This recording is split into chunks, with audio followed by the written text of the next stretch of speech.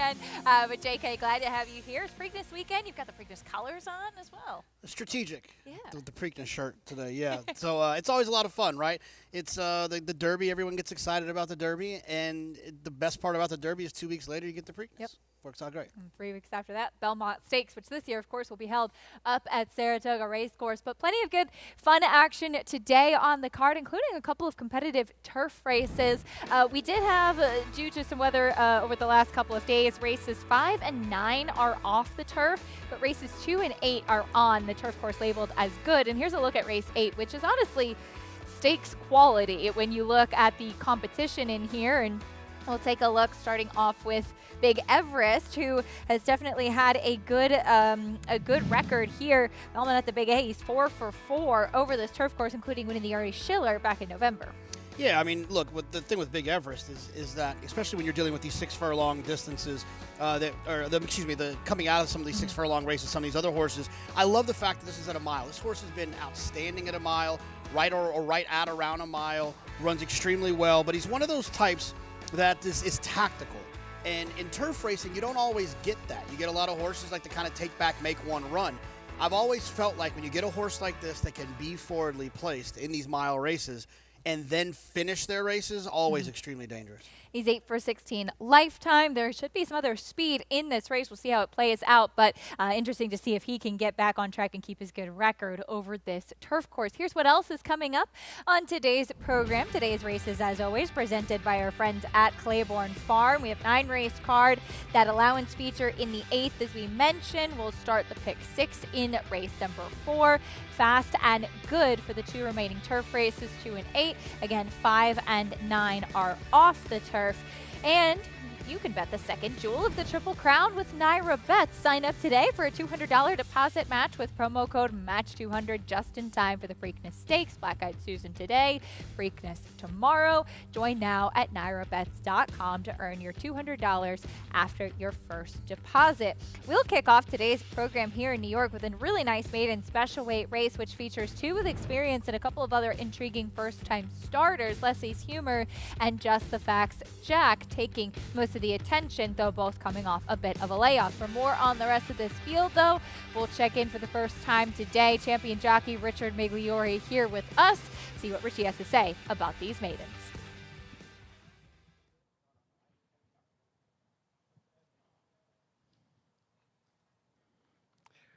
All right, guys. Yeah, we got some nice looking maidens here, fillies and mares going 3/4, and I'm going to start down the inside to 1 Pouty Brown Eyes. Boy, this filly could not look any better for trainer Tom Morley, who had a really nice debut winner, Son of Uncle Mo, win yesterday.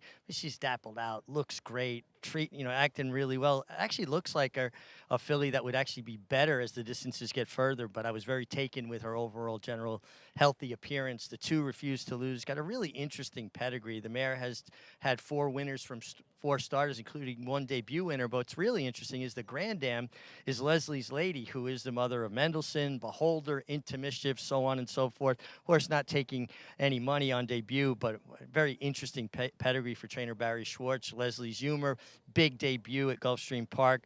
Obviously the horse to beat, but I'm going to go to the outside and the 6, daughter of Into Mischief, Quaff. Into Mischief is an incredible sire, and she just has a really intense demeanor about her. She looks like she is really ready to rock and roll first time out, and she does get that good outside post. Guys?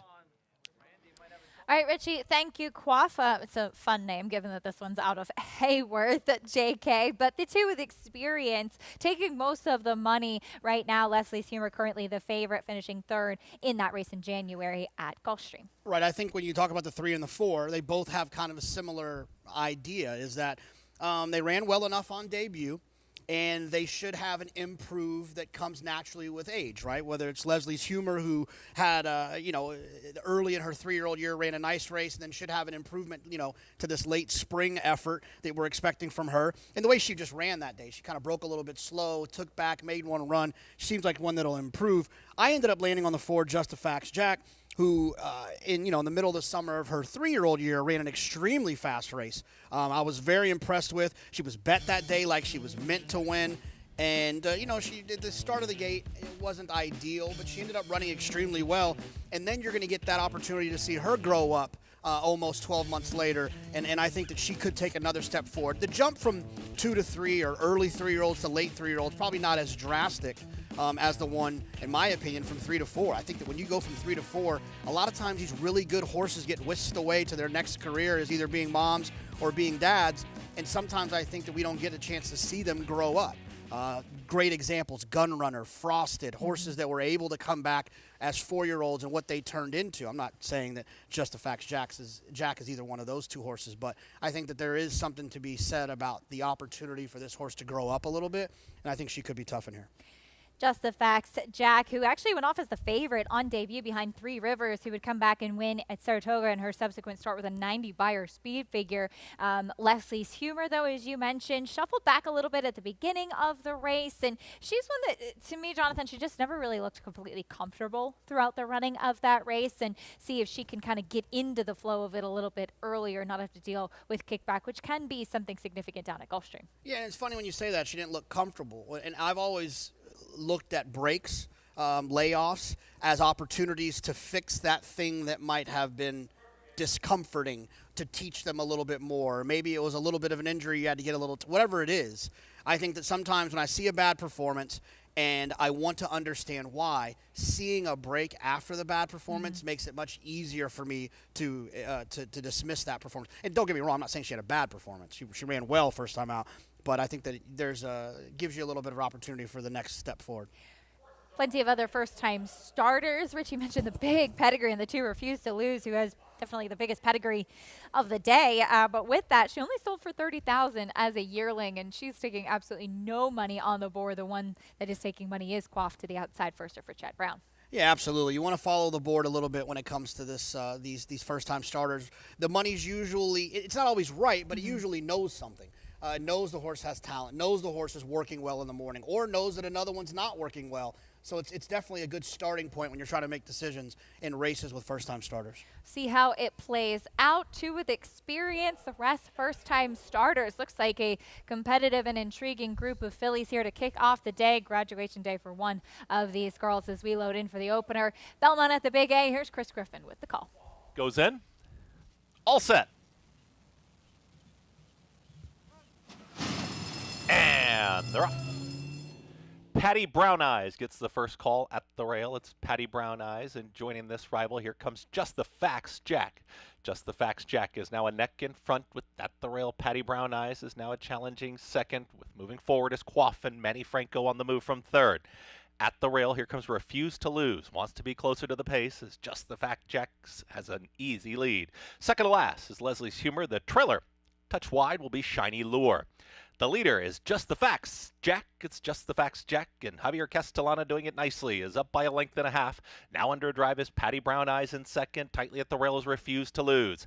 Shiny Lure is going to be 4 wide, is trying to catch this leader, and the trailer, Leslie's Humor, nowhere to go right now. Yellow Silks is the trailer, only 2 off the lead. They reach the top of the stretch. Just the Facts Jack has had her own way up top. Here comes the run from Patty Brown Eyes, and getting loose here's Leslie's Humor, Shiny Lure. They're all chasing Just the Facts Jack. It's Just the Facts Jack, and Just the Facts Jack is up by 3.5 lengths. A 16th left to go. It's all Just the Facts Jack to win the opener easily. Just the Facts Jack will get it over Patty Brown Eyes. Then came Refuse to Lose and Leslie's Humor in 1 minute 10 flat. Just the Facts Jack, top pick for JK, gets the job done as she takes that step forward from 3 to 4 using that speed to her advantage. Okay, so I'll argue that when you pick a horse or bet a horse, and at this stage of the race, the rider is sitting motionless, it's almost a better feeling than when they actually cross the wire and you know that you've cashed a ticket. There's no better feeling in racing when you have a horse on the front end, everyone else is scrubbing and asking their horses for their best, and your rider's just sitting there motionless, like Javier just was. Look, she grew up from what we saw from her last summer. Just the Facts Jack using that speed to her advantage, wins at 7-5 here, making her 4-year-old debut. And you can see her ears straight up at the top of the stretch. She had plenty of horse underneath her. Javier Castellano with the win for 1-2-3. That first-time starter, the #1 Patty Brown Eyes, who got some high marks from Richie, checking in second. But as we mentioned, Preakness weekend and some huge news coming out this week, JK, as far as the field is concerned, with Muth being scratched after shipping to Pimlico, developed a 103 fever, had to scratch. It's not uncommon for horses to develop a fever when shipping or to not necessarily travel that well, but it is unfortunate news as far as the race does go. Yeah, absolutely. I mean, no one ever wants to see this, and I would even argue that the other connections in the race, whose chances likely increased with Muth scratching, they don't feel good about this either. It's one of those things that if you're in racing, whether you're a fan, you've been to a big race day, or you're an owner or a trainer or a rider for that matter, we understand that these things happen. And sometimes they're living and breathing animals and they can get sick. And when they do, they get protected, and they're not going to be running on, Muth won't be running on Saturday. But it's nice to know that we'll see Muth hopefully down the line, and hopefully in 5.5 weeks. That'd be great. But if not, at least we'll get to see Muth soon. Our America's Best Racing race of the week is the 149th running of the Preakness Stakes. Muth is out. That means Mystic Dan will definitely be the favorite as they go post-time. The Kentucky Derby winner trying to take the second jewel of the Triple Crown. And Mystic Dan, he was very game in this effort. And while I know initially Kenny McPeak, his trainer, had a few reservations about running him back so quickly, historically we have seen horses that ran in the Derby be effective into the Preakness. They always run well back, typically. You know what I mean? It's. I think if you're good on the first Saturday in May, you're likely going to be good on the third Saturday in May too. It's such a quick turnaround. I'll challenge everyone to just start saying the numbers around the 3 Mystic Dan. What do you see there? You see the 18, the 12, the 17, and then ask yourself, where are those horses at the end of the race? That's the one thing about Mystic Dan. Yes, Brian Hernandez gave him a beautiful trip, and if Brian Hernandez makes one different decision, Sierra Leone likely wins the Kentucky Derby. But I still will not take away from Mystic Dan that he was so close to a pace that absolutely fell apart. And that's what's tricky about Mystic Dan moving forward. He's going to be overbet on Saturday, but he ran pretty darn good.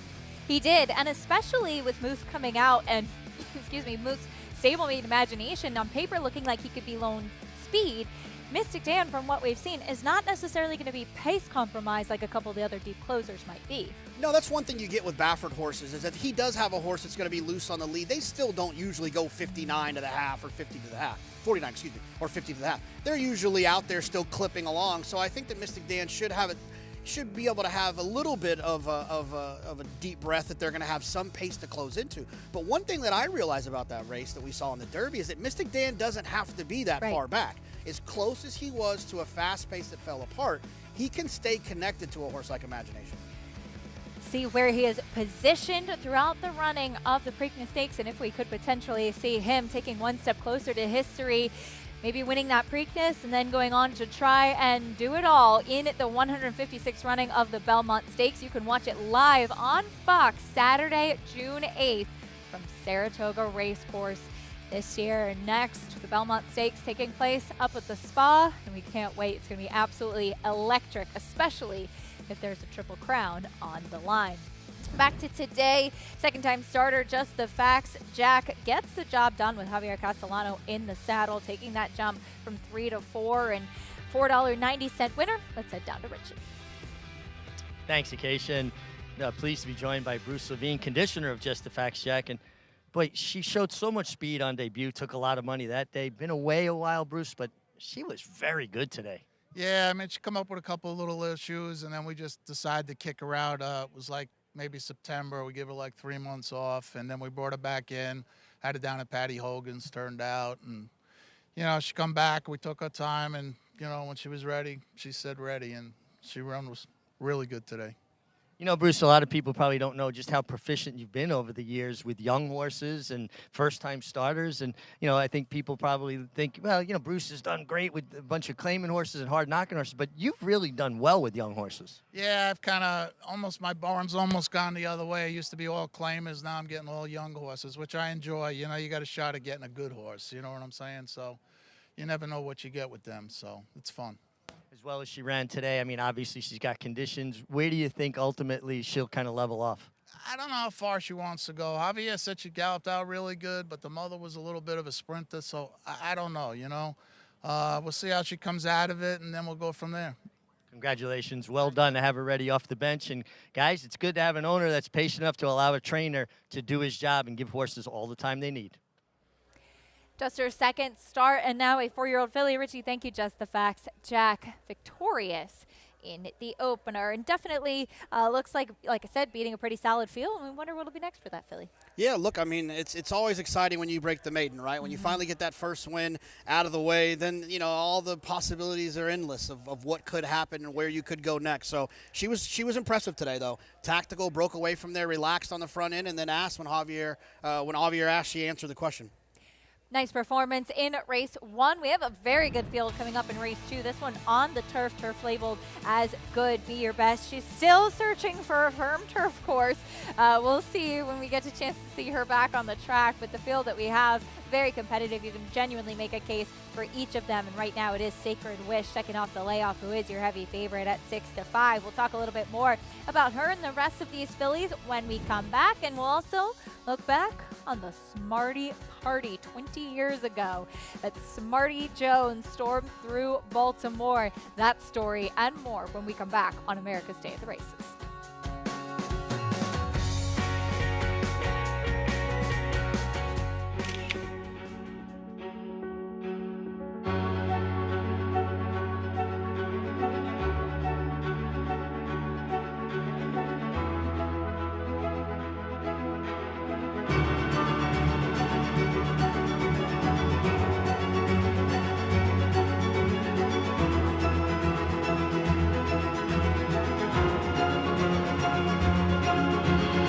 Marshalier, standing at Claiborne Farm.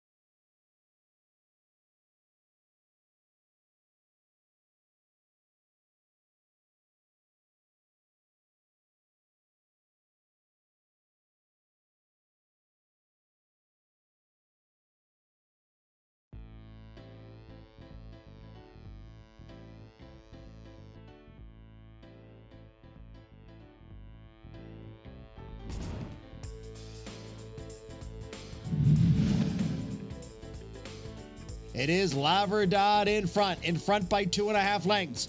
Room for Me is running in second, and on the outside of Laverdad digs down at the rail. Here's Room for Me on the outside. Now there's a 16th to the wire. Laverdad trying to hang in there for another 100 yards. Room for Me driving on the outside. Laverdad wins the Vagrancy by a half length. Laverdad winning the 2015 Vagrancy. She was all racehorse, Jonathan. And for Linda Rice, a game in that effort. And we'll see who can join her winning this year's Vagrancy. But what a racehorse she was. No, absolutely, she was. And I love horses like that. You know, horses that go to the front end, go fast, and then have the guts and the courage to hold off the oncomers. And that's kind of, you know, basically who she was. She fought, that's for sure. Trained by Linda Rice, owned by Lady Sheila. You see some of the major wins from her.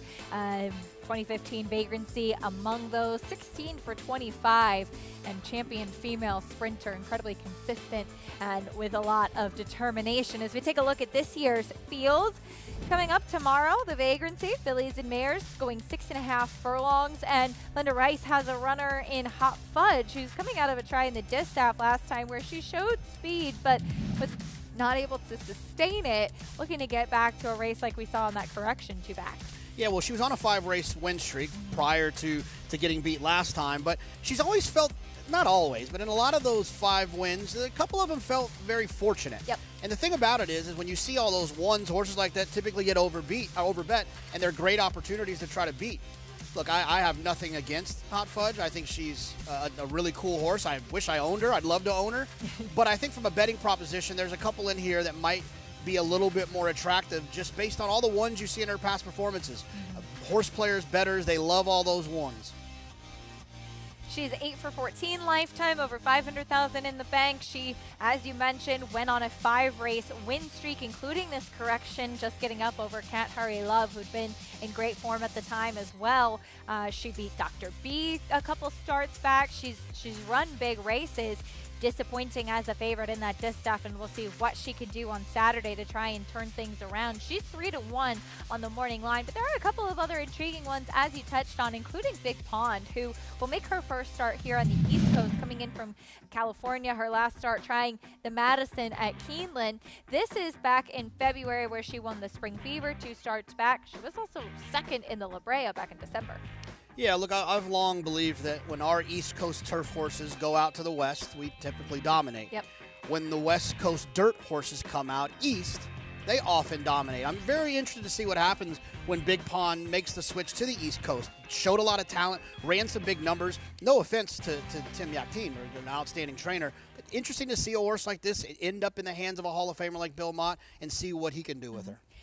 This one, excuse me, a California bred, so makes sense that she started out there, owned and bred by George Krikorian, of course, the owner, I should say, of Warlike Goddess, who is with Bill Mott. As we take a look at Beguine, who's making her first start since October, where she finished 4th in the Gallant Bloom, comes in for Ned Allard, and this is a filly, or I should say mare now, who has shown that she can run well fresh. Yeah, she has run well fresh, you're right. And then I like the thing about her as well is that she's drawn towards the outside, which is a great spot to be in a race like this. You know, you just have a little bit more options. And while she might not be, to me, the best on paper, she does have the best draw, and that goes a long way in trying to get yourself into the winner's circle. So I like where she's drawn towards the outside. She's got some tactical speed, but she does have a few horses that she likely has to deal with into her inside. Advantageous outside post. You have Leave No Trace, who got everything back together. You have the lightly raced Asset Purchase. It's a really intriguing field. No, absolutely. It doesn't, you know, I'm never one of those people that you need to have 12 horses in a race for it to be a good race. I think that, like, when that happens, 5 of them can't win anyway, so what does it really matter? I just would rather have a 6-horse field that's very competitive. I think that works just the same. This is a competitive group in the Vagrancy, that's for sure. Coming up on Saturday, Belmont at the Big A. We'll have more live racing for you in a moment, but first, what's it like breaking out of the starting gate? Somebody who's been there and done that and done it very well is our own Richard Migliori, and the MIG will take you behind the starting gate.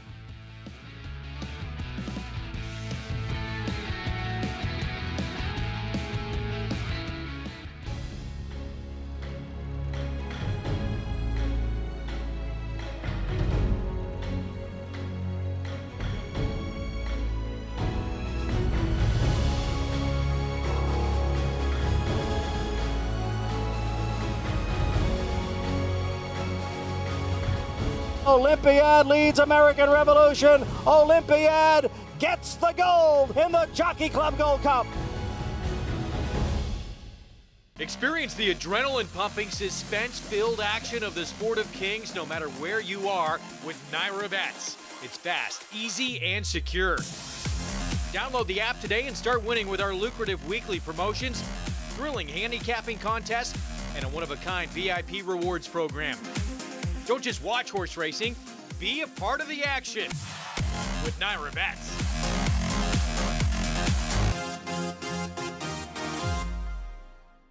Quality at his core. And Core Beliefs will come on and win it nicely. By leading sire, Quality Road. And here is Core Beliefs to take the lead. Core Beliefs on the outside. Here it is. Core Beliefs. All the best attributes of his sire. A multiple graded stakes winner who's proven at the classic distance with tactical speed and a must-see physical. It's Core Beliefs who digs his heels in to win the New Orleans Handicap. Core Beliefs, standing at Walmack.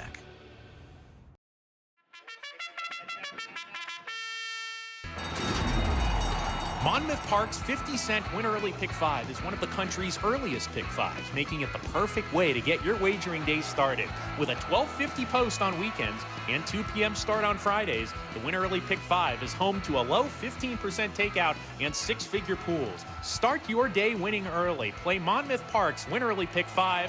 Win early, win often.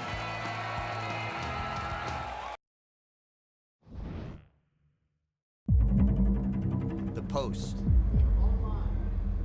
the barrier, the stalls, the iron monster, the starting gate. There's so many key and important times in a race where jockeys have to make quick decisions, when to move, when to sit, wait behind horses. But to me, one of the most critical times in a race is leaving the starting gate. If you don't break cleanly, you can get shuffled back, taken out of position, and it's hard to get a horse in a good rhythm. Starts are so important. I want you to know what goes on inside the starting gate. Come on with me. What are we doing? Hey, wait for the truck. All right. Yeah. Key to breaking sharp from the gate is having your horse warmed up, alert, but settled. You want them relaxed. We got a great gate crew here in New York, and they know all the horses, their habits, what to expect. Put them in the gate, get them square, looking down the track, and be ready to go. Try to get as relaxed as I can on my horse before we go in the gate. And once I get in there, I want to let him walk in and take a deep breath and make sure the gate guy get up, because I want to make sure he starts setting his feet correctly. And you know the ones that's going to sit in there and be still, but I just want to keep it as relaxed as I can going into the gate with the horse, where the horse can feel like he's going to do his job. I'm going to just stay out of his way. You get one that cuts right to the gate, sometimes they'll balk. It's a kind of a closed space. Some horses are a little claustrophobic. Important to pick up your feet so you don't get your legs caught on the side of the gate. You could feel their energy. Sometimes you'll feel their heartbeat beating on your leg. Again, want to keep them relaxed, settled, get them square. The assistant starters are so good at getting the horse nice and balanced. Sometimes you get one that's leaning a little too far, you'll take your leg, push off the petition, get them where you want them to be. Looking down the racetrack, all four legs square on the ground. Last horse gets ready to go in, you're going to take your half cross, take a piece of mane, one hand, other hand free in case horse breaks left or right, you can correct them, and you're going to be leaving here in a hurry. Well, a lot of people wait on the guys to say one out to get all set and ready. You know, I'm not, you know, you can hear the guy say one out, but I'm mostly paying attention to the guy with the button. That's how I break so fast out the gate, you know. I'm a button guy, you know. Or I listen to the last door sound and the button. And after that, early position wins the race most of the time. So many moving parts that make a horse break well or break poorly. It's important to have great communication between the rider and the assistant starters, as well as the official starter, and working with the trainers to make sure that if a horse is a little bit nervous, they school them, they get them where they're relaxed around the gate. It's not always the horse that's the most keyed up that breaks the best. It's the horse that's alert and settled and balanced in the gate. Then you can leave the gate in a hurry.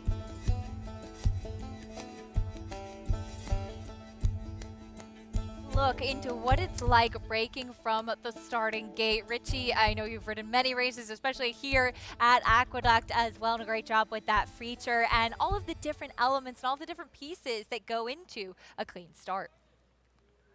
Yeah, and clean starts are important, whether it's a 5-furlong sprint or a 1.5-mile marathon.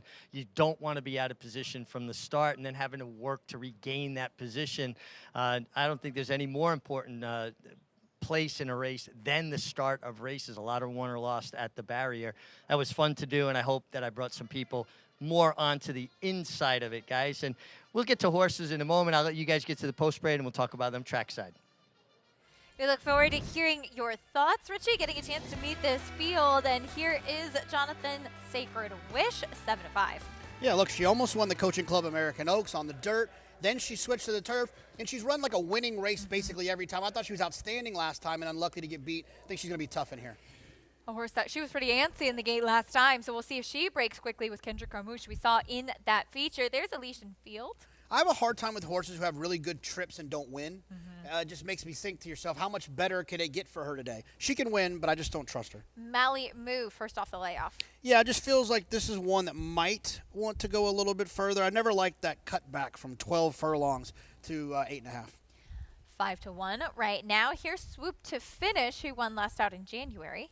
Yeah, all the way back in January, that kind of last to first look. I don't typically like horses like that in small fields.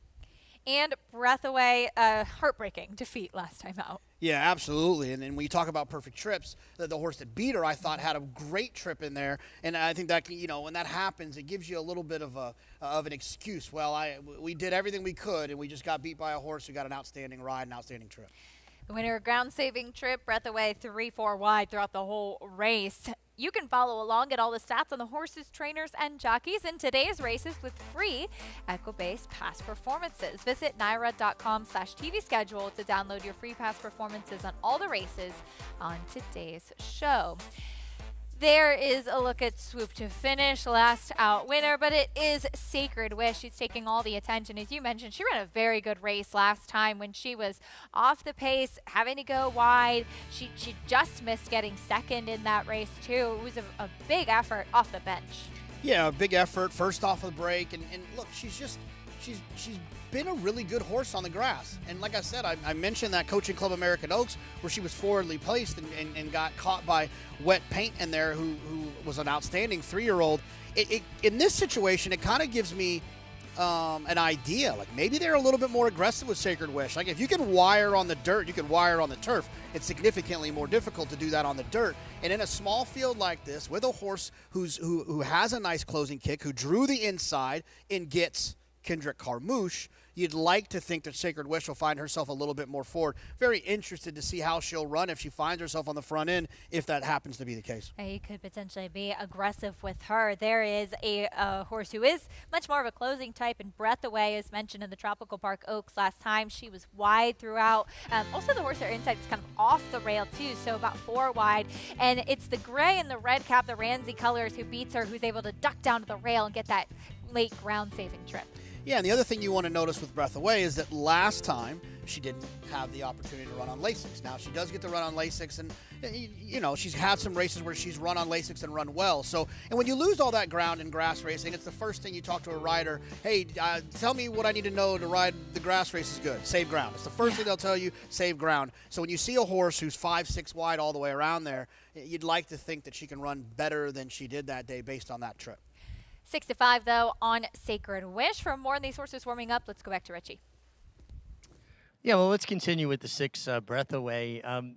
She is more of a closing type. There is really not a lot of speed signed on here, so it's going to be interesting to see the tactics employed by the riders. But Breath Away has obviously never run in Europe, only run in North America, but she has a very European pedigree, and we did have considerable rain. The course is labeled good. I guess we'll get a better idea of just how good or soft it is when we watch them run on it. But usually you see horses with those European pedigrees, they seem to excel on courses with give in it. And I think it has a lot to do with those pedigrees yield horses with a certain conformation that allows them to get over softer ground efficiently. She is a lighter framed filly. I think the key to riding a paceless turf race, a lot of horses don't want to be on the lead. They're better with a target, but it's just not giving them too much to do. And she does have a turn of foot. So the 6 Breath Away will be my top selection. The 1 Sacred Wish, I do think this horse will be forward forward. Comes out of a very sharp pace race. They went the first quarter in 22-4. Then they went 46-1. So they were bowling right along. You get Kendrick Carmouche with that inside position. You heard him talk about it in that gate feature. You want position. I'm sure from that inside he is going to take advantage of that post, and he's going to get to save all the ground. And then the 2 Elysian Field. This is one that I think could play out to be the speed here. Again, another one comes out of a sharp pace race, wasn't far away. That was the first time with Javier Castellano. And I always believe top riders ride a horse the second time better than the first time. Just they learn things about them. And I think Elysian Field is the horse that potentially could play out to be your speed here. See what kind of tactics he takes. Richie, thank you. Javier Castellano looking to sweep the early double. And Jonathan, you mentioned it with this filly last time out, not getting the job done. She kind of loomed up like she was going to win and then just flattened a little bit late. Maybe a change of tactics could help her today. Yeah, I mean, I think a lot of times what happens, you learn stuff about horses throughout their careers, and when you have these experiences, and it's one of the things that's, you know, this undefeated horse thing that happens in racing where people get so obsessed with it, and what, you know, Zenyatta is a perfect example of it. But often in defeat, you learn something about the horse. You learn what can be done differently, maybe moving too early or waiting a little bit longer or taking back, making one run or putting on the lead or not using the stick or whatever it might be. You learn. And so often through defeat, you can sometimes find a better performance. So that could be the case with this one as well. Getting a chance to learn a little bit more about her. We'll see what she does coming up from that try at Gulfstream last time out. There is Mally Moo. It's a tough read on her because her 2 starts with Todd Pletcher after she was purchased at the Horses of Racing Age sale. She went 6.5 furlongs and 1.5 miles, and maybe neither was really what she wanted. Yeah, and it's funny. It's like you get a Hall of Famer who tries to sprint him and then tries to run him 1.5 miles. You're clearly trying to figure out what she is, who she is, and then Christoph brings her back right there in the middle, just right. So maybe that is going to be just right. I mean, look, her best performance arguably was the Pin Oaks. And it's a hard thing to judge there because she got loose on a slow-paced race. You don't learn a lot about a horse in those situations. You don't learn where their bottom is and how much they have to offer. And when you look through her past performances and you see that being kind of her best performance, it doesn't give you a lot of confidence of who she is or what she is. Do you think that she might be used potentially with some speed in this spot? Yeah, I mean, look, it's funny when you look through. The only time she really made the lead is in that race where she was at extremely slow pace. You look at the other first and second calls throughout. She's 6th, she's 7th, she's 9th, she's 9th, she's 9th, she's 9th, she's 9th. I don't know how much early speed she has. So we'll see. It's definitely a possibility. And in these small fields like this, I think a lot of them just play the break. And I think some of the trainers can get a little cheeky as well when they don't see a lot of speed. They might tell their rider, hey, let's learn something about her today. Send her away from there. Let's see if she likes it. You know, the 5 swoop to finish, she lived up to her name last time by coming from off of it when she was breaking a little bit slow and just came closing late to win in the shadow of the wire. But typically before that, she had not been too far off of it. Yeah, and that's the thing is a lot of times with these horses, you'll see horses that can maybe get to that third place at like the first or second call, but that's where pace figures come in handy, where you can understand how fast they were going. If a horse makes the lead going 51, does that mean they're going to make the lead in an honest race? But when you can see those pace figures, that can kind of help you understand what's happening. I think it's possible for any of these horses to make the front end. I would think the most likely would be the 2 Elysian Field, but for me, I'd like to see the 1 Sacred Wish on the lead. Kendrick Carmouche talked about the importance of getting out of the gate, paying attention to when they press the button. See what happens in race 2 on the turf. Chris Griffin has the call. And they're off. Sacred Wish breaks right on top, and there's Elysian Field to apply the pressure. They're well off the rail here in the early stages as Sacred Wish is in about the 3 path here, working towards that turn. Sacred Wish still wide, and there's Elysian Field is well settled as stalking the pace setter, who now moves over closer to the rail. Saving ground to the inside is Mally Moo from 3rd. Outside of that comes Breath Away, second to last in the 4th position. The trailer, swoop to finish, Sacred Wish and Kendrick Carmouche up top, and they've got it their own way. 24 seconds flat for an easy opening quarter mile for the 4-5 favorite. Elysian Field is in pursuit. Right here from second, tightly at the rail is Malimu and Dylan Davis in third. Then comes Breath Away, still in the 4th position, is now patiently ridden with the trailer Swoop to Finish, who wants to go, is right up on these leaders' heels here as they are about 2.5 off the leader. Sacred Wish is trying to take them all the way. Elysian Field is cut into the margin, is back to within 3/4 of a length of the leader, and right there at the rail is Malimu. 48.40 for the half-mile time. Sacred Wish will take him into the far turn, doing it very easily. Elysian Field is now all in here from second. Malimu has got some run down towards the inside, waiting for room. Swoop to Finish and Breath Away is under a drive at the back end of the field. Sacred Wish approaches the top of the lane, went 1:11 and 4 for 3/4 of a mile, and Sacred Wish trying to put it away. Here comes Malimu, continues to chase down, now moves towards the outside, but Sacred Wish immediately puts 3 lengths on the rest of the field, and they are lined up there battling on for the place position so far as Sacred Wish is opening up with every stride. And now a 16th left to go, no doubt. Going to take them all the way. Sacred Wish wins it easily. Suit to Finish up for second, Malimu, Breath Away, and Elysian Field. In 1 minute 41 seconds flat. Sacred Wish, Kendra Carmouche did put her on the front end, and it was just a battle for second after that, JK. She was best in this spot, especially with those tactics. Oh, look, I don't know if our producers, Josh and Evan, planned that somehow to have that gate feature run before this race, but it's a perfect example. Like, Kendrick made all the right decisions early by taking the best horse in the race and putting her on the front end. Let her get comfortable out on the front end, and then when they all try to kick home, you have a better kick than they do, and it's just, it's if all races were run like this game would be significantly easier, and I probably wouldn't have shown up to work today. Well, then everybody would do it. Isn't that what they say when it's easy? Take a look at the one here, breaking so clean from the inside, and Kendra Carmouche just, you can see, just smooches at her a little bit, just get her into the front, and then what he's going to do is float off the rail to keep Javier Castellano and Elysian Field from potentially taking over at that point. 100%. He got out wide to kind of discourage Elysian Fields from making the front. And then once he got on the turn, he used momentum and gravity to kind of drop himself to the rail. That's where they want to go anyways. And when you're turning left, you want to lean to the left anyways. Think about in track when you get to the curve, when you lean like that, you can almost like run faster leaning into the turn. And that's exactly what Kendrick did. And then he got to the backside and kind of discouraged the other pace horse, and he was out there on his own on the front end going 1:11, which is super easy for a horse of this caliber.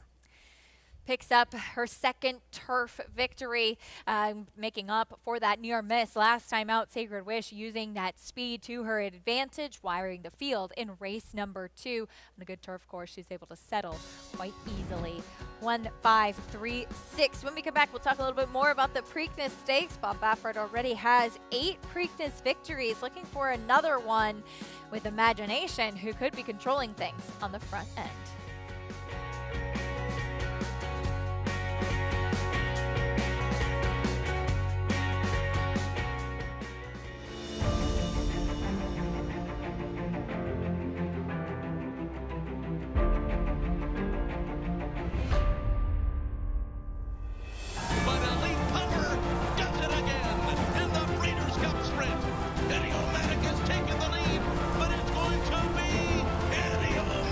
Cody's winning.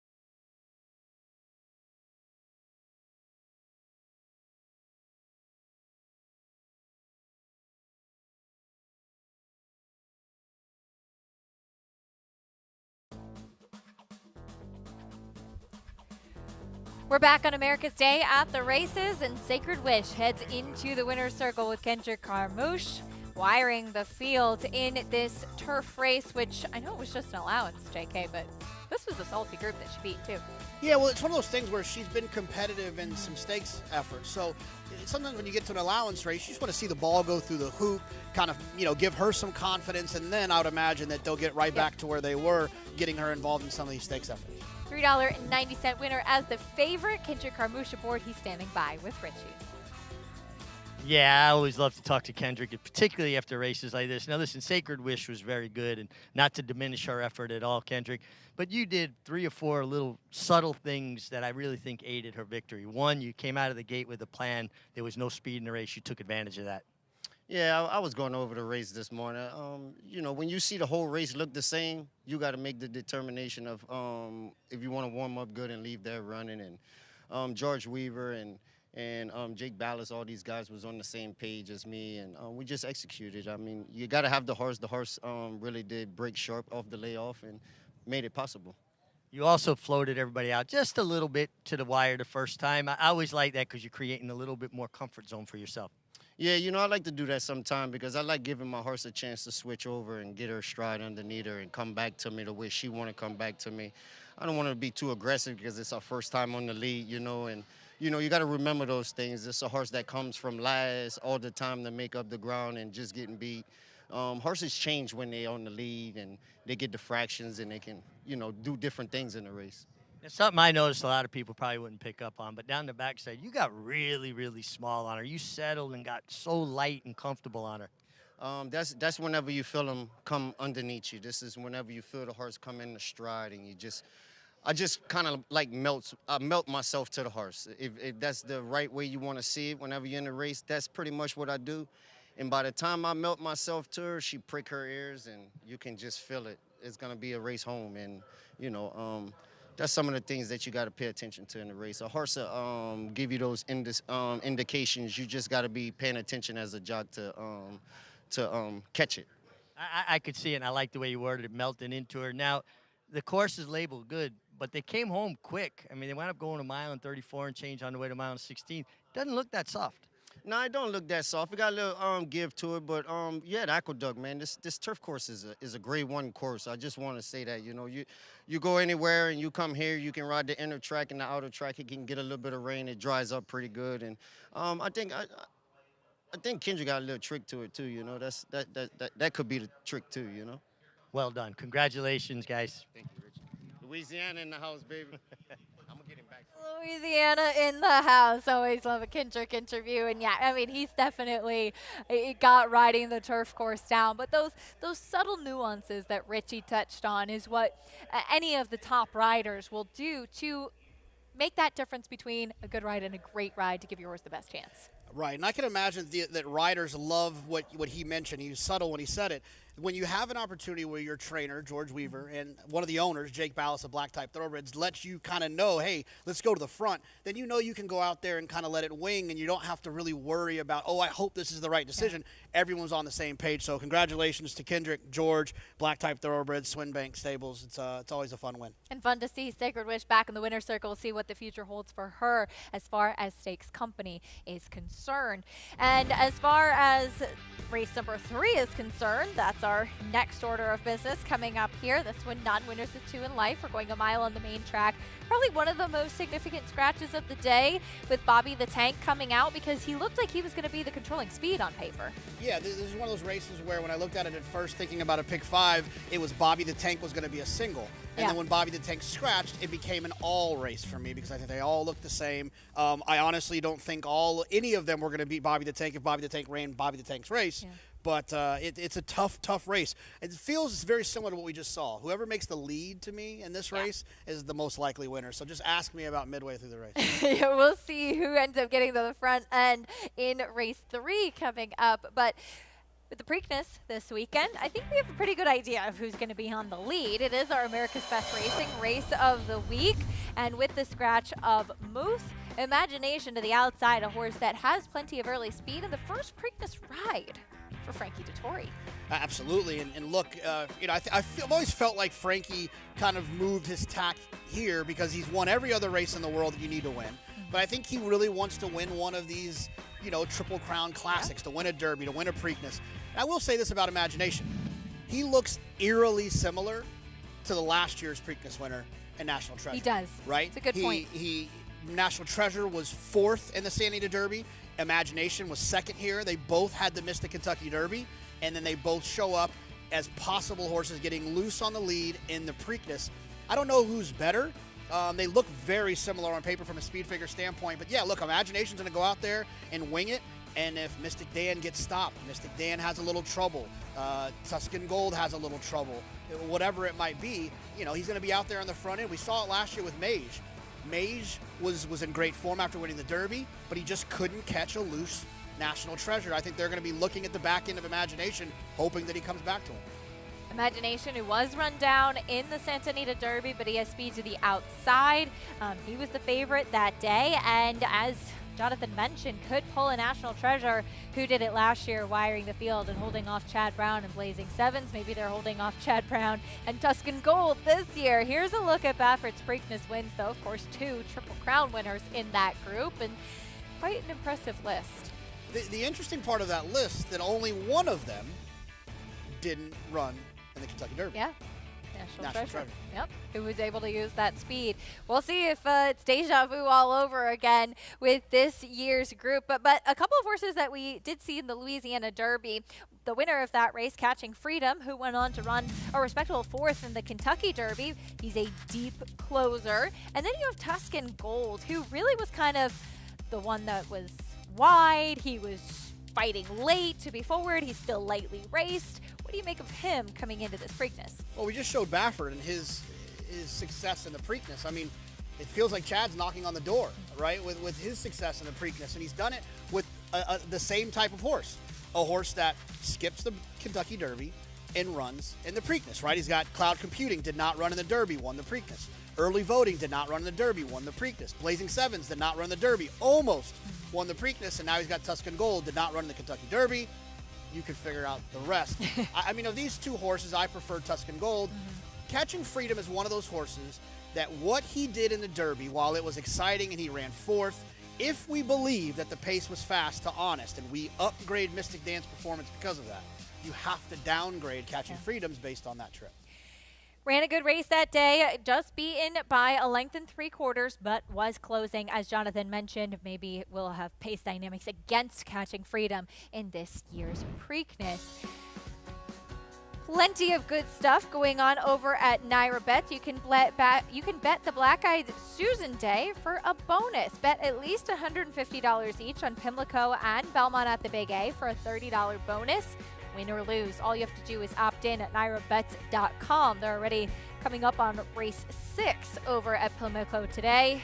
It was the breakfast edition over at Pimlico, and with all the races starting early for Black-Eyed Susan Day. Horses in the paddock for race number 3 here at Belmont at the Big A, though, as we'll get a chance to kick off the middle pick 4. Hear more about these runners after this. Stay with us on America's Day at the Races.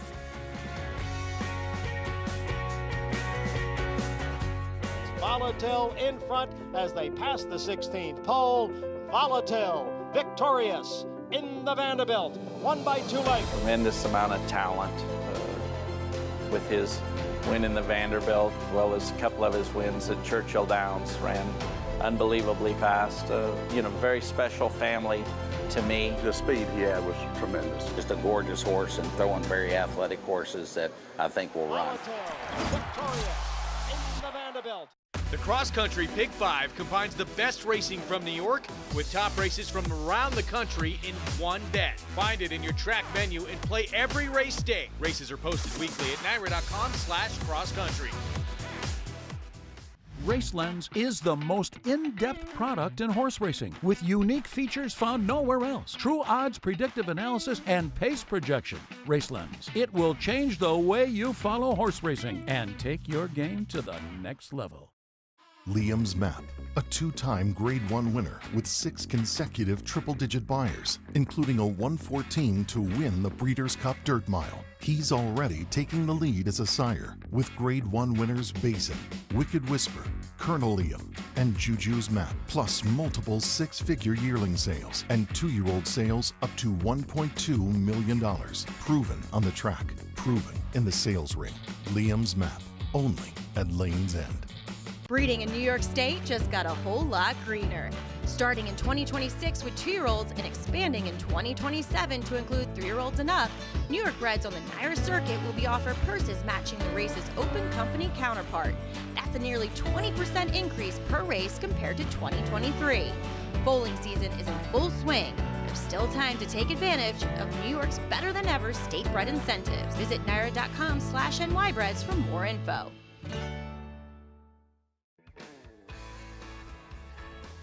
We're back on America's Day at the Races, brought to you as always by Claiborne Farm. 100 years of doing the usual and usually well. Third race coming up, Belmont at the Big A. The entry is currently the favorite at the moment with the big scratch of the number 3, Bobby the Tank. We'll see who's able to get to the front end in this race. And on paper, JK, not too much speed. More on the pace dynamics when in a moment. But first, we welcome in for the first time today, Maggie Wolfendale here with us. Maggie, it was a key scratch in this race. What do you make of the remaining runners in this field? Yeah, that is the eternal question in this field. Acacia, is who's going to the lead now that the clear cut speed in Bobby the Tank is out? I don't know. I'll let you guys handle that aspect, but we'll check in with a horse returning to the NYRA circuit here, getting back on the main track, and that's number 4, Lucky Luke. And if you isolate his dirt races, and primarily the dry track ones, they're pretty good, at least from a numbers standpoint. They stack up very favorably to this field. Now, as he comes back in here, he's gotten a little bit warm in the paddock. It is warmer than what it was yesterday for the rest of the week, for that matter, but that's also something he does. I've seen it from him in the past. He's a big, good-looking son of Hardspun, as his progeny do tend to be. I always like my Hardspuns, but I think he's a major player in this field, and I don't think he doesn't have that much speed. That's probably his biggest problem in here. But at least from a class standpoint, Acacia, I think he stacks up quite nicely. He's 5-2 right now. Maggie, thank you, Lucky Luke, who the last time he was in a dirt race was October, JK, and he finished 3rd that day. Yeah, I mean, this race is just so confusing. Yes, it is. But I will say this: we're talking about Lucky Luke. This horse, just on speed figures, although the speed figures were on other surfaces recently, probably looks like the best horse. But he also looks like possibly one of the slowest horses early in this race. And in a race that has absolutely no pace, I feel like the fact that he's going to be so far back cancels out the fact that he's probably the best horse. And then you also have the problem with he's the best horse on another surface. I probably would look elsewhere.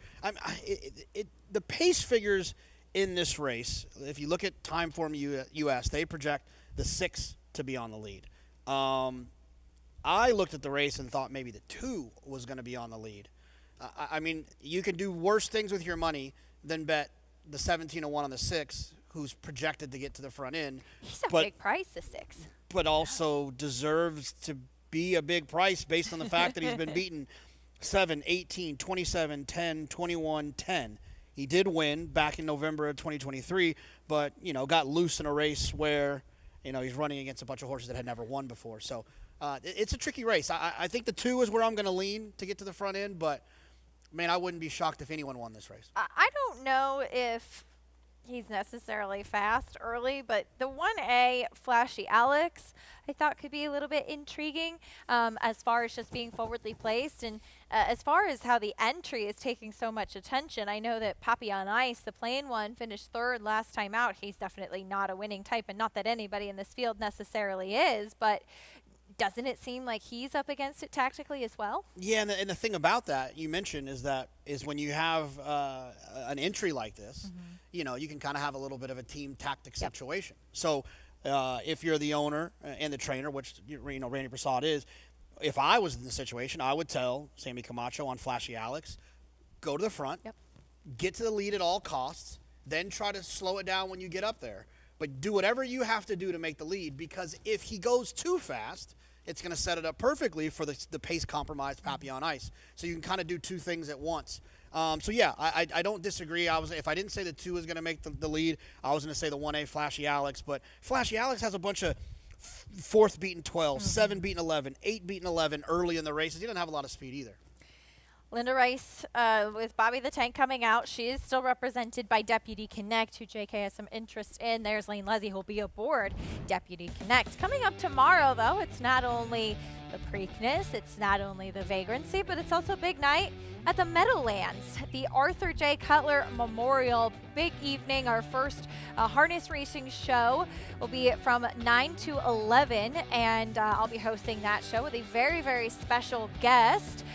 John Campbell, who's a legend in the sport of harness racing, will be joining me up on the set, and he's a driver that's won the Cutler twice. He's won all of the big races pretty much that they have, so really excited to have him, and I know you'll be tuning in tomorrow night. Absolutely. Speaking of legends of harness racing, I think you might start to become a legend. I feel like you're always doing these late night harness racing shows.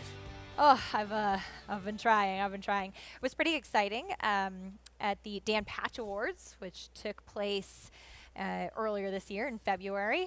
Our NYRA team awarded with 2 awards for harness racing coverage, which was pretty exciting, pretty special.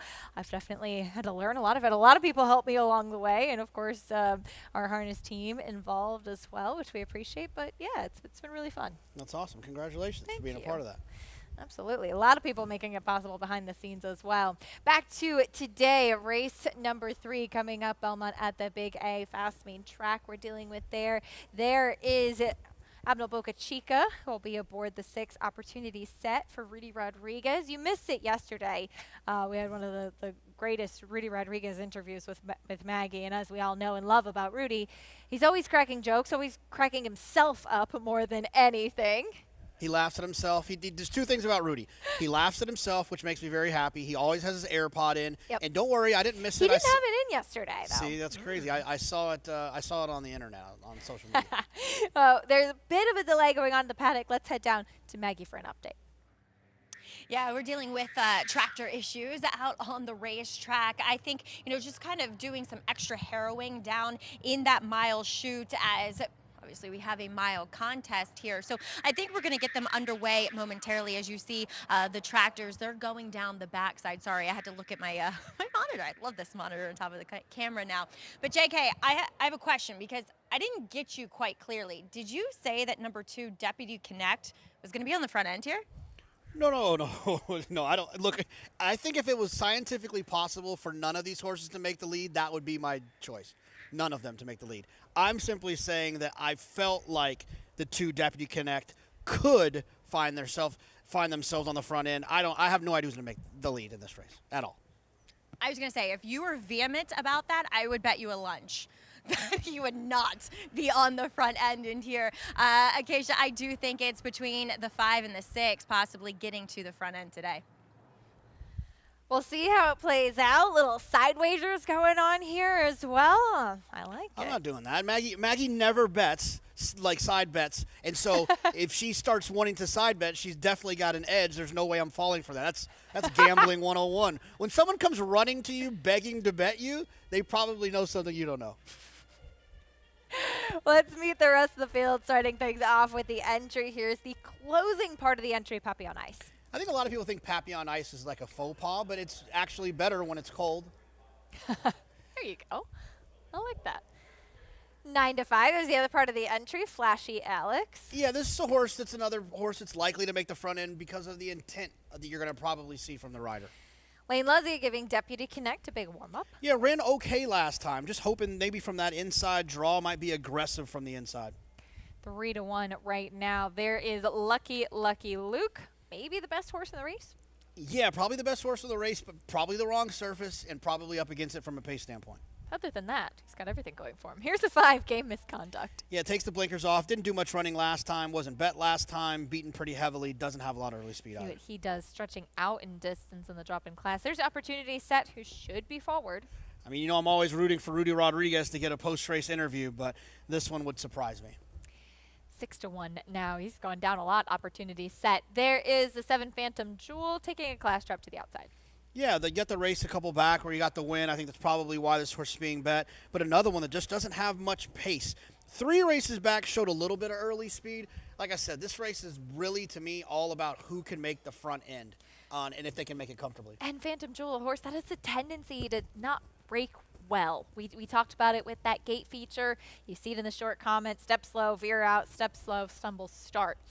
You can get the inside track on handicapping with Naira Betts track stats. If you want to know, for instance, how many winners are closing from the back in turf route races at Belmont at the Big A, well, Track Stats has the answer. For more stats on tracks across the country, visit nairabets.com. There is the number 2 Deputy Connect. JK, your top pick with Lane Luzzy aboard. He is giving this gelding a vigorous warm-up on the track. Yeah, see? Look at that. No, I'm kidding. Lane heard you. No, but I do think that sometimes the rail can be your friend if you need more speed out of a horse. When I say your friend, I mean the horse player. If you need a horse and you designed a race for a horse to be a little bit more forward to show their best, I think sometimes when you draw the inside like that, there's really only one way to go in a situation like that, to try to send away from there. And sometimes it can get a horse that wouldn't normally find themselves on the front end towards the front end. But it's a long shot, but I can't lean on this entry. Just that 2-for-1, buy one, get one free is just a little bit too overbet often. I like it on the clothing sales racks, maybe not necessarily on the racetrack. Maggie? I didn't get that. Anyways, that went right over my head. Let's talk a little bit about my selection here. I know JK doesn't like this horse, but I like this horse, and that is number 4 in here, Lucky Luke. Again, like I said, the pace is a big concern. But let's look back at the 2 last fast dirt races that were at this distance. One was breaking his maiden for 20. He was, he was just a layover in that field. And then the next time he ran an estate bred allowance with Drake's Passage, Ciccio Bello, Colloquy. World of better horses than what he faces here. I could be totally wrong, and I know we ran that 80 when Jamie Begg was deputizing for Rob Atras, so he was in a very good barn at that point in time. But I really like what I'm seeing from him, especially against this field. Sometimes it's not who you are as an individual, it's about who else you are facing. Now, Deputy Connect, he looks fantastic too, but he's always looked that way. I think he looks fantastic every time he runs, which is quite frequently, and quite frequently, he doesn't run that well. His last race, maybe a step in the right direction. And thank you, John, just, I don't know, kind of running a big race that day. And I don't know where it necessarily came from.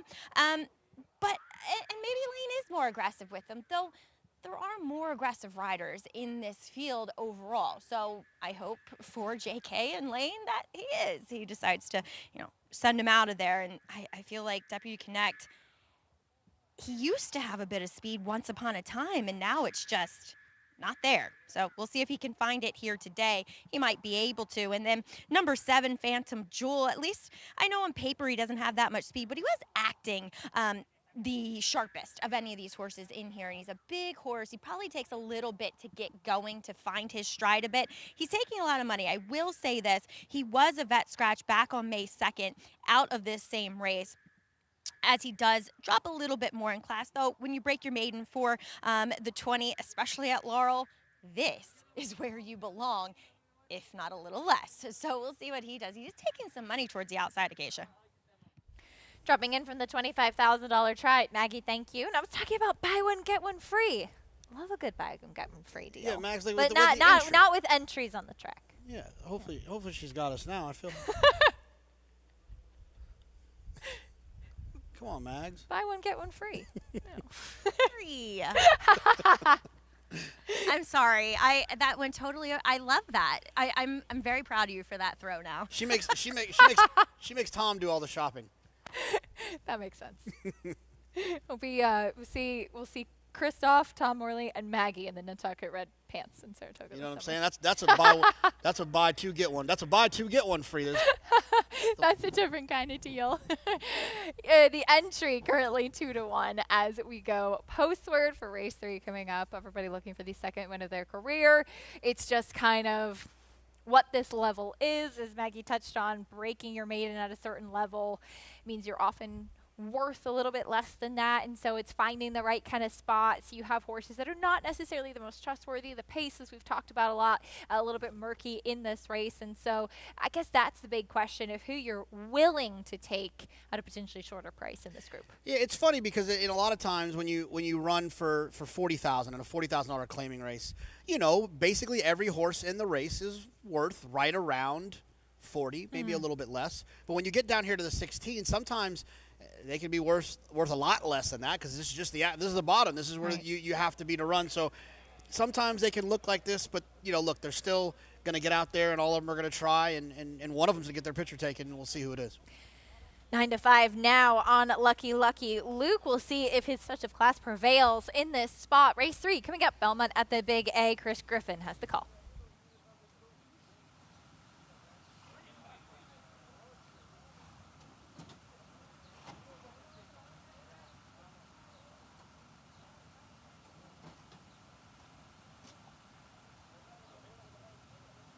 Flashy Alex goes in. Phantom Jewel last to load. And in. All set.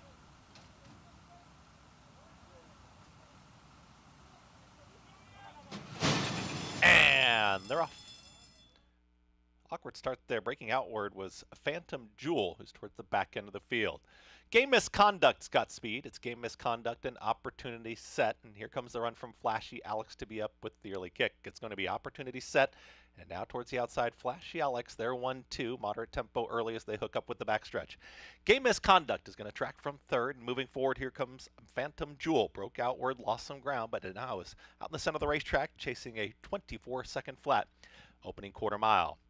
Lucky Luke is in the 5th position, 3.5 off the lead. Then at the rail comes Deputy Connect, the trailer. Poppy on Ice. They're chasing Opportunity Set, and Abnel Boca Chica is clear. Is up by a full length with Flashy Alex now taken off that leader. It's just going to stalk about a length back here as they've got less than a half mile to go. A 47-4 for the half mile time. Opportunity Set at 8-1's got the lead. Flashy Alex trying to move in closer towards the outside. Phantom Jewel is making up ground from third. In between horses, Lucky Luke needs somewhere to go. At the rail, it's Game Misconduct. 5 lengths back to Poppy on Ice, who is warming up to the task, though, for Romero. And here comes a run from Poppy on Ice from far back as they reach the top of the stretch. Opportunity Sets still got the lead, but plenty of pursuers. Flashy Alex down the center of the racetrack, and Phantom Jewel now straightens up. Lucky Luke is going to try and split rivals. It's Opportunity Set tightly at the rail. Here comes the run from Flashy Alex, is trying to just push on by. Lucky Luke is trying to split him, Phantom Jewel, and here's that run from Poppy on Ice on the grandstand side. Flashy Alex has got the lead. Opportunity Set one final time, and it's Flashy Alex over Poppy on Ice, who's going to run up into second. Further back a photo, there was Lucky Luke, Opportunity Set, and Phantom Jewel in 1 minute 38 and 1. The entry holds on. Flashy Alex game as he was pressing pace setter Opportunity Set. Just holds off a late run from his stablemate, though, too. Yeah, Opportunity Set ran well. They just, like, all those horses that were at the wire felt like, you go. No, I'll go. Okay, we'll go ahead and let Flashy Alex get up here. They didn't seem like any of them really wanted to win, but that's what you get sometimes at this level. Yep. And you see Flashy Alex, he typically is a horse that always takes time to switch over to his outside lead. And when he finally did, right here is where he's just waiting for somebody to come and catch him. But he had just enough left to hold off the late run of his stablemate, Poppy on Ice. And Romero Mirage doing a good job to get that one to close. The only one that made up significant ground. Yeah, that's how you draw it up, right? When you have an entry, you run 1-2, and that's exactly what happened, it seems. The entry went off at 5-2. Looks like it was 1A1. I believe the 6 held on for third on the rail. It was tight photo finish there behind those two coming down to the wire. But there is the 1A with Sammy Camacho Jr. in the saddle. Flashy Alex game for the effort here to pick up the second win of his career. Photo for second, but again, looks like it was the one, Poppy on Ice, who got the bob there in race number 3. We'll bring you official results, prices, and more when we come back. We'll also take a look back 20 years ago when Smarty Jones pulled away in one of the most exciting Preakness efforts we've seen. Taking a look down memory lane with that story after this.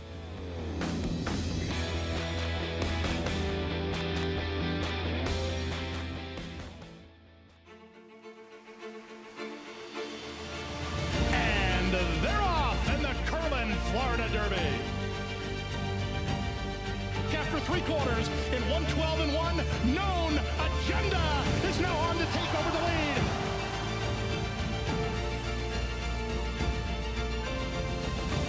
It's Known Agenda for St. Elias Stable. Florida Derby winner, Known Agenda.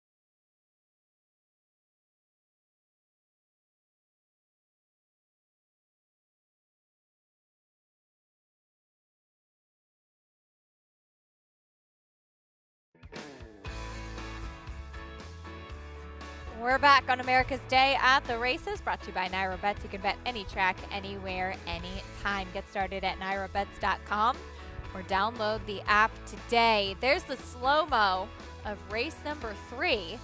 The 1A Flashy Alex has been posted as a winner, but nothing else besides that has been posted, JK.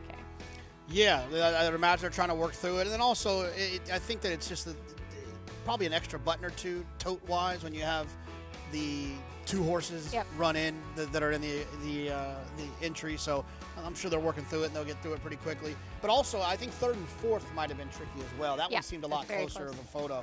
So sometimes it's not the win dead heat photo. Sometimes it could be a dead heat photo behind that. That only complicates things when there's an entry involved.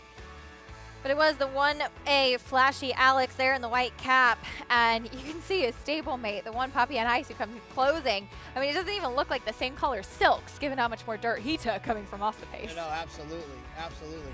Yeah, and look, I mean, watching that slow-mo, watch the slow-mo here, don't focus so much on the winner. Look kind of behind. I think maybe that might be the tough call that they're attempting to make.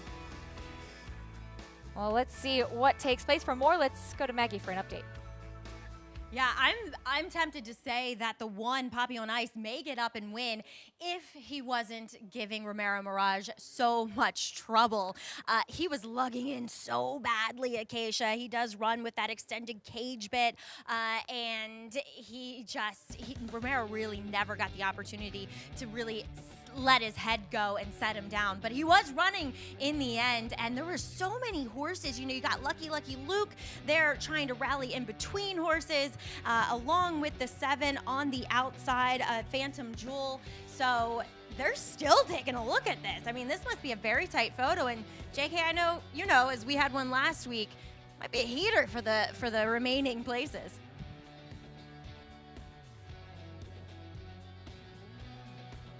I'll stay out of this one. I'll let that be my kind of walk-off moment.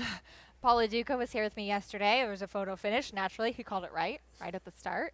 I mean, you got to get to that level. He's the king of the photo finish. Usually when I'm involved in a photo, I leave and have to go into another room for a second. So I don't have the heart that Paul does to stare at. Do you have superstitions, like before a race, Not or if there's a usually. photo or something? If I'm on track on a big day and you know, we're having fun, we're carrying on, I will typically go back to the same TV that I hit the first leg of a wager in, and I'll stay at that TV. But like, if I end up at a different TV, it's not the end of the world. Okay. But if I have a choice, I'm going to go to the one that I've already. You don't need to like hold the ticket in the right pocket, be in the right spot, you know, wear the right color socks, any of that kind of stuff. Not really.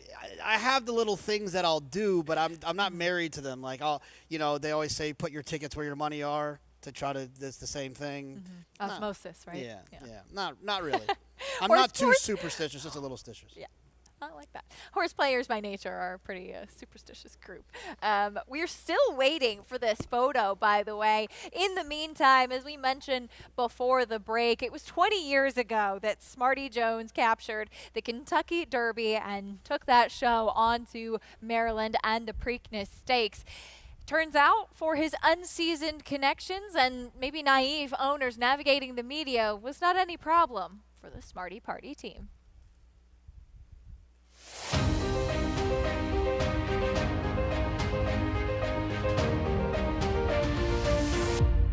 And here is the first undefeated winner of the Kentucky Derby since Seattle Slough in 1977. Smarty Jones has done it. I remember we left Churchill the next day because we had drove out. You know, I still had 40 horses at Parks. The next morning, I go to the barn. There's like 50 people from the media at my barn. And they're grabbing me and talking to me on the rail and stuff. That's when my wife stepped in. She goes, you know what?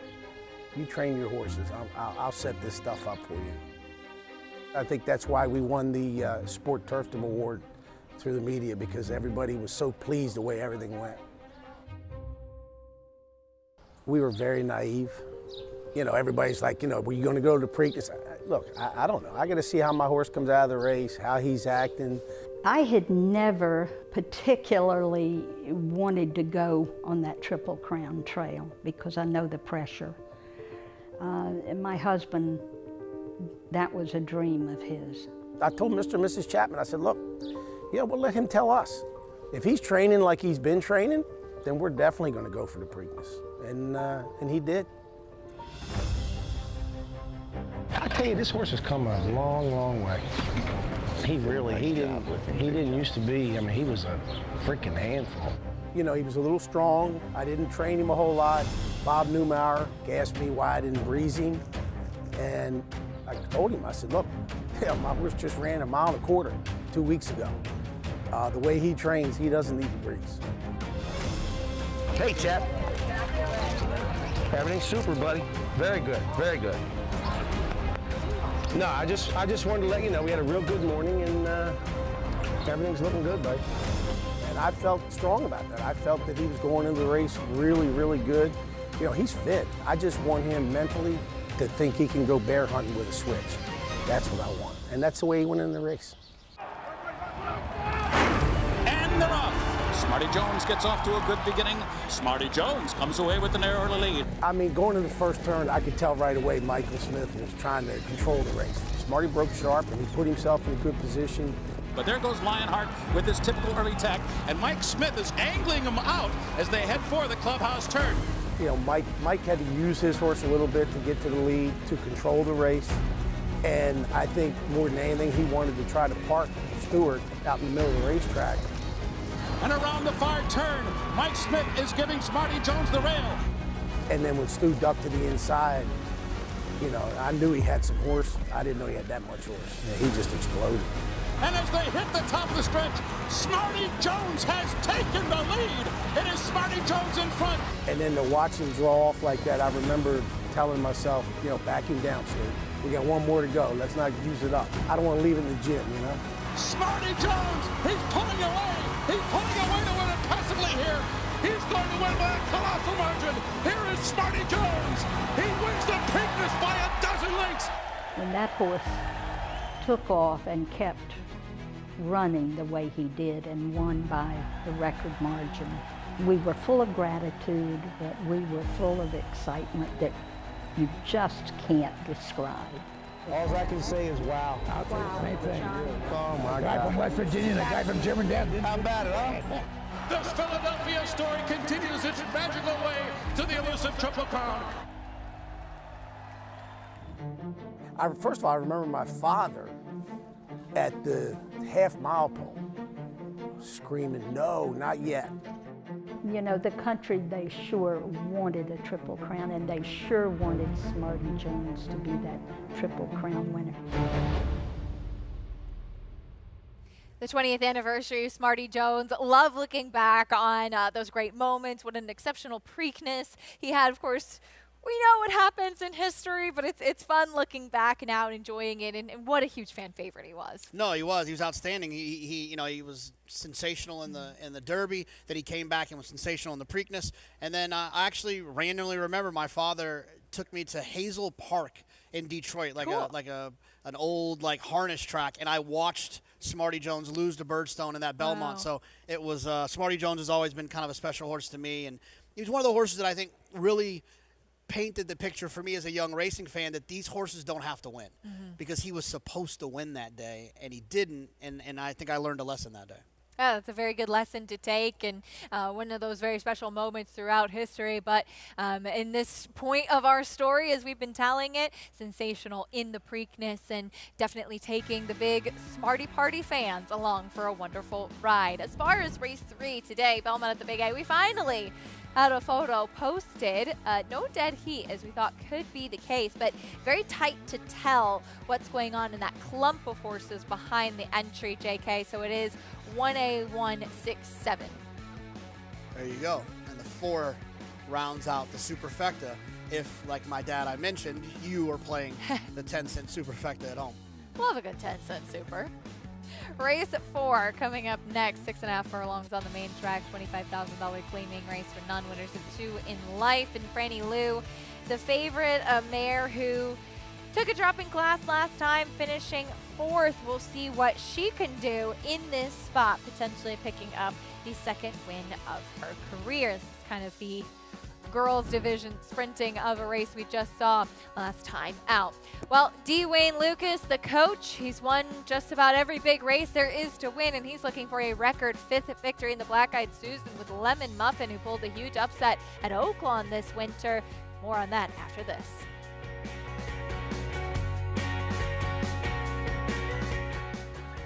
This proven son of Giant's Causeway has sired 7 millionaires. With over 10% stakes performers, his recent top runners include Tarabi, placed in the Grade 1 Spinaway and Breeders' Cup Juvenile Fillies, Grade 2 winner Plum Ali, plus these standout performers.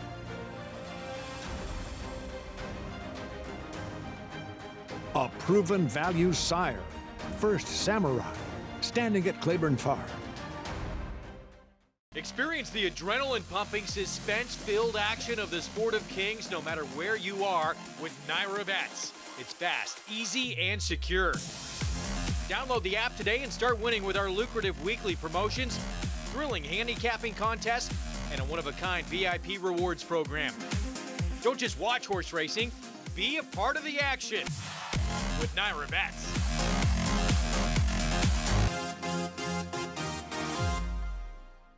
The Best 2-Year-Old by legendary sire Quality Road. Hit back, $1.5 million. Very, very impressive debut. Cantering home. Could not have been more impressive. Coast to coast in the American Pharaoh. He's the real deal. Undefeated and unchallenged at 2. He's just too good. He wins the Breeders' Cup Juvenile. Cornish. or niche. Racetrack Television Network brings you every race, from every track, on every screen, every day. With monthly packages starting as low as $5, RTN gives you great value and access to more live HD streaming and race replays than anyone. Visit RTN.tv today to sign up and watch on almost any device, including Roku and Amazon Fire. RTN has packages that start at $5 per month.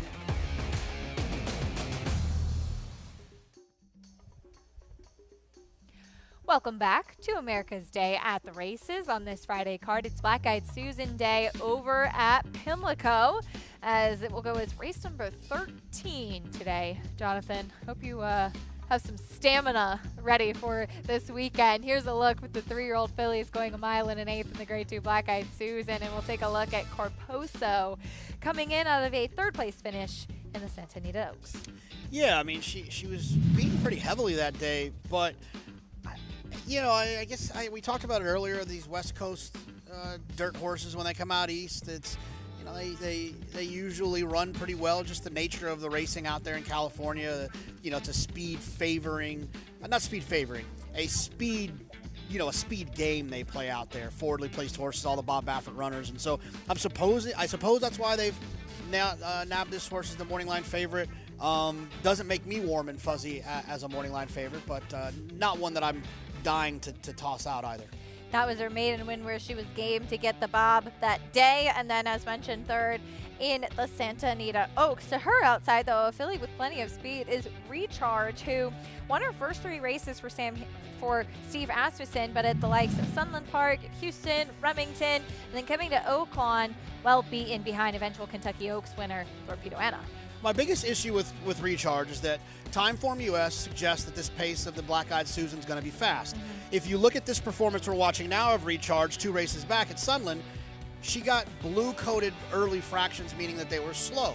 So she set an easy, soft lead and won, and didn't do it that impressively. Now she's going to face a real pace against better horses. To me, that doesn't bode well for her.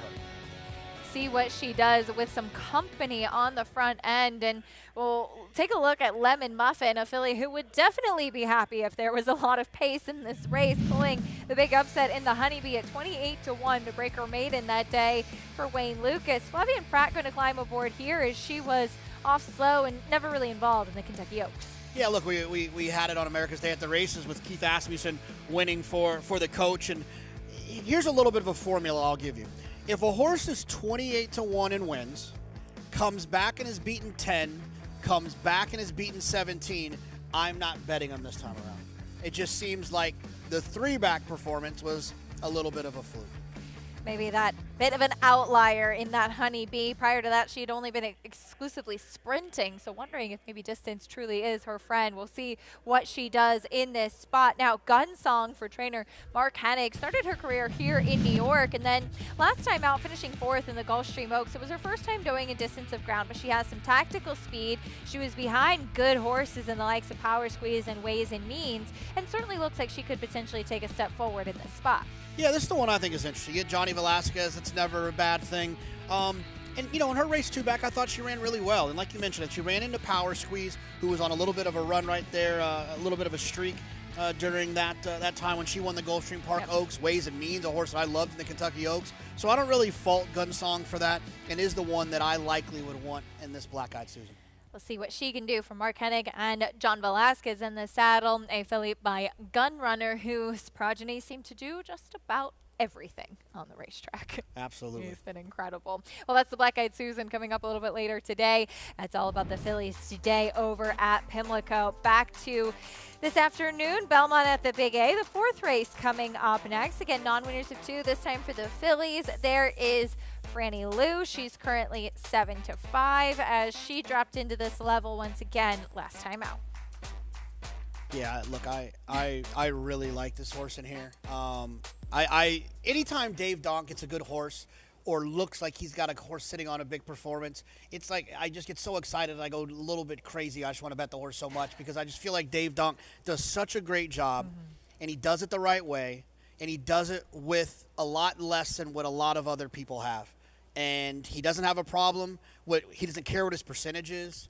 He just does what's best for the horse, and he does what's best for his owners in the long term, right? I mean, sure, these guys sometimes and gals, or they want to have a nice percentage because it leads to other things for them and their career. I don't feel like Dave's like that. I feel like Dave just says, oh, this is the horse I'm training, and this is what's best for this horse, and this is what's best for the longevity and the career of this horse. And so when he gets a good one, I get all excited, and I feel that way about Franny Lou. Not saying that Franny Lou's a world beater. I'm just saying in this spot, I think she's going to run well, and I have a little bit extra confidence with Dave Donk calling the shots. Got a chance to see Dave Donk at the New York Breeders' Awards this past week, and one of the nicest guys you'll meet around, and a great trainer as well. He has the 3-2 favorite currently. For more, let's head down to Maggie in the paddock. Yeah, I think it's easy for all of us to root for Dave Donk and Franny Lou.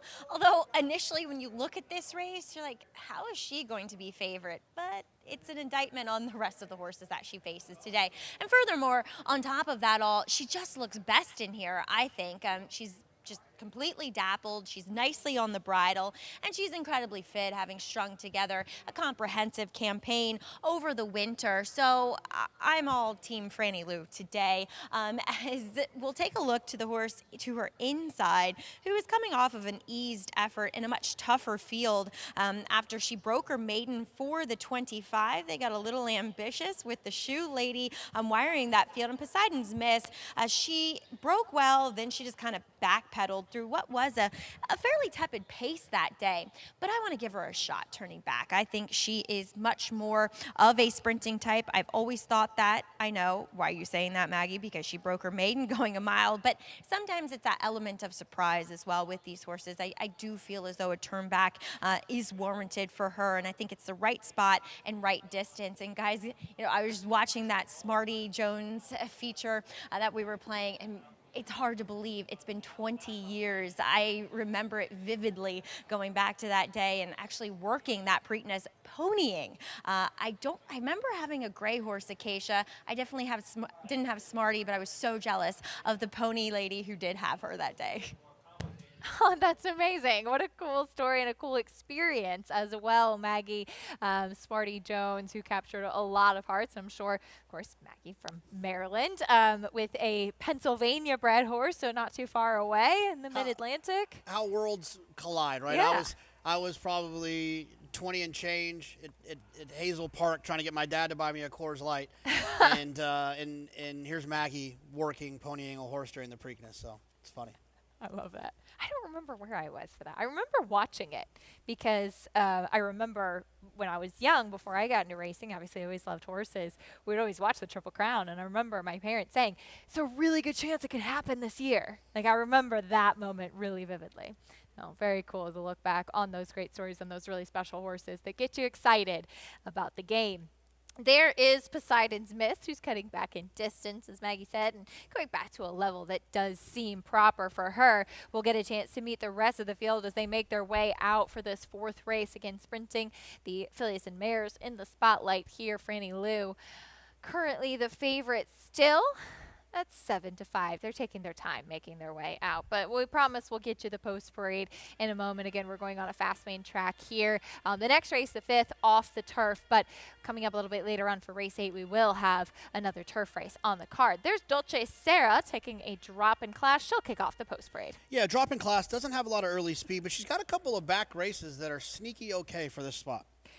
Certainly can be competitive based off of that race back in March. There's Poseidon's Miss back to a proper level. Yeah, love a cutback going from a mile to 6.5. The speed figure from that that win 2 back just a little bit light for me. Here's Franny Lou, your favorite at 6-5 now. Yeah, look, I thought she ran well last time, but it's her races 3 and 4 back that really get me excited about what she might do here today. Next will be a big price. Blinkers back on the number 5 Basiliquin. Yeah, I mean, the blinkers back on, but the horse was beaten 13 and 22 at the blinkers last time. But the last time that this horse won, they did have blinkers, so maybe the switchback helps. Here's Allie's Song, currently 5-1. Yeah, just a little bit light in terms of speed figures for me. And Moonlit Weekend comes out of the same race as Franny Lou. Yeah, it takes the blinkers off and draws towards the outside, has a bit of tactical speed. This is the one I'm the most concerned about, but I'm not telling you anything you don't already know. Second choice. 5-2 for trainer Dave Duggan. As far as Poseidon's Miss is concerned, we'll take a look at that in a moment. But first, don't forget, you can bet the second jewel of the Triple Crown with Naira Bets. Sign up today for a $200 deposit match with promo code MATCH200 just in time for the Black Eyed Susan and Preakness Stakes. Join now at nairabets.com to earn your $200 deposit match bonus. A Triple Crown reminder, always deposit early on those days. It just gets a Good little call. tricky, and there's nothing worse than like watching the big race and you're struggling trying to deposit. It's a lesson I've learned the hard way. On the big days, deposit early. So sign up now. You'll have plenty of time before the Black Eyed Susan. You'll get your deposit match bonus, and you'll be ready to fire away for the big races coming up over there. There is Poseidon's Miss. She broke her maiden 2 starts back. It was a slow race. As you mentioned, she was able to wire the field that day. But overall, last time out, just facing significantly tougher than what she's going to find today. Yeah, I forgive her for that race. Just look back at the race 2 back, and that's the one that I'll try to make my decisions on. You know, I talked about it during the post parade. When a horse cuts back for that mile to 6.5, I've always felt, I did some work at Santa Anita in the past that kind of proved this to be the case. But 6.5 is a sneaky distance in terms of closers, right? Because I think that so many races in this country are run going 6, that horses and riders just kind of treat the 6 and the 6.5s the same. And that extra half a furlong can sometimes catch up, and you want a horse that's going to be finishing. And you know that Poseidon's Miss, based on that cutback, is likely to be a type of horse that will be finishing. The problem is I just feel like she might be finishing, but she just might be too slow to catch the horses that will be in front of her. As we phrase it, has a little bit of a bottom underneath of her, given those further distance races. Talking about distance, though, the Test of the Champion, the Belmont Stakes coming up, and what a week it will be. You can still get tickets for the Belmont Stakes Racing Festival taking place June 6th through 9th. It's going to be an amazing weekend. We're so excited. And each day will have something special. Those 4 days that will be up there in Saratoga, each day will have something special to offer, kind of like you go to some of these big festivals around the world, and each day is something a little bit different. Right, you know, Royal Ascot's amazing because like every day is something great that happens in that day. And I think that what we're trying to do here with this festival is to do something special every single day. So it's, look, I love a 8 grade 1 card, right? But I think spreading them out a little bit is good for everybody. And we'll have plenty of excitement to look forward to as we'll take a look at some of the highlights of what we'll get a chance to see for that week as far as the Belmont Stakes Racing Festival. And things will kick off with the Grade 2 Belmont Gold Cup on Thursday, which will earn the winner an automatic berth into the Grade 1 Melbourne Cup in a new partnership with the Victoria Racing Club. It's a golden ticket for the Belmont Gold Cup winner to go on to the Melbourne Cup November 5th at Flemington Racecourse. And it's a national holiday in Australia there. When you talk international racing with people, you know, you got to check out Royal Ascot, you got to go to the Epsom Derby.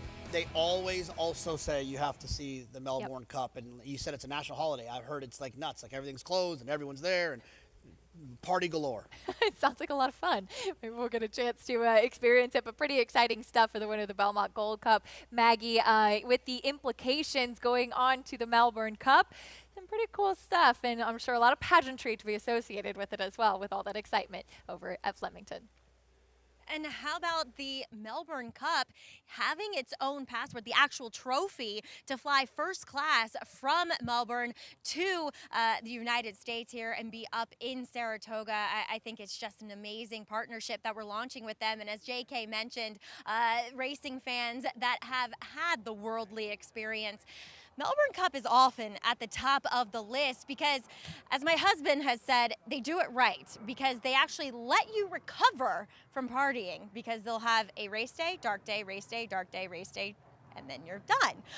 So you get to really kind of, you know, go all out, 10 out of 10, turn it up, turn up the volume every day, and the racing is fantastic. So I could not be more excited for that partnership that we have going on with that Belmont Gold Cup. But as we take a look at the horses on the track here for this race coming up, the 4th, we'll take a look at the outside runner in Moonlit Weekend, and there's argument that could be made that she is kind of the one that might have a little bit more upside, that at least it looks as though her figures are kind of trending in the upward direction. And that's reflective of what I see with her physically. She does continue to get stronger, fill out. And Dave Duggan has also kind of scaled everything back. as far as equipment. You know, she doesn't run on Lasix. She broke her maiden when he took her off of it. Now he's taking the blinkers off. She literally runs with just a loose ring snaffle and a tongue tie, so nothing even on her nose. And I'm wondering if, you know, he's definitely a tinkering type of trainer that will fine-tune everything to make the horse happiest and to try to get the best performances out of them. So I think it's interesting he's doing that today. She did get a little bit hot, but Acacia, I don't know how much credence we can put into that today because it is much warmer out here than what it has been over the last several days.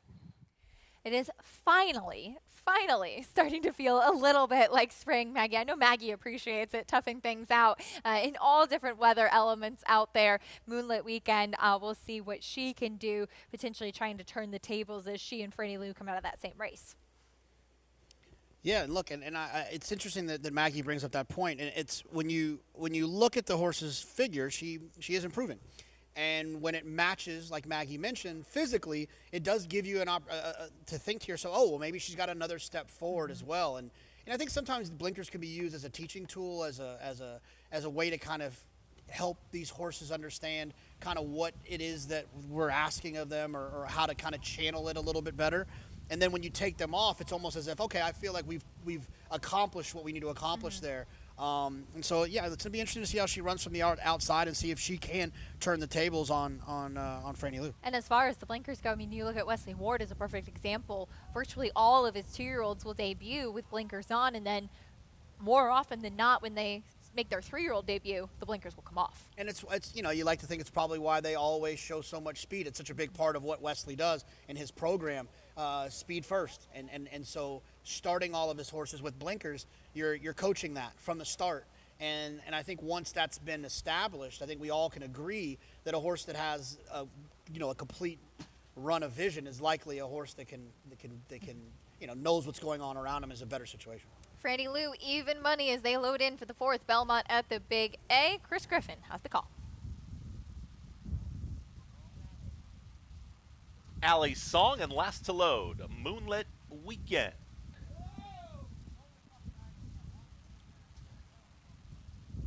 And in.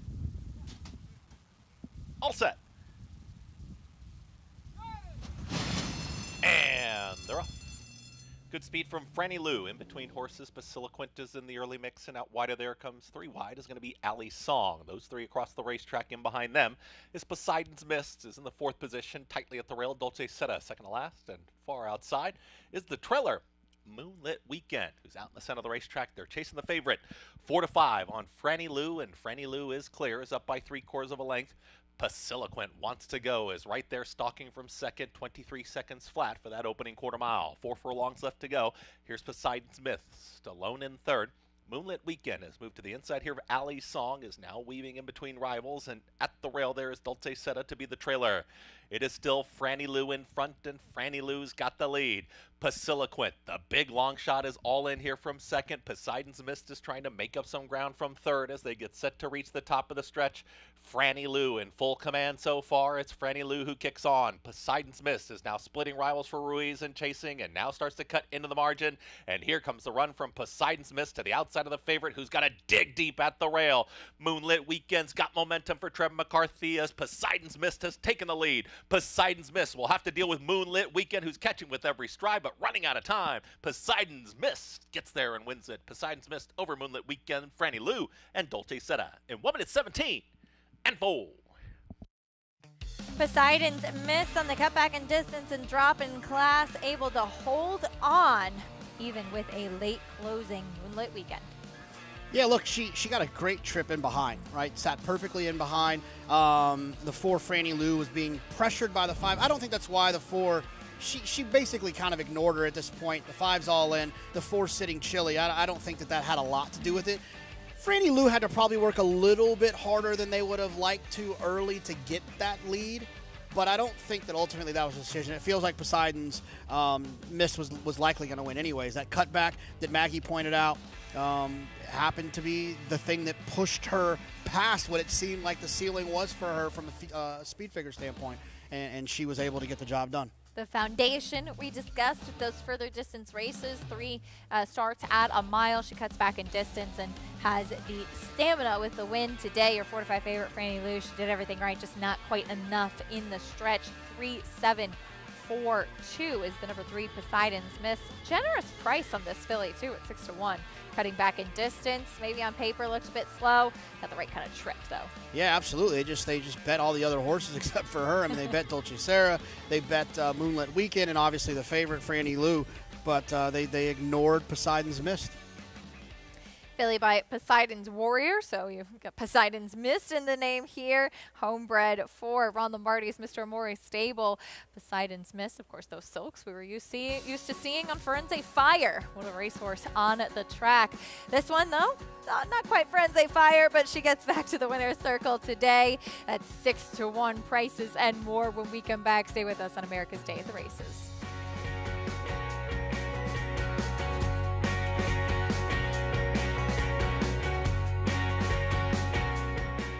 Introducing a stallion, as top class as they come. In 22 career starts, he won or placed in 12 graded stakes, competing in 15 grade ones, earning over $1.7 million.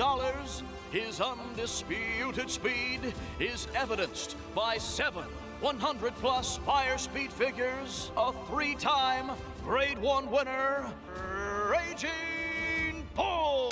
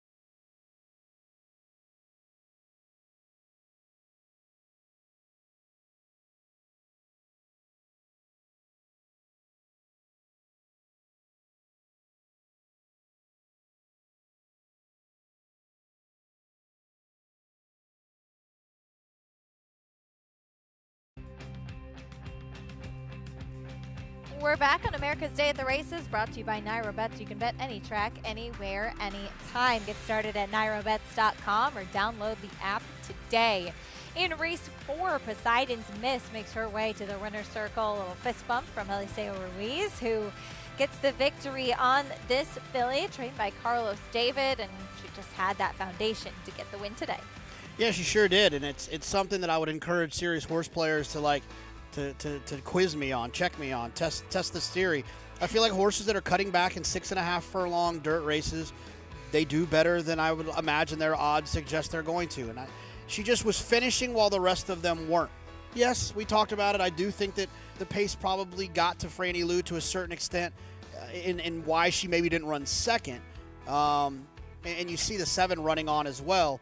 But the 3 just got a perfect trip on the inside, saved all that ground, and tipped out and made it a very easy trip for Poseidon's Mist. And a generous $15 winner in race number 4. As we'll take a look at the 5th race coming up. This race off the turf, one of 2 off the turf, both sprint races off the grass today. This one, a New York bred maiden 40, held together pretty much. There was only 1 scratch coming out. Obviously does change a little bit, but I think a horse that was going to take some money on the turf and Barron's Bounce, taking most of the money on the main track as well. Yeah, absolutely, and that happens from time to time. It's a horse, and you have to ask yourself, you know, what was the intent? Did they want to run on the dirt? Did they want to run? It's always tricky in these races to figure out who's going to get bet.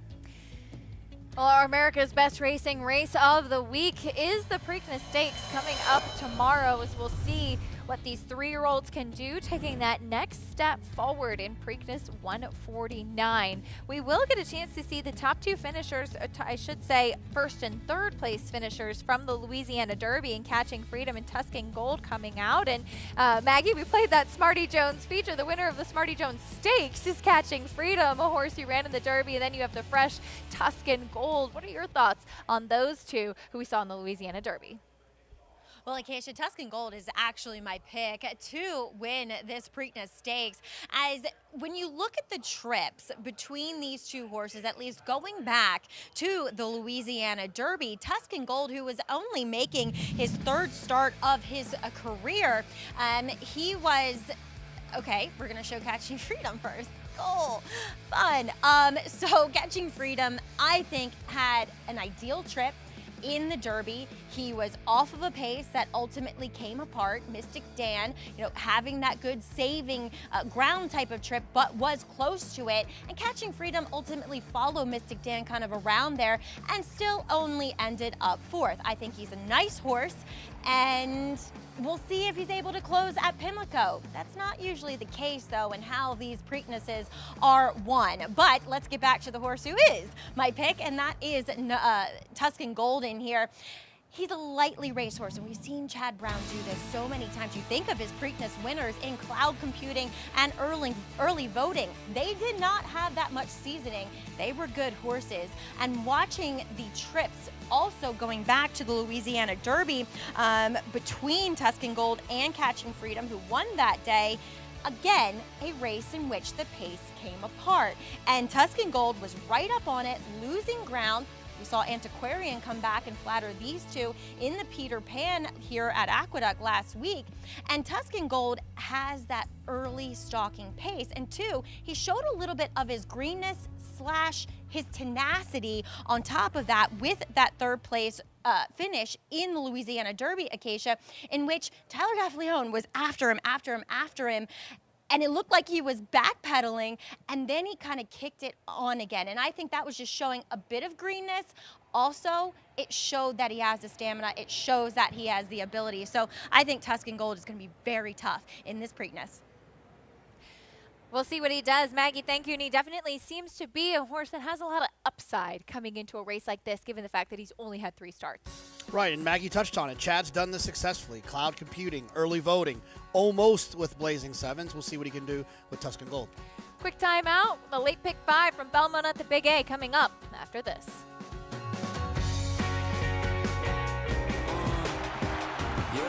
Charlatan is back, and he turns it on with 1/8 of a mile to go. Express Train moves into 2nd. Nashville dropping out of it, and then Collusion Illusion. What a spectacular return for Charlatan, who will romp in the run-happy Malibu Stakes by 4.5 emphatic lengths. Charlatan, ultra impressive. It's a new day for a new king. Just minutes from downtown Saratoga Springs, you'll find GMP Farm, a utopia of healing for equines and humans, offering revolutionary, customized equine care using state-of-the-art imaging and therapeutic technologies for horses of all disciplines. Immerse yourself in tranquility in our sacred spa, offering specialized spa treatments and holistic therapies to refresh and rejuvenate among tranquil mountain views. Start your journey to wellness. Visit gmpfarm.net and sacredspaandwellness.com to schedule a treatment today. Gunrunner is the sire of 11 millionaires and 10 Grade 1 winners, including Gunpilot, Vava, Toyota Bluegrass winner Sierra Leone, Champion Echo Zulu, 2-time Grade 1 winner Cyberknight, 3-time Grade 1 winner Taba, track record setter Society, Locked, two-time Grade 1 winner Gunite, and Classic winner Early Voting. Hall of Famer Gunrunner, standing at 3 chimneys.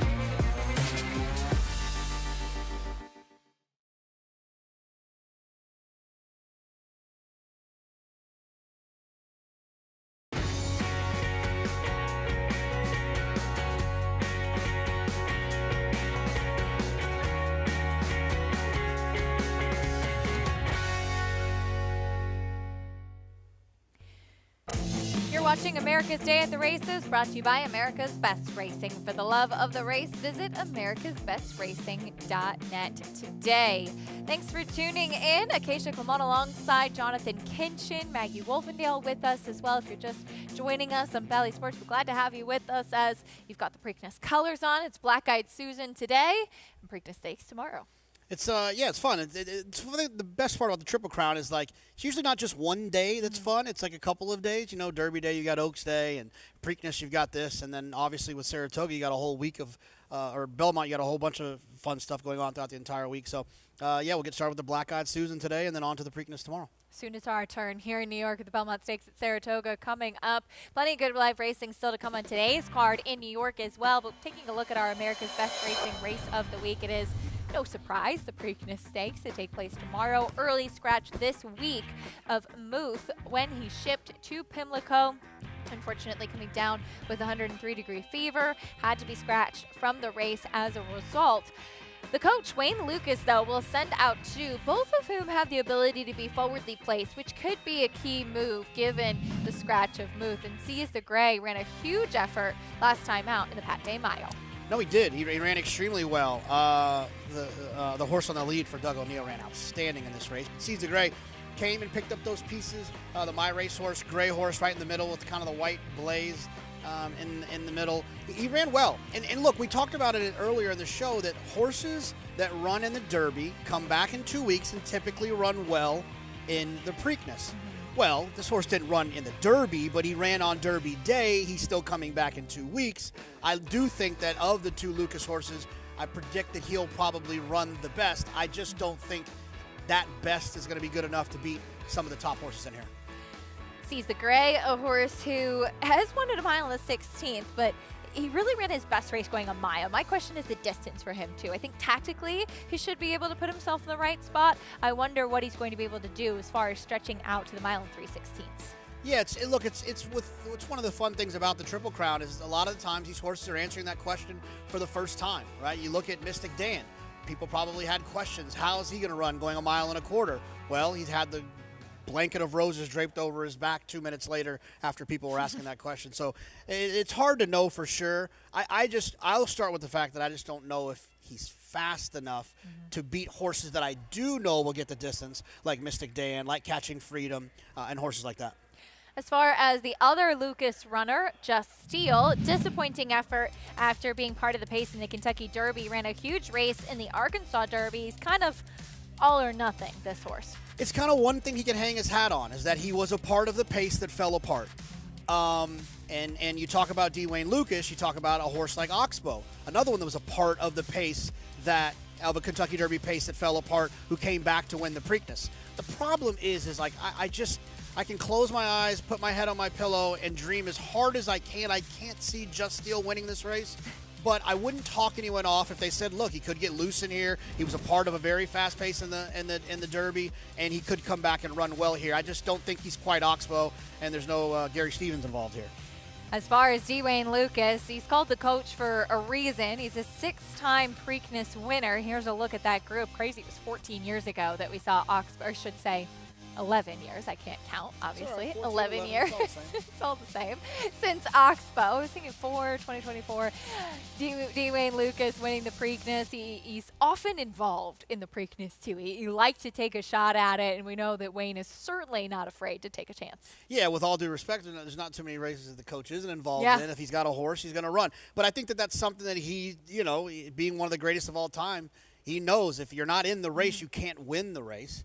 And I think more often than not, or at least enough, that he's been rewarded for those decisions. And so why not? And look, at the surface, it's a great opportunity for your owners, right, to have a horse in the Preakness and to be able to enjoy all of the fun that is, especially a horse like Seize the Gray with My Racehorse, right, making that experience special for all of those partners. You know, if you're not familiar with My Racehorse, the micro share, so there's a lot of partners involved, and they're going to be able to have this experience of running around all day tomorrow telling people they own a Preakness horse.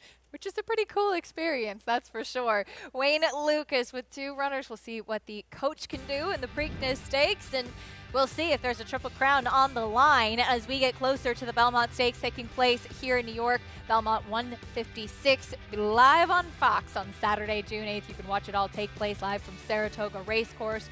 Be part of history. If you're not able to come out and join us, please be sure to tune in for the great coverage on Fox. We'll have you covered all day, all week. Everything going on up there at the spa, which will look a little bit different as we're running the historic Belmont Stakes, but so excited for this opportunity and to combine a couple of great things in the Belmont Stakes and Saratoga. Race 5 features the New York Breds, Belmont at the Big A. This one off the turf. Races 5 and 9 off the turf. Race 8 coming up, still to be run on a good turf course. There's Barron's Bounce, currently the favorite. For more, let's get a paddock report from Maggie Wolfdale. And I think it's fascinating that in this race, the only MTO is currently, what, 13-1? Okay, as we'll take a look at number 1, Barron's Bounce in here as he comes in for Linda Rice. And I suppose, even though I do think Melanie Giddings does a fabulous job, but her versus Linda Rice, of course Linda Rice is going to take more money.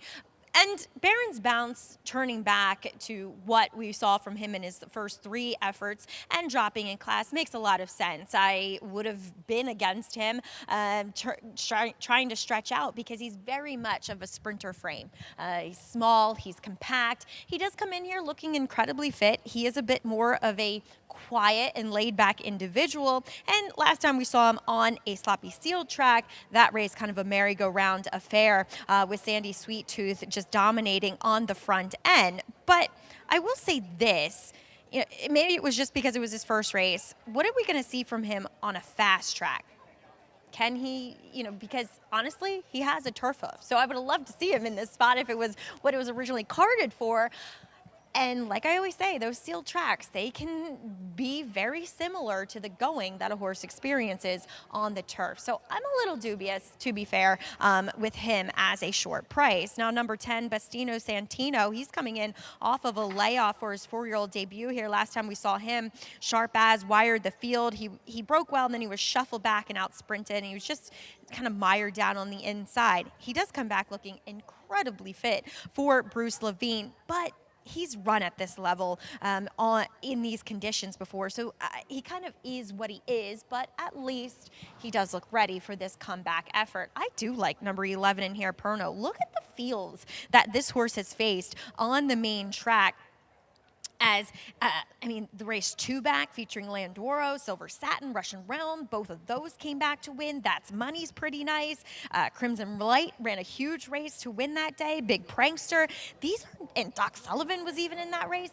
I know in some of those he wasn't close, obviously, but I'd like to give him a shot against this field at least. He is one that does generally carry a lot of weight and conditioning. It's kind of the same thing. He never looks 100% fit, but that's just been him throughout his career, but really well turned out here for the Mel Giddings barn. And then we'll check in with a first-time starter, number 6, Hot Take Jake, a son of Destin, who His progeny, they seem to be best going long on the dirt, though he does strike with 14% with his older first-time starters, 3-year-olds and up. Now, it's not much on the first generation, though. The second dam, Winning Point, she was a stakes winner and multiple graded stakes placed. I remember her for, I think Eddie Gaudette trained her, as well as Kieran McLaughlin.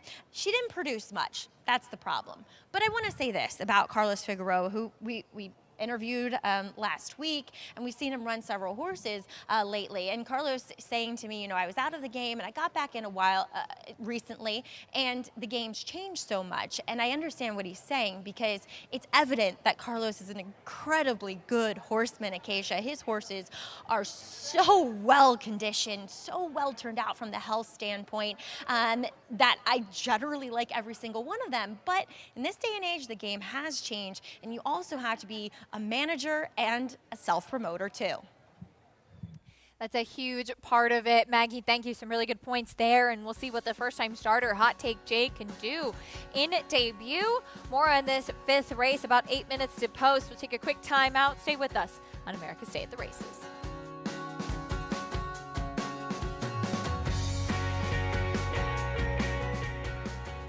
Tonalist, a 4-time Grade 1 winner with 11 triple-digit buyers, including the Belmont Stakes and the Cigar Mile.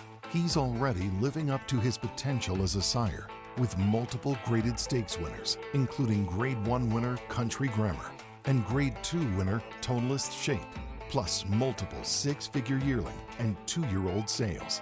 Proven on the track, proven in the sales ring. Tonalist, standing at Lane's End.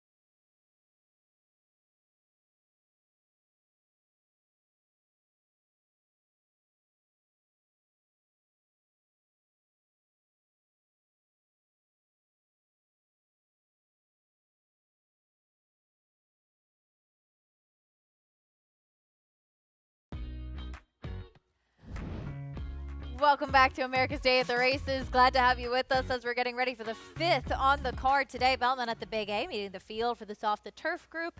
Barron's Bounce to kick us off, JK. Yeah, look, this is a horse that I thought was going to be tough just from some of those dirt races. You have to differentiate when you're looking at these races, horses that have run on the dirt versus the turf types. Dunedin Causeway, cutting back in distance. This horse does not have the dirt races that get you all warm and fuzzy. Here's Power 10, second-time starter. Yeah, the problem here is this horse didn't do much running on debut, didn't get bet very much. I'm not too interested here. And does have a lot of turf pedigree. There's the 5, Solo Empire. Yeah, a lot of opportunities. Does have a little bit of speed, which can always be dangerous in these races, but does need to get a little bit faster. There's first-time starter, Hot Take Jake. Yeah, this comes from connections that are 0 for 22 throughout their career. Samama Beach, blinkers off. Sneaky, huh? Yeah, I know. Blinkers off. Got to say that one carefully. Another one that has a little bit of speed, but it's been bouncing around this level and hasn't got the job done yet. Within view, more on that one in a moment. Here's Mithridates. Yeah, another one who the best race throughout the career was on the turf, so maybe with the turf that would have helped. Bastino Santino taking attention. Yeah, I mean, I don't understand why this horse is that short. I mean, it makes a little bit of sense to me, but drawn towards the outside, you like to see that in these situations, but really does need to get a tad bit faster on the dirt. And now the favorite, too. And there's the lone main track only runner, Perno. Yeah, the race 4 back makes a lot of sense when this horse was with Jimmy Bond. Has some speed, got a little bit tired on a sloppy racetrack. This racetrack isn't sloppy, although it's an off-the-turf race. Interesting. I like the 11 more than I like the 10. Fair enough, a 2-1 at the 10 right now. With a 19% increase in New York bred maiden versus in 2026, it pays to have a New York bred. There's never been a better time to have a New York bred foal. So for more information on how to qualify your foal, visit NYRA.com/New York Breds. Plan now so you could have a New York bred in a couple of years when we do get those nice purse increases. And there's always so many great opportunities for New York breds as well. And we've gotten a chance to see a lot of New York breds being competitive and open company. I mean, you think back to Kentucky Derby Day, my main squeeze, winning the 8 bells. Absolutely. The New York breds, it's funny. We have to keep saying, oh, it's a New York bred, but it kind of doesn't really matter anymore. Yeah. Bob Baffert's buying all the New York breds at the 2-year-old sales nowadays. Absolutely. I mean, it's the program is really grown, and I think that with Saratoga being a place that people want to win, having a New York bred has just continued to grow, and it's led to us having New York breds that, like I said, it's like it doesn't matter. I've heard Richie say this before. They look at the past performances. They don't know where they were bred. And they can run and be competitive in open company, and you don't even think. I don't think twice about it. Yeah. I look down and is the horse fast or not? I don't care where they were born. Fair enough. We'll see what these New York breds can do. For more as they warm up, let's go back to Maggie. And I am going to land on number 11 in here, Perno. I like the way he warmed up, like the way he moved, and I think that's a awfully generous price on the only horse who was entered to run on the main track. But another horse I'm slightly interested in is number 8 in here. That is Within View, as he does go first time out for the Rachel Sells barn, and my good friend Toby Sheets, the assistant there. Looking at her, I keep saying her because my husband Tom trained the dam, and that's why I just keep thinking of her when I talk about him. Anyway, he's bulked up quite a bit since his first start. I haven't seen him in his subsequent 2, but I really appreciate that. He just looks so much stronger than what he did, and assumably has progressed with each subsequent start. So I like the fact that, too, he was nicely into the bit and into the bridle here for Eric Cancel, who does take over for the first time. And this is a horse who he has not shown that much speed in any of his efforts. So would love to see Eric be a little bit more aggressive. Just put him in the game. You have to get your position going forward. As our good friend Richard Migliori always says, that's how you win races. Acacia. So always has the best advice and the best sayings, Richie does. Maggie, thank you. Within View. We'll see what this colt can do. I mean, I know it was for previous connections, but that race 2 starts back would make him a major player in this spot. No, absolutely. I mean, look, it's and that's what you have to do with these races is you can't just take the surface level, especially these off the turf races. Sometimes you have to dig a little deeper, and sometimes the natural past performances that only show you 10 races can be a little misleading. I know a lot of horse players look at lifetime past performances. If you're looking at DRF or if you're looking at Equibase, there's options to change how far back you can see. Timeform US shows all the races. Sometimes there'll be a dirt race that's hidden, and that could lead you to understanding that a horse is going to run better than you would think. As far as the lone main track only runner is concerned, did try the turf last time out, better on the dirt. We'll go back to, I know this was the beginning of his career, but finishing 3rd by just a neck back in January. Yeah, absolutely. And I think that that was a sloppy racetrack, so you have to try to, differentiate those two. But You do. When you have these off-the-turf races, you got to make sure you're not betting them like they're on the turf, and sometimes people make that mistake. I'm going to go with the inside horse, the 1, Barron's Bounce. I just thought the dirt races were better. My biggest concern is a horse that comes from out of it. It's not something I typically like to do. I'm allergic to betting horses that come from off of it in dirt sprints, but I just felt like this horse had a pretty big edge in terms of the figures on the dirt. We'll see what he can do in this spot. 2-1 co-favorite now as they load in for this 5th race off the turf here for the 5th. As a reminder, race 8 still on the turf a little bit later on today. Favoritism going back and forth now between the 1 and the 10, Bustino Santino. Graduation day for one of these New York breds as they load in. Chris Griffin standing by with the call.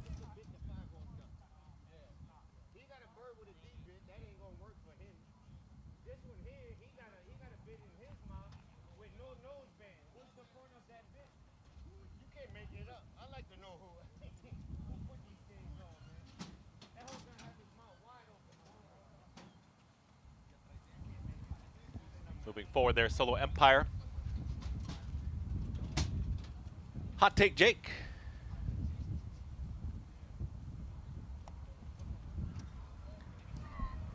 Perno to the outside.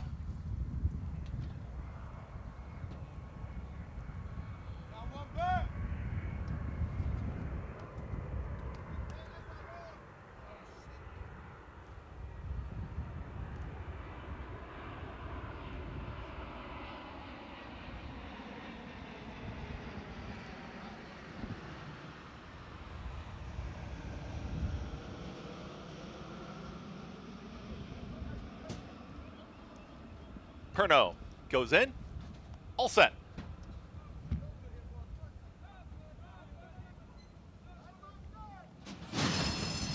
And they're off. Perno breaks well from the far outside. It's Perno right out towards the front, and Hot Take Jake is in between horses, trying to move up with these early leaders. Mithridates is also moving forward in the 3 path, and here comes Mithridates after the lead. In the 2 pack comes Somama Beach, and they are 4 across the racetrack. Solo Empire is now towards the inside here of a shared 5th position with Bustino Santino. They're 5th and 6th with 4 furlongs left to go. It's another 3. Back to Power 10, who's trying to make up some ground. Then comes with In View towards the back end of the field. Far back there is Barron's Bounce, and still way, way back there is Dunedin Causeway. It's going to be the trailer. They are well into the turn, and they went through that opening quarter, a pressured 22-1 for that opening quarter mile. Hot Take Jake is trying to put it away, is trying to scamper away there as Hot Take Jake. Perno continues to chase, and here come the closers. So Mama Beach is rolling on the grandstand side. Same can be said for Bustino Santino. 4 across the racetrack. Within View is weaving in between rivals. So Mama Beach has taken the lead. It's So Mama Beach and trying to hold off the oncoming Bustino Santino. Within View is flying, but has to weave around rivals. It's going to be So Mama Beach and Danilo Grisales Rabe to get the score. Bustino Santino up for 2nd. Then Hot Take Jake in that late rally from Within View. Final running time, 1:11 and 4. Well, Jonathan, it turns out that start number 17 was actually the lucky one for Somama Beach, who gets the win in this spot at 40-1. Yeah, I mean, look, I'm not on camera. I'm scratching my head. And I'm not doing it. When horses are 40-1 and they win, like, horse kind of won well. Like, Yeah. it wasn't like he got desperate at the wire, and he wasn't too far off of what was a pretty fast pace. I mean, he was off of it, but he wasn't way back like the horse that I had picked in here, the 1. And look, the horse next to him at this point is 2-1, the 10 horse, and he was able to just. He's a little goofy on his wrong lead, lugging in a little bit, but, I mean, his horse he didn't win like a 40-1 shot. No, he won like he was the best horse in this race. 40-1 over 2-1, 13-1 first-time starter Hot Take Jake, who actually ran a really big race after setting the pace and being pressured and holding on for 3rd, and then 6-1 Within View, who was closing late, but no doubt about the winner. Yeah, I mean, I think if you're adding horses to your stable mail that you want to look to bet back, the 6 Hot Take Jake is definitely one who was involved in a pace and kind of put away the rest of the horses that were involved in that pace as well. And it's just one of those situations where, it's when you get a horse like this that wins at 40-1, something usually crazy has to happen, and nothing particularly crazy happened. Yeah. This horse just ran well. That's sometimes what can happen too. A little bit of surprising results in off-the-turf races, and the winner got a clean break and had a good trip and got the win at 40-1. Big form reversal for this one. I guess it was the blinkers off that made the big difference. Yeah, it's funny. You look down when you see stuff like this. When you see horses 40-1, we're always like, how did that happen? Okay, no. Oh, maybe it was the blinkers off? If it was only that easy.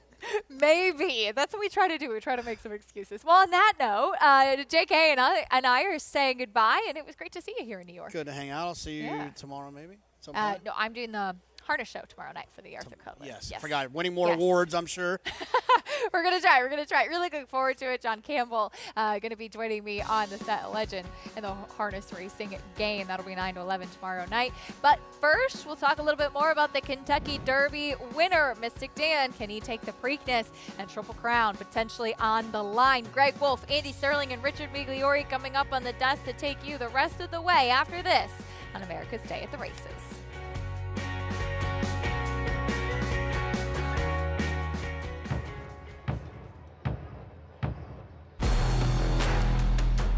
Nothing stood in his way. War of Will won the Preakness.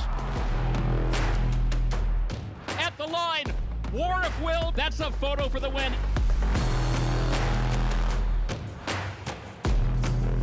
Hey, 650,000. War of Will, standing at Claiborne Farm. Experience the adrenaline-pumping, suspense-filled action of the Sport of Kings no matter where you are with Naira Bets. It's fast, easy, and secure.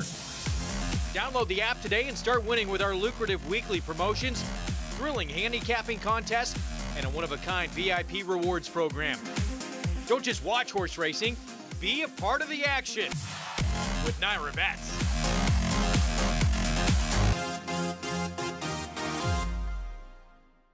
Number 1 is Mo Donegal by Uncle Mo. And they're off in the Remsen. As they come on for the finish, and it's going to be tight here in the Remsen. Mo Donegal bearing down on the outside. It's Mo Donegal and early voting, and it is Mo Donegal to win the Wood Memorial. And it will be Mo Donegal to win the Test of the Champion, the Belmont Stakes. Racetrack Television Network brings you every race, from every track, on every screen, every day. With monthly packages starting as low as $5, RTN gives you great value and access to more live HD streaming and race replays than anyone. Visit RTN.tv today to sign up and watch on almost any device, including Roku and Amazon Fire. RTN has packages that start at $5 per month.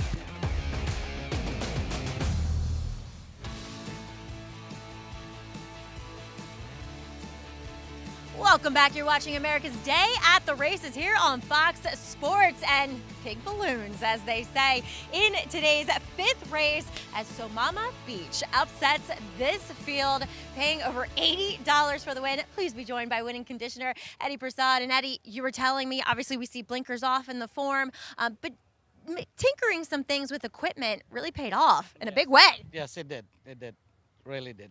Talk about the decision to take the blinkers off. As you said, he'd been training well. He'd been training without blinkers, tongue tie, everything, and I said, let's pull them off. And that was the ticket. Exactly. Also, talk a little bit about this rider. Mr. Casales. He's come from Colombia, as you were joking with him. As you eat your beans this morning. But a great ride, nonetheless. Oh, no, he's been getting on the horse all the time. He's been galloping and breezing him, so he knows him, so, And as you said, I didn't have him because I would stop him if I bet on him. Yes, I will. That's okay. I feel your pain. Thank you. Well, Eddie, congratulations here. You're welcome. As we got to welcome some new players to the field here. Always good to catch up with Eddie Prasad. A big win here with Somama Beach, but Greg Wolf, he is joined by Andy Sterling and the MIG rejoining our show. Guys, how's it going up there on the set? Very good. We're just settling in. Good to be on the program. $82 horse to start off that late pick 5, so a little bit of fireworks here on this Friday card. Belmont at the Big A. Good to be with you guys as we get set for Preakness weekend. I know somebody who singled that last winner in the Pick 5. I'm not going to say who it was just yet. Whoever did has to be a genius. I mean, smart handicapper. He's actually not that smart. What a way to start things off. Let's give you the prices. Early Pick 5, by the way, pays over $3,600 with this runner. Samama Beach, 0 for 16, hitting the board, coming in. $82 for the win. The guy I know that liked him thought he was the speed. But you know what? He's cashing, and Richie and I aren't. Oh, sorry, 3,900 plus for that early Pick 5. Good for these connections.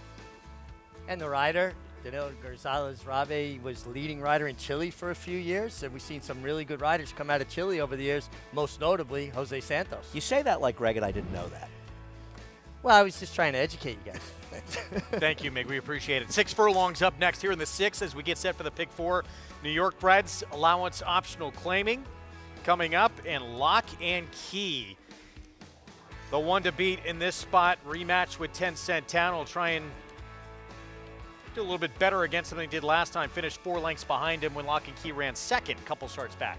Doesn't it feel like he's the truest closer in this race, a race that seems to have an abundance of speed signed on? I thought he was the one that maybe could sit the right trip. I don't know how much speed is signed on, but I think that 10 Cent Town is hurt by the fact that Little Luka's in here. Because I think Little Luka's the speed of the speed. And while 10 Cent Town is clearly the second likeliest winner, I think, behind Lock and Key, the fact that the ones of speed might mitigate his chance a little bit. I think Lock and Key is an interesting horse.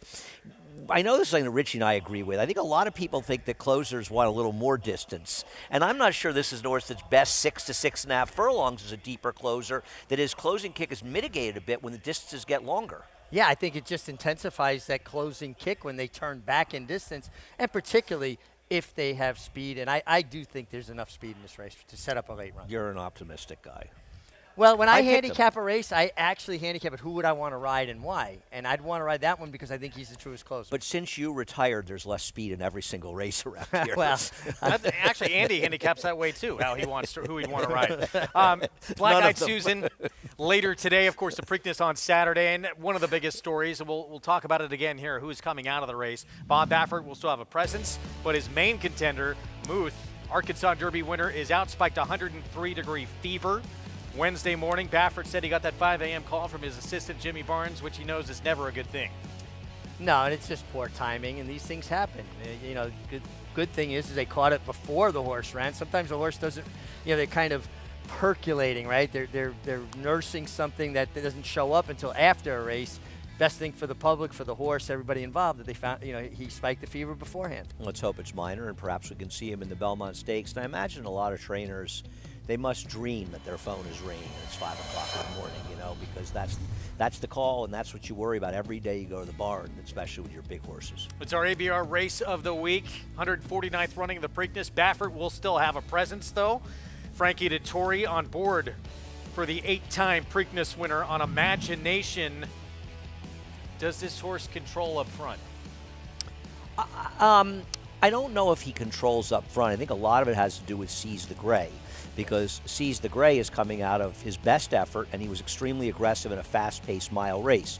But Imagination is the speed, and he likely would have been in front of Muth unless they brought him out there not to try to win, because he is a speed and he's faster than Muth early. I don't think he's that good, frankly. I know Stronghold ran a decent enough, 6th or 7th in the Derby, but his figure declined 8 points, and I didn't think it was a particularly good effort. And I think Imagination's PPs fall apart when you start looking at who he was running against. I think it's a fair point. I think tactically, though, he could sit the right trip. I agree. Seize the Gray coming out of that fast-paced Pat Day mile should be the speed. But isn't he going to set up shop in a perfect spot offside of him? Doesn't matter. He's not good enough. I mean, I think if you like Imagination, at least in my opinion, and I've been burned betting against Bob Baffert in big races before, you want to hope that Imagination could somehow wire the field and control. And I think with Seize the Gray in there, it's not going to happen. One thing about Wayne Lukas, he made a lot of money sending Speed Horse to the lead, and I don't think he's going to be rating Seize the Gray after last time. What a list. 8 Preakness victories for Baffert that include 2 Triple Crown winners in there as well. We'll see what Imagination can produce, his remaining half of that duo with Muth coming out. Meanwhile, the Kentucky Derby winner, we didn't know coming out of that race when he won that Kentucky Derby and that incredible weekend with that Oaks Derby double for Kenny McPeak if he would go on to this middle jewel of the Triple Crown, because the time he had done it before coming back off 2 weeks rest, he ran probably the worst race of his career, but was doing a lot better immediately after that Derby, and now they're going to move on. Well, I guess that's the big question, right? And my immediate reaction right after this very brave, gallant effort by both he and Brian Hernandez in the Derby was he looked like he was so spent. He gave every ounce of himself. Now we've seen horses rebound and run maybe the best race of their life in the Preakness after being hard-ridden in the Derby. Funny Side comes to mind. Smarty Jones comes to mind. So it's one school of thought or the other. Does that Derby detract from him, or does it steal him up and make him better for the Preakness? How about I'll have another? He ran better, right? He was lucky to beat Bodemeister in a lot of ways. Bodemeister saying that fast pace. The next race, Bodemeister got a very moderate pace, relatively speaking, and I'll have another ran him down. I don't subscribe to that. I mean, always it's horse specific. Listen, some horse Sure, won't. of course. Did Mage run worse in the Preakness, or did he not find the same fast pace that he found in the Derby? Well, yeah, he got different dynamics. But I will say this about Mystic Dan, and I'm a huge fan, and I'm rooting for him because I think it would be brilliant going to the Belmont Stakes in Saratoga with a Triple Crown on the line. He's a small horse, and sometimes it takes a toll more on a horse like this that almost overachieves. Well, we'll see. If that happens, I can't guess it. I think he's a major player in this race. I think his Derby's a lot better than it looked because he was close to the pace. I just don't want to bet him at 6-5 in there. I don't think he's a 6-5 shot, but I think he can win. I think he might be the horse to beat. And, you know, it certainly sounds Derby winners to run in the Preakness, recent runners anyway, run pretty good. And a lot of times you can't catch lightning in a bottle. Come back that quick, and you don't have to do a lot of training in between. And you run on that good form that you have. Well, I don't think we see enough horses run back in 2 weeks now to know which horses actually will thrive on that kind of a workload. Now, when he did run back in 2 weeks, he was a 2-year-old. It also was his third start in 5 weeks. Maybe that had more to do with it. And it was stretching out for the first time. Yeah, listen, it's always a possibility, but I think his position in the race is a more important thing, Richie. I think it's very clear this is a horse that wants to be inside. I mean, obviously saving ground is good for any horse, but look at his Arkansas Derby. That was a bit of a relative stinker for him. He was 3 wide the whole way. He never got to get into a position where he's most comfortable. If you look at the 3 horses inside of him with Moose Scratch, he's faster than all of those horses early. Right. So he should be able to get in, and you know where Brian Hernandez wants to go. If nobody keeps him off that rail early, that's going to help his chances. Yeah. I know you don't want to hear this, Stu, because you don't like talking about weather. What's the weather like in Baltimore on Saturday? It's supposed to rain early and be done. Last I looked around noonish. Knowing them, they'll do a lot to get the track drier, but obviously any wetness in the track, it's not bad for Mystic Dan. Not at all. Having said that, I remember years ago, Nick Zito had commentator in a big race, and he was a heavy favorite, and somebody came to me, it was the next day, and said to Nick, boy, it's supposed to rain tomorrow. You must be excited. And Nick said, when you're even money or less, you never want it to rain. So, yeah, he likes a wet track, but do you really want that for Mystic Dan? I don't know. It's a hard call. We're going to find out tomorrow if that Triple Crown dream remains alive for Mystic Dan or not. You can bet with Naira Bets, get a $30 bonus as well, about $150 each on Belmont at the Big A and Pimlico. You'll get that bonus in your account, win or lose. Got to opt in to take advantage of it. Don't forget that part. Again, at NairaBets.com. We're going to take a timeout. We'll be back. Current 9-5 favorite. There he is, lock and key, a win, and then back-to-back runner-up finishes. Can he get back in the winner's circle with Jose Lezcano aboard? Post-parade next. There's a big, bold, beautiful world waiting to be explored by you and your friends, of course. But not just any friends, the best of friends. The kind of friends who let you do you. Because in this world, it's positive vibes only. And when you get in the zone here, you stay a while. These aren't just good times, they're the best of times. And your time is now. So come explore. Resorts World.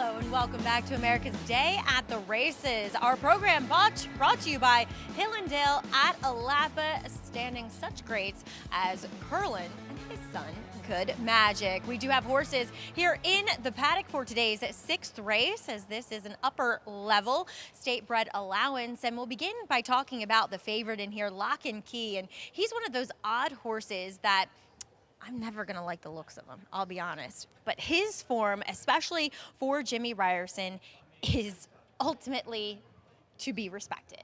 Now, I think in his last 2 efforts, not that he was necessarily out of position, he just kind of falls, I think, in a race to where and how this pace is playing out. As it was a fairly quick pace going a mile last time, so he was kind of shuffled back early and made up good ground, but again, the winner got the jump on him. Time before, Donegal Surges, who is a nice horse, got the jump on him. Like I said, he's not that appealing to look at. He's kind of awkwardly put together and extended long back. But I must say, this is one of the better times I've seen him appear prior to a race, and can't really argue with him being favored in here. As Bruce Levine, he'll send out a 1-2 punch and looking for his 2nd win on the card after a very impressive comeback maiden score from That's a Fact. Jack is number 4 coming back off of a layoff. Light Man for Bruce, a little bit of a layoff. I shouldn't say it's that much of one, and he does look so much fitter than what he did 2 back, and it was off of that nearly 1.5 year layoff. He just looks better too overall. His coat's better. He's just stronger looking. He's more defined. I think he's a little bit interesting, though I don't think, Greg, this entry, or uncoupled entry, I should say, flatters each other, as they both are horses that can have early speed. All right, Maggie, thank you. Kendra Carmouche getting a leg up. Riders up as we get set for this post parade for the pick 4 here. Little Luca, or excuse me, Light Man, who we just saw Kendra hopping aboard the 4 there, are going to be part of this speed scenario here in the 6th. I have trouble believing anybody's going to be that close to Little Luca. Little Luca's a pretty quick sprinter, and while I know that Fortune's Nephew did show a lot more speed last time than showing, and maybe that one's aggressive. With Lightman coming out of a mile race, a paceless race, I don't know that he's fast enough at this point to be close. It'll be interesting to see how the races run, but I think Little Luca goes, and I think it's going to be tough for him to hold off a horse like Lock and Key. He is very quick. He's got post 2, and he's got Manny Franco for the Cantermachi barn. He looks like the speed of the speed. 7-2 right now on the 3-time winner. This one gets the rail. Thank you, John. Comes off a win. Yeah, and can show speed as well, though he comes out of a slower paced race going 7 furlongs. Rick Dutrow Jr. barn with 10 Cent Town. Jose Gomez. He does feel like the 2nd likeliest winner, but he's got to deal with Little Luca and perhaps some other speeds, and I feel like he might be best on a wet track. Cutting back and going to have to go a lot faster than he did last time if he wants the front. Light Man.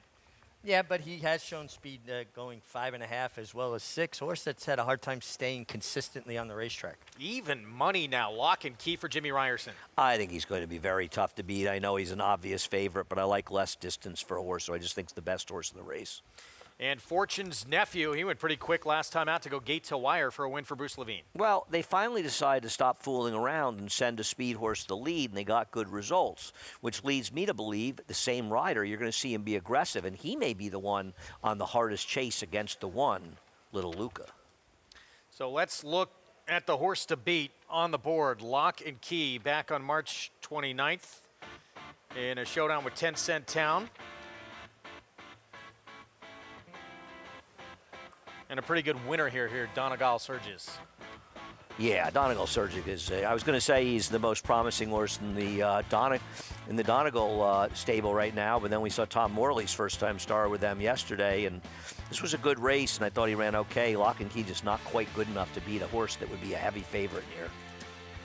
Yeah, and this was going 7 furlongs, didn't get as much pace. I subscribe to the idea, like you, Andy, that his closing kick is going to be intensified by a faster pace and a turn back in distance. Yeah, I mean, I don't love to pick even money shots, but I just thought this one would be very hard to beat. Jose Lezcano has been on this horse a few times, too, so knows this one well. Meanwhile, here's the 3. So 10 Cent Town get another crack at Lock and Key, 4 lengths behind him last time out. How is he able to turn the tables? I don't see how he's going to turn the tables, particularly because I think he's cast into a position where he's chasing a horse like the horse directly inside of him, Little Luka. Yeah, I agree. I mean, at 5-2, and I know, you have to evaluate prices and ask yourself, it feels like there's enough pace for this race to be honestly run at the very least, which is going to work in favor of Lock and Key. And I just think it's hard to be comfortable that 10 Cent Town can stalk horses like Little Luka. But he is the other horse in this race. He does appear on paper to be the second best horse.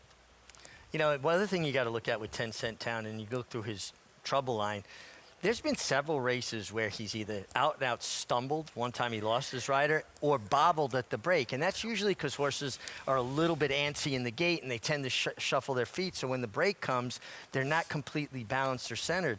And that's not a good quality to have with a horse that wants to be forward. But isn't it fair to say that since Rick Duttrow's taken over his claiming, he's been breaking much better? Yeah, I actually think that is a fair assessment. Yeah. Meanwhile, the remaining half of the entry, again, post 2 for Little Luka, who looks like he potentially could be the speed of the speed in here. Third off, a short layoff today for him. I like this horse. I think he's a neat horse, and I think if you want to try to get the speed of the speed, he's the place to go. I'm just not sure he's good enough to beat some horses in this race. And we'll see if, particularly Fortune's Nephew went so fast last time out, if he puts any heat on this horse. That's the thing. When you look at Fortune's Nephew, you have to say to yourself, I mean, isn't it a little like Seize the Gray in the Preakness? Sure. Being aggressive worked so well for him last time. Why wouldn't they be aggressive again today? Now, obviously, he's got to deal with another speed in Little Luka, but at least you're supposed to try and be aggressive. Why go against the thing that worked for you after a series of failures? Well, and it's always a jockey's inclination to go back to what they were successful with a particular horse, unless you're getting instructions from the trainer that are different. Bruce Levine is a guy who likes his horses to show speed. Bruce doesn't win as many races as he used to, but he's one of the sharper guys out there. That's no doubt about that. 8-1 on Fortune's Nephew outside, but this could be the speed of the speed here. Let's go back down to Maggie. Okay, yes, Little Luka. I didn't know. You were jumping around with horses, and then they're looking at Little Luka. I'm sorry. I'm trying to listen if there's going to be an announcement. We'll just play like there's not going to be. But number 7, Fortune's Nephew, could not ask a horse to be moving any better than what this horse is. He looks like a dressage horse out there for Bruce Levine. And yeah, I think that he's a horse that you just got to let roll. Put your hands down and do exactly what Eliseo Ruiz did last time out. And it resulted in a win where he's been a little bit frustrating, I'm sure, for connections, in that he's been the beaten favorite several times in his career. So I honestly like both of Bruce Levine's horses. Yes, with Lightman turning back in distance, I think obviously he'll have to come from off of it. I'm going to take a shot here with him, though. Again, another horse moving really well. I know he's not as good as many of the horses in here, but he's light on experience, so there is that room for improvement. And I see a big improvement, at least with him physically. But let's talk about 10 Cent Town here. Another horse that's gotten an excellent warm-up here with Jose Gomez aboard. And yeah, I am not that familiar with him. I'm not as big as fan. And I say familiar with him because I haven't seen him that many times in the flesh. But he's moving well, and he's drawn right outside of the other potential speed. Sorry, Greg, I was looking. I thought they were looking at Little Luka, but I guess they're not as they're proceeding to the gate. All right, Maggie, thank you. Even money still Lock and Key.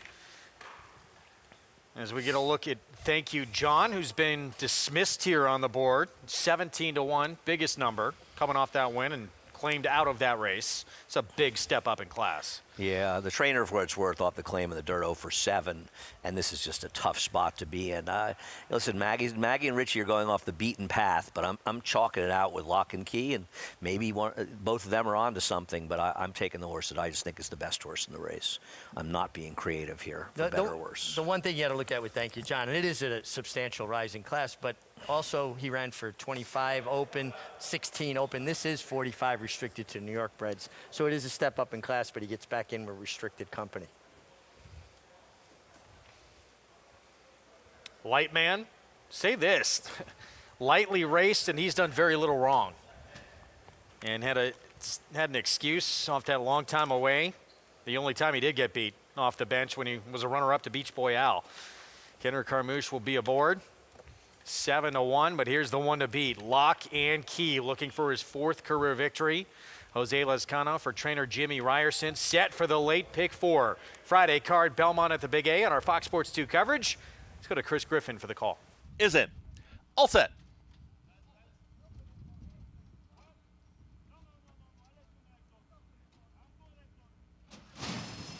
And they're off.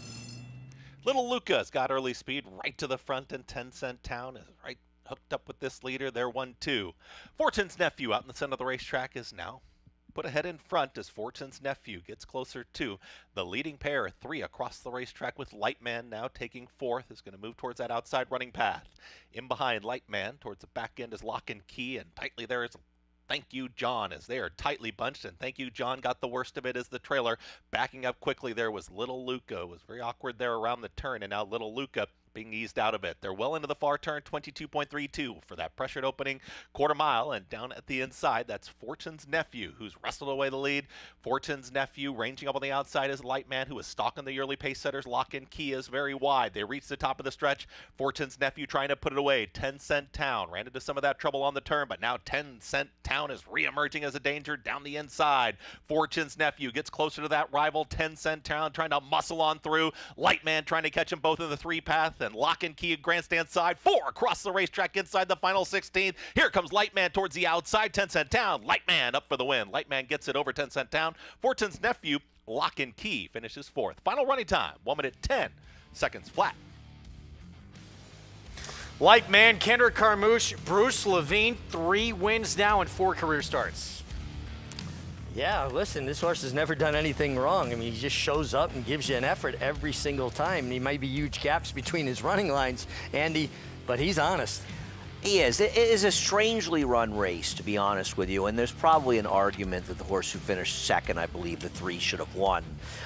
But the good thing for this horse was that Kendrick Carmouche adapted to circumstance and got his horse in a position to be able to win. And because he has more speed, I think he was more comfortable in that position than the number 5 Lock and Key, who ends up closer because the pace was fair but not that blistering because the 1 didn't really run. And Jose Gomez was extraordinarily indecisive with the number 3 10 Cent Town. And instead of pushing his way in there, he checked out mid-race. And I've been a big fan of the way he's been riding, but this was one where he may have cost his horse the victory, at least in my opinion. The 5 didn't have it, but the race wasn't run in a manner that the 5 could win, where the speeds never really happened because the 1 sort of took out of the race in the early running. But, you know, the 1 Little Luca really didn't have a great energy level in the warm-up, and I thought, well, he may not show his customary speed. Right. Now, he did for about 1/8 of a mile, and then he kind of packed it in. I think Maggie noticed the same thing. Well, you know, you talk about paces, and some might look and say 22:32, 45 and 46. Well, what do you mean that wasn't a fast pace?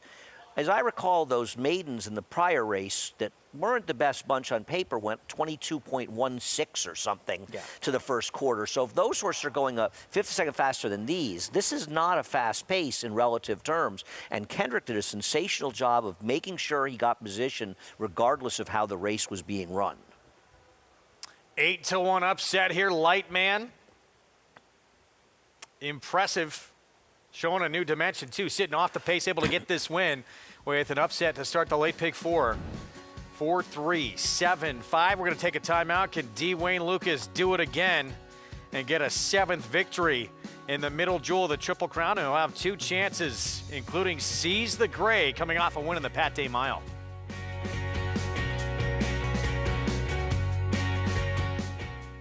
It's a domineering display by the ultra-talented McKenzie. McKenzie in a dominant performance. 1,200,000 right there. 1,200,000. 25, 550. Mitchell, 550,000. And now 500. And 500,000. Thank you. 450. 75. 475,000.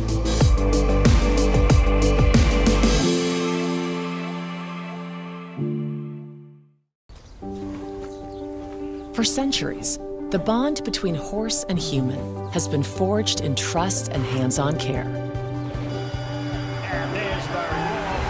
Now the sport of thoroughbred racing is combining those timeless traditions with cutting-edge technology to raise our standards of equine safety to the highest level. Wearable biometric devices measure subtle changes in a horse's stride to help optimize safety and performance. State-of-the-art imaging technology helps pinpoint areas of potential concern for early intervention by expert veterinarians. And the sport's new independent regulator, the Horse Racing Integrity and Safety Authority, is using AI and enhanced data modeling to help prevent injury. Opening quarter mile was a quick one. From sunrise to sunset, there's an ecosystem of trust and care and a commitment to well-being. So win or lose, it's safety that runs first. To learn more, visit safetyrunsfirst.com. The Factor, a perennial leading sire of winners. He was third in the nation by winners in 2021 and 2022. His progeny include Grade 1 winners Sistron and Noted and Quoted, Grade 2 winner Charmaine's Mia, and millionaires Bound for Nowhere.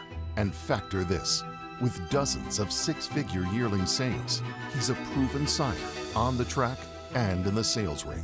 The Factor, standing at Lane's End.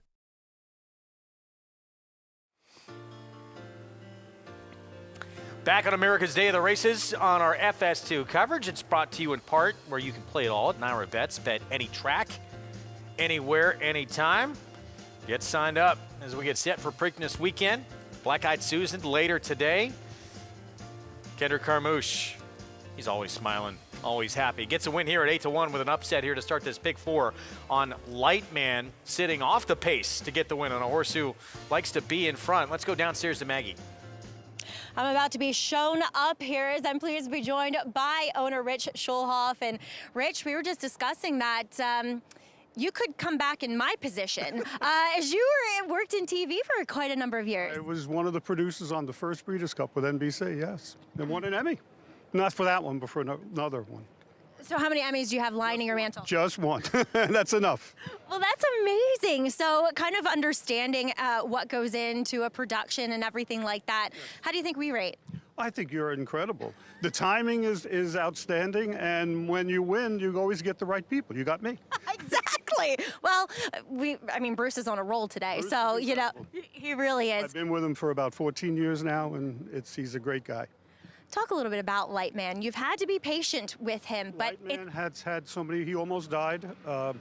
Patty Hogan, the veterinarian down in New Jersey, saved his life. He had an infection. We waited 17.5 months, and since then he ran second his first time, and now he's won his 2 allowance races in different ways. A mile, coming off the pace on the lead. He's the best horse I've ever owned. And he looked better than ever today. Talk a little bit about Bruce's decision and yours, if you had any impact on this, about turning him back, because you knew that going into this race he'd have to rate, like you said, showing a new dimension. Yes. The decision was simple. We only raced him a mile because the jockey Franco, Giovanni Franco, said he should go a mile. And then after that race, we realized, he even realized that the jockey did, that a mile wasn't his best distance. He has a sprinter's pedigree, and that's what we decided to do, to go back to his best game. So today was it. We still have the turf to try with his breeding, though. Oh, yes, a son of Central, a Freud mare.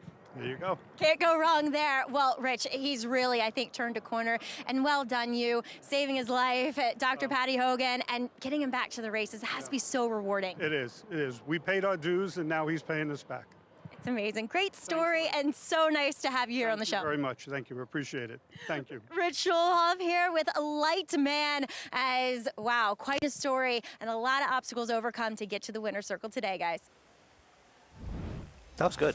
We need to get him on this TV show, too. We could use all the help we can get. But that was a great pick by Maggie. Maggie had a very insightful stuff to say before the race, and a great call by her on Lightman, who upset the field. Nice story, though, certainly with this horse, and for them to have the patience to wait with him and bring him back. Yep. It looks like he has a bright future. No, we started early in the day with another Bruce Levine runner in this first race of the day, right? That maiden, the filly broker maiden that first had been race, off off the layoff in the first race, the number 4, Just the Facts, Jack.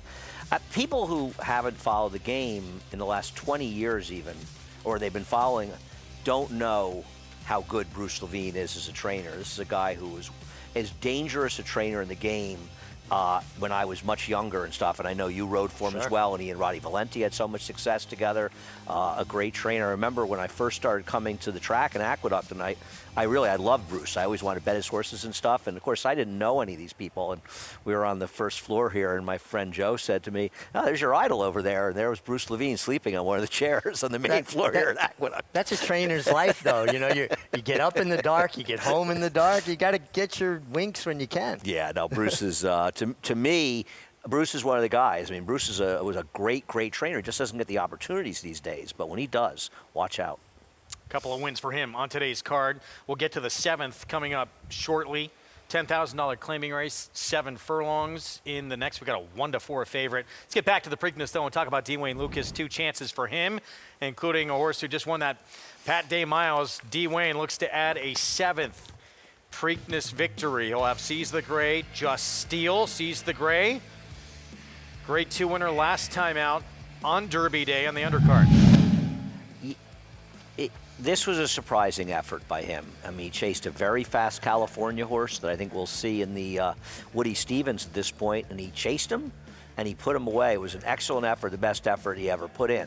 It's not an effort that's going to be good enough to win this Preakness, but I think he showed that when he's forwardly ridden, he can run his best race. Well, he seems like one of those horses that stays on doggedly, right? You're better off allowing him to show more speed because he's just going to stay at it for you. I agree with you. I think he needs to improve to be a contender in this Preakness, but I think he has a lot to say in how this Preakness is going to be run. I completely agree. He's a very important horse in the race. He'll also be a little overbet because of my racehorse being involved with him.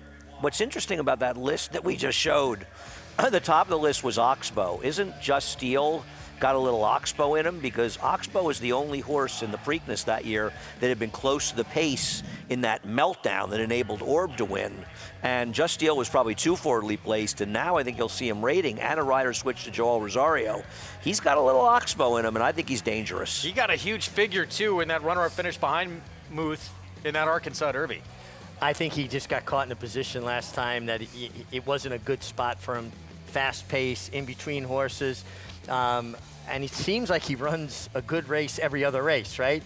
This is supposed to be his good race after that bad effort. I thought his effort, like you said, Greg, in the Arkansas Derby was a very, very good one. He was wide the whole way. And the thing about him is he just kept chugging along. And I know Maggie's talked about this because a lot of us, myself included, thought he'd be a horse better with less distance. And Maggie insists that he looks to her like a horse that wants to run all day. I think if there's an upsetter in here, it's Just Steal. And he's got a pilot back on board who actually won a 6-furlong sprint on him in a stake back when he was a 2-year-old. Yeah, Joel Rosario. I like Joel getting aboard, and it Seize the Gray from the Wayne Lukas barn should be the speed. I think he rates a little bit more this time. And he's a mountain of a horse. You see him from a physical perspective. He is a huge individual. Usually correlates to horses being able to get more ground. I think he's a player in here. I'm going to be using him. I bet a little Black-Eyed Susan. I bet a couple doubles. I bet Gunsong into Just Steal and also Tuscan Gold. Okay. Good luck to everyone playing as well. You still have time to get down on that wager at Niner Bets. Catching Freedom, Tuscan Gold, meeting again after that showdown in the Big Easy. Tuscan Gold lightly raced, and as for Catching Freedom, came out of this victory, ran 4th in the Derby. Watch this. Tuscan Gold is 3rd, and at this point, the rider, I think it was Tyler, is really getting into him. And like he's going nowhere. At this point, you think he might run last. Antiquarian is coming up outside of him, the horse that won the Peter Pan last week. I mean, look at him. He's backing up, right? Yeah. At this point, you won't be shocked if he runs last here. And suddenly, he starts sort of getting more momentum at this point. And it's doing with our Antiquarian leaning on him, the horse in front of him drifting out a little bit, and he re-rallies. And the race is won by 2 horses coming from last and second to last that save ground. He was 3-4 wide the whole way. He passes the speed horse, Track Phantom. I thought he ran very, very well. I think in retrospect, he was too close to the pace. And they sit back to make that one run. I think this horse, who was making his 4th start, just like early voting was, just like cloud computing was, can get the job done and win a 3rd Preakness for Chad Brown. That race is more impressive than you think about. That was only his 3rd start, and he has a horse leaning on him the entire way. And he battled, and he ran on again, and then 2 horses just coming from out of the clouds picked him off. And the other thing I'd say is take a look at his debut race when Sierra Leone beat him. There's an argument that there's a world where he could have won that race. And Sierra Leone, we all know how good he is. This horse is a very good horse, Tuscan Gold, and I think we'll see it tomorrow. Another pretty good horse who we saw here in New York, we've become fans of because what he did, he had no chance really with that post position last time out in the Wood Memorial. That is Uncle Heavy for a trainer that always brings his horses, Maggie, here to New York ready to run. That's Butch Reed.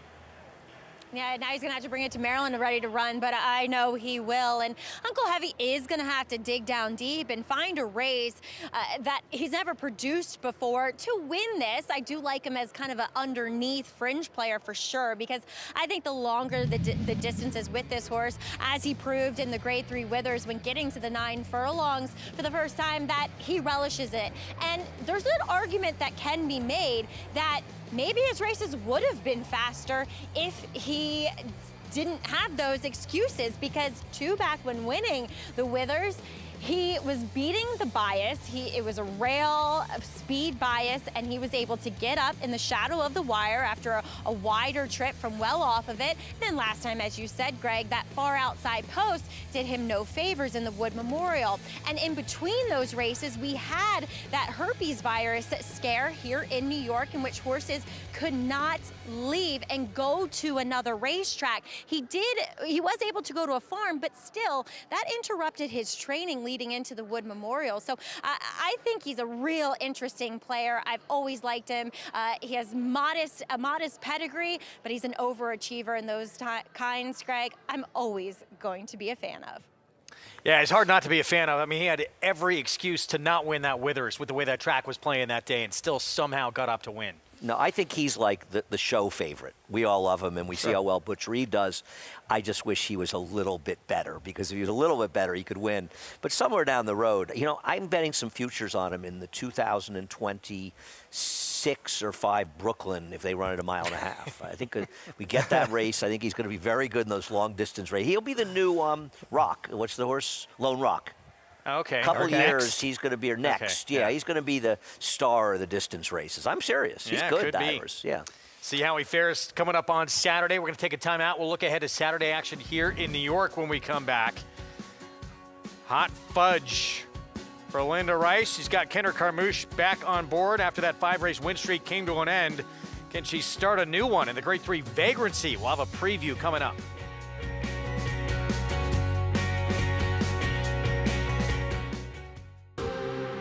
But it's all Pinehurst. Grade 1 winner at 2. Very impressive in the runaway Delmont Futurity. Graded Stakes winner at 3. Pinehurst so gutsy. The highest earning son of Twirling Candy. Pinehurst lasted home to win it for the United States. Bred on the same cross as Gunrunner. Pinehurst, standing at Womack.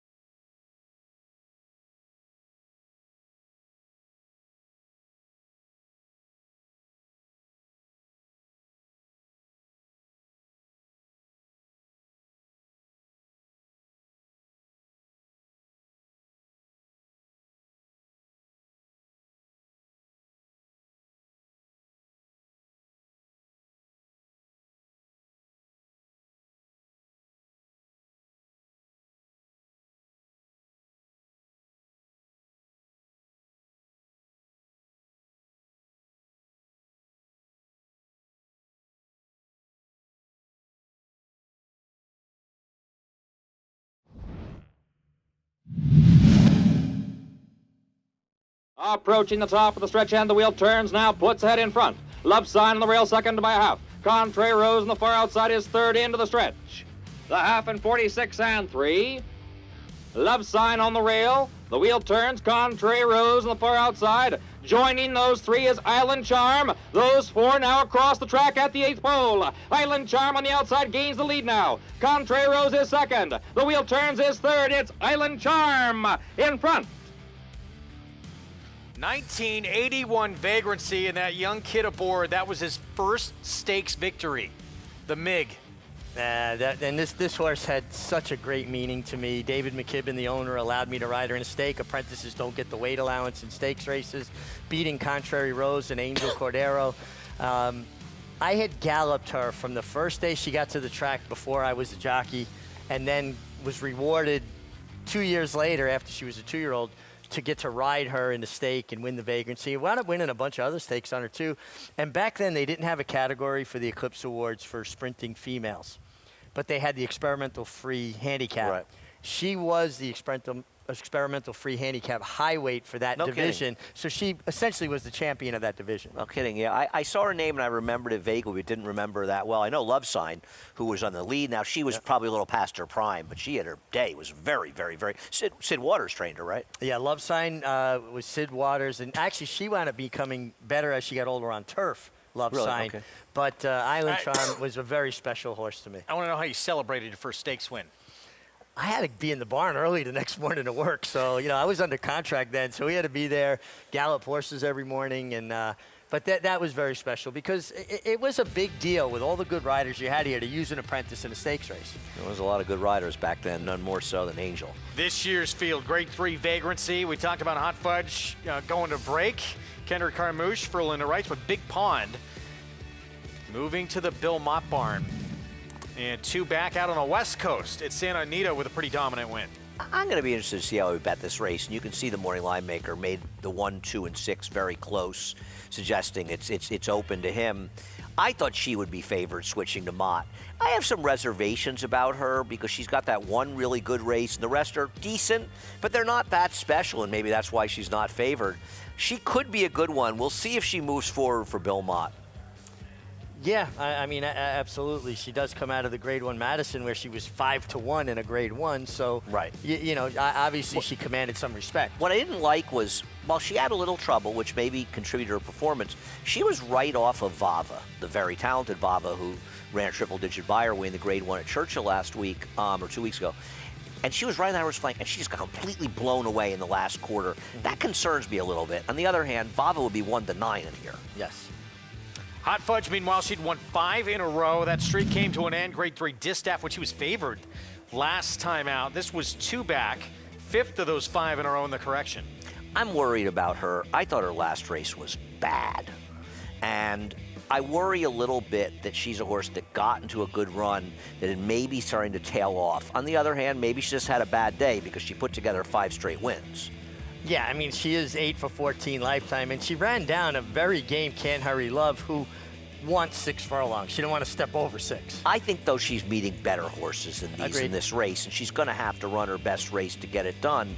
On the other hand, Beguine on the outside, the morning line favorite, she's never won without the lead, and I think you're going to see Leave No Trace leaving hard inside of her. It's a good race. That's coming up tomorrow, race 9 on the card. Here's our post parade for the 7th. Dates Freedom, 7 furlongs, 10 claimer. Yeah, Dates Freedom has no speed. That's what concerns me, but I thought he had a chance to get a piece. Saw these connections with a win earlier. Pick him second. He's 30-1. Anything possible went by at 23-1. Here's a 3 honorary degree. He and the 2 have the same trainer who's yet to win a race this year. 7-1, Prince of Joy. Figures to be the one that's forward with the favorite, the 7. It was forward last time and then backed up to 7th at this same level. Cajun Casanova, 5-1 Romero Mirage. Yeah, appears like it could be the first start for this trainer, drop into the lowest level. Has races in the past that would be very competitive. Trainer and owner. I don't know anything about him. It used to be, I believe, just in owner. 1-4 favorite, Chocolate Shake. Ran big in the mud last start. Runs the last race, he's going to win, and he's got races on fast tracks to win. The concern is claim for 25, won for 14, now running for 10. They say a hard horse to train. Maybe that's the reason. Yeah, 13-1 Joker Boy outside. Yeah, it would be a surprise. Current form is just not very good. Let's go downstairs to Maggie. I know something Andy doesn't know. Just kidding. Yeah, the story with number 6 and the trainer change there with Cajun Casanova. Steve Schauer, the players group, Andy, is who he was managing, and he had trainers such as Owen Garber and Antonio Arriaga, but he was very, very involved and hands-on. I mean, I would see him out on the rail every morning with his horses and them when they were training under other people's names. But I will say this about Cajun Casanova, not unearthing anything mind-blowing here, but as he is the second choice, his weight is much better than what I've seen from him in the past. I'm going back a ways to the last time I saw him, but I think he's kind of turning a corner in that his coat looks better, just weight, everything, moving fairly well out there. But the horse that I wasn't expecting to like, that really kind of caught my eye and looks as though we might be heading in the right direction, is Honorary Degree. You can't take him on any of his last 4 races, but I'll say this, the last time I saw him was back on March 17th, and my literal notes say, dull coat, dull horse.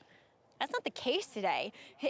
His coat is resplendent. It's so much healthier. He's striding out beautifully. He's so much more awake and kind of perky. So I think he's one that could outrun his odds a little bit, but there's no doubt about it, Greg. Chocolate Shake is by far the horse to beat in here. I know maybe apparently not easy to train. I get that when, you know, kind of dropping them.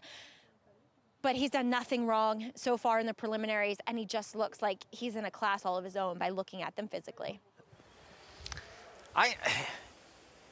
Am I crazy? I mean, I just didn't think he was this much of a standout. He's a little hard to trust.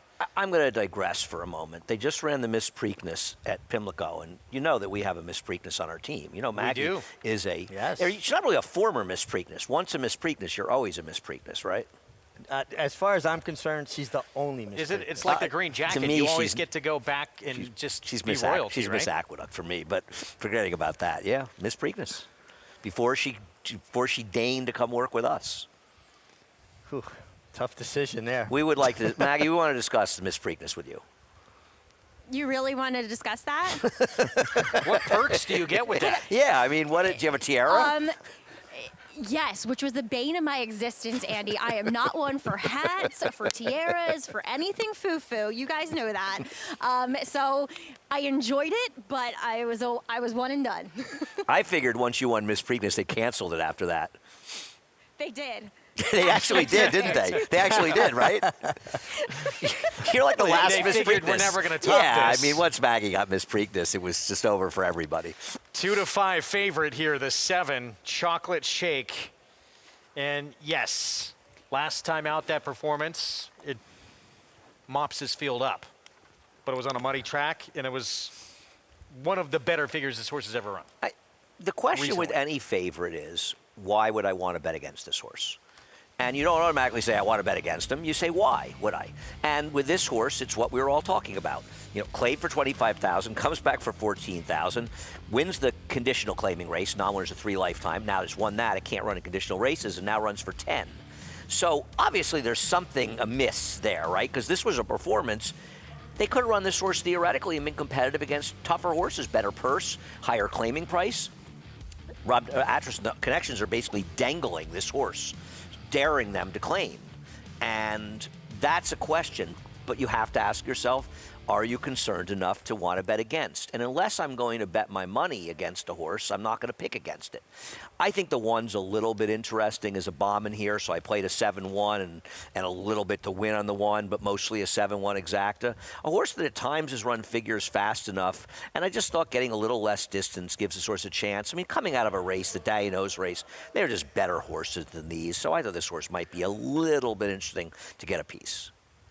And on the 1, Maggie, who caught her eye, I thought that horse had some races to go back to. Honorary Degree, 11-1 on the board. For sure has races to go back, but they were with Juan Carlos Guerrero. That's what worries me. See what happens. All eyes on this horse right here. Kendrick Carmouche, he just sprung the upset in the last. Now he is on the shortest priced favorite on this card. Chocolate Shake, trying to go back-to-back. Rob Atras. See what happens here in the 7th. Chris Griffin, the call. The favored Chocolate Shake, 2-5. Goes in. Joker Boy.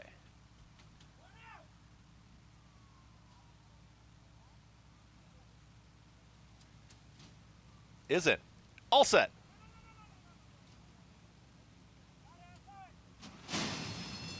And they're off. Chocolate Shake easily out towards the front, and there's Cajun Casanova trying to apply pressure to the inside, and will. It's Cajun Casanova now with a nose in front of the big favorite in Chocolate Shake out in the center of the racetrack, pushing the tempo down at the inside. Here comes Honorary Degree, and now Honorary Degree takes it right to Cajun Casanova, who is intent on being on the lead. Cajun Casanova goes right back after Honorary Degree in their 1-2 with Chocolate Shake now settling into third. At the rail progressing, there comes Prince of Joy, and Prince of Joy is starting to pick up rivals in between horses. At the rail, Dates Freedom. Towards the back end is going to be Joker Boy, second to last. The trailer, Anything Possible. 23.38 was the opening quarter mile. Here comes the run from Honorary Degree, who's well into the far turn as Chocolate Shake is in pursuit. And here comes Chocolate Shake after the leader. 46.36, that half-mile time. Cajun Casanova trying to keep up from third. The rest with some running to do. It's Honorary Degree. Here comes Chocolate Shake towards the outside. Honorary Degree still holds a little bit of a margin here, is trying to skip away. And now Chocolate Shake is in pursuit, and Chocolate Shake is trying to push on by. Honorary Degree not going away without a fight. Inside that final furlong, the favorite is now past Honorary Degree, who battles on. Chocolate Shake inside the final 16th. Chocolate Shake almost there. It's a triple for Kendrick. Chocolate Shake wins it. Chocolate Shake gets the job done over Honorary Degree. Then came Cajun Casanova and Prince of Joy in 1 minute 23 and 4. Kendrick Carmouche back-to-back. Chocolate Shake back-to-back. Very confident ride from Kendrick. Stalked the 3-horse Honorary Degree, who I thought got a real heads-up ride from Abno Boca Chica, an apprentice that I've been impressed with. He'll be splitting his time up between Monmouth and here. And that was an excellent ride. Yeah, it really was. He gave his horse every opportunity, and that's how you judge riders, when they give their horse every chance to win. It was a good call by Maggie, saying how good the horse looked, because he really did outrun his odds. I mean, I know he was only the 4th choice, but he ran very, very well in here. I mean, it's not like the winner won that easily. You know, it's funny. The 7, you say, oh, he's dropping for 10,000. You know, I don't know. He ran where he belongs, it turned out, right? I mean, and I know there was some distance between the other horses, but it wasn't so impressive that you say, he could have won for a quarter. Rob Atras ran this horse where he belonged. Well, and that's why Rob is as successful as he is. He runs horses where they belong. He manages Every well. successful trainer is successful. There are always a variety of reasons, but running horses where they can win. You think it sounds easy? There are a lot of trainers that don't run them where they can win. And Andy, as you said, dangled this horse, Rob Atras, for 10,000, and somebody bit. Going to a new barn was claimed. I wonder how many went in. I'll tell you what. Would you want to have claimed this horse? Well, where do you go with him from here? That's the problem. Where do you go? Because you can't. You want to move him up? Good luck. And Rob Atras, tough guy to claim from. We'll see. Good job by Rob. 1-4 favorite. They'll win Chocolate Shake, 7-3-6-5 in the 7th. We're going to take a timeout. We'll have these prices for you when we come back. I'll have the story of that man right there. And the best thing he's ever done on this racetrack, in his own words, helping the backstretch workers take care of their youngsters. We'll have that story of the Anna House when we return.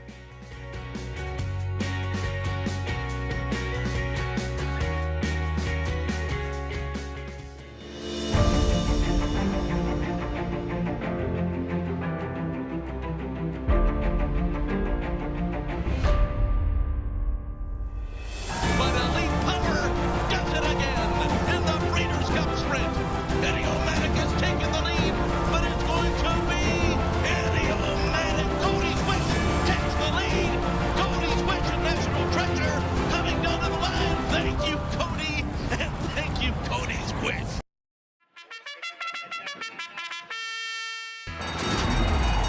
Monmouth Park's 50-cent Win Early Pick 5 is one of the country's earliest Pick 5s, making it the perfect way to get your wagering day started. With a 12:50 post on weekends and 2 p.m. start on Fridays, the Win Early Pick 5 is home to a low 15% takeout and 6-figure pools. Start your day winning early. Play Monmouth Park's Win Early Pick 5. Win early, win often.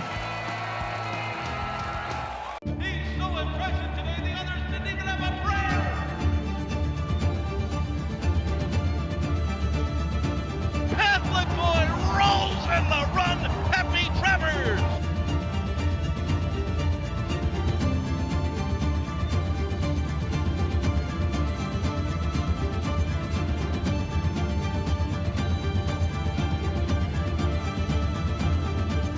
Catholic Boy standing at Claiborne Farm. Racetrack Television Network brings you every race, from every track, on every screen, every day. With monthly packages starting as low as $5, RTN gives you great value and access to more live HD streaming and race replays than anyone. Visit RTN.tv today to sign up and watch on almost any device, including Roku and Amazon Fire. RTN has packages that start at $5 per month.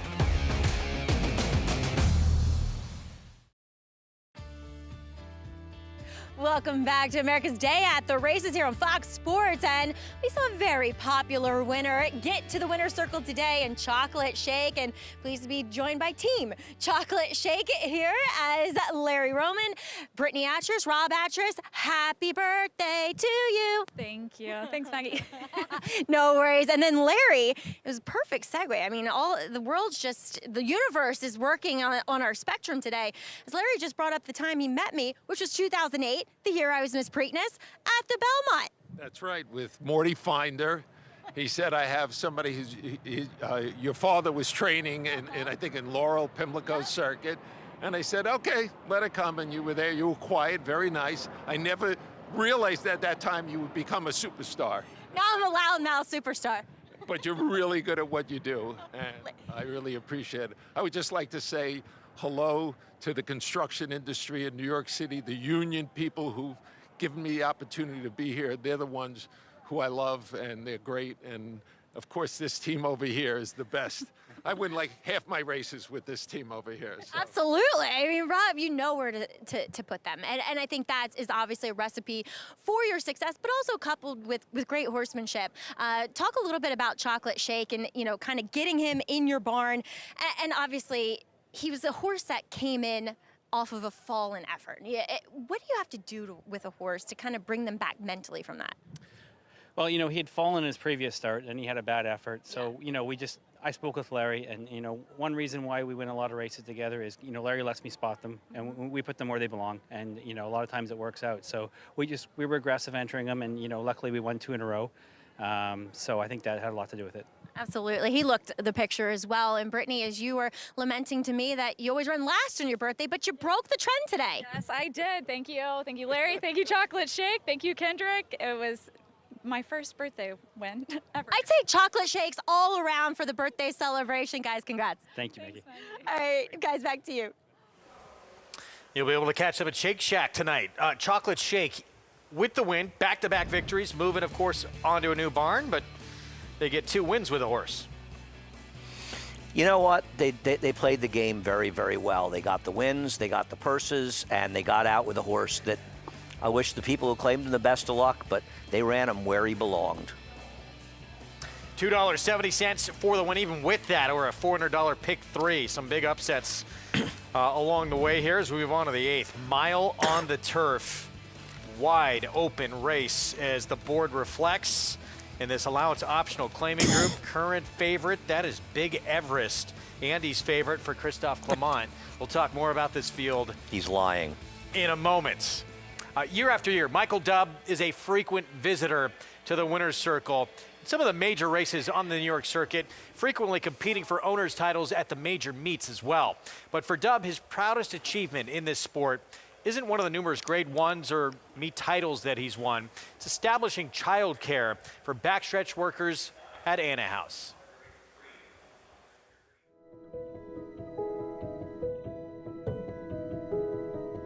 It's a daisy. It's close. A dandelion. Terrifying. No, it's a daffodil. No, it's a dandelion. And dandelions grow in the grass. It's considered a weed. Okay, guys, have a great day. It's a dandelion. People ask me, you know, what's been your greatest moment in horse racing, and what's your greatest win? And I don't hesitate, the Belmont Child Care Association is the greatest thing I've been involved in. And it's not me, it's we. I mean, you know, this is a team effort. Jerry said, you know, the kids at the track, of the people who work there, they're sleeping in cars, they're left unattended, there's nobody to care for them. It would be a great idea to build a daycare center. You know, Jerry, I'm a builder. I've always wanted to do something for kids. I'll do it. And I always thought I would build a daycare center and ride off into the sunset. But here I am, addicted to horses and addicted to the daycare center. You know, picture going into school and you have a problem with, you know, understanding what the teacher says. So we eliminate that. And now you're going into school and you're actually ahead of what the teacher is teaching. Think of the confidence it instills. So we put the children in such a great position to excel, and they do. And it's great. And the parents have complete peace of mind. Not only are the kids being cared for, but they're given such a strong foundation and such great love and affection. And you know, when they come out of here, they're really ready for preschool, and they get into preschool and they excel. You know, it's like having a strong foundation on your house. And they don't necessarily go away at pre-K. They come back for after-school programs. They come back and do volunteer work. They come back and help out. So the pleasure of watching these children, you know, grow up and be successful and be good people is just, you know, enormous, because we know that it all begins with the foundation, and that's what we do. It's the greatest gift. I mean, if you said to me, win the Kentucky Derby or this, I would choose this. So that's how I feel about it. Now, I'd like to do both, but that's a different story. Well, it's incredible what he's established for these backstretch workers to be able to take care of their families, and has done the same upstate as well at Saratoga with Faith House. No, it's BCCA is a great cause, and Joanne Adams, who runs it, they do a sensational job. It's so important. I mean, without the people working on the backstretch, none of us are sitting up here. None of us are able. We might actually have to work for a living, some of us up here, because they work so hard. And there's so many good charities here. You have Best in the backstretch. You have the chaplaincy, and you also have Anna House, BCCA, doing so much for the people in the backstretch. And if you can't give back to them, what's the point? And we do a lot for horse rescue, and it's very, very important. But it's also very important to remember the people as well. And it's just a wonderful thing for the children, and you see the, you know, how smart and how good it is for them. But also, think about how clear-headed as a parent you can be, knowing your child is in daycare like that, and you don't have to worry, like you said, about them sleeping in a car or not being able to be as attentive. It's just a really wonderful program. Game changer, really, for this entire industry, people who work on this circuit. And Maggie knows full well. And of course, Maggie's done some of her best work, I think, co-hosting some of their fundraisers. What about me? And no, nobody cares about you. No, I'm kidding. I'm kidding. I would not be able to do what Andy does. You're a great co-host for those fundraisers. And yes, I was raising my hand because I am one of those parents who is able to come to work at Saratoga with that clear conscience, knowing that my two girls are well taken care of over at Faith's House.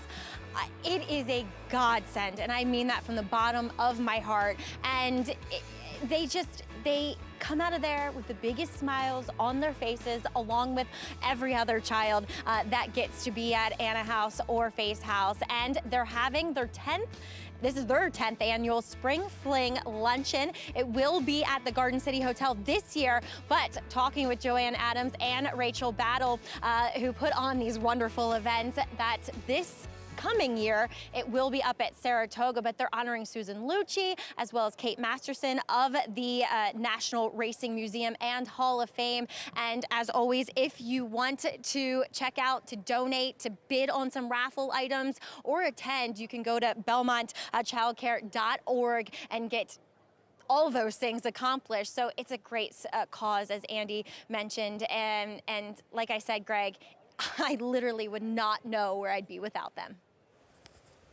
It's tremendous that they've been established both upstate and downstate. And again, really just a game changer for people who make this sport run, being able to take care of their young ones. We're going to take a timeout. We'll be back. The 8th next, Mile on the Turf. When we return, one of many contenders in the race. There's Michael Dubb, who created Anna House. He's going to have Call Me Harry in the race coming up for the Dutro Barn. Major player coming back.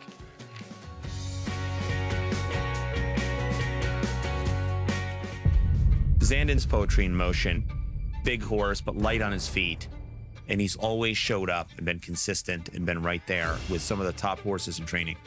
In the Bluegrass Stakes, he showed his determination and his raw ability. It's over. Zandon wins the Toyota Bluegrass. I feel breeders will be really blown away by what a striking, outstanding looking horse he is.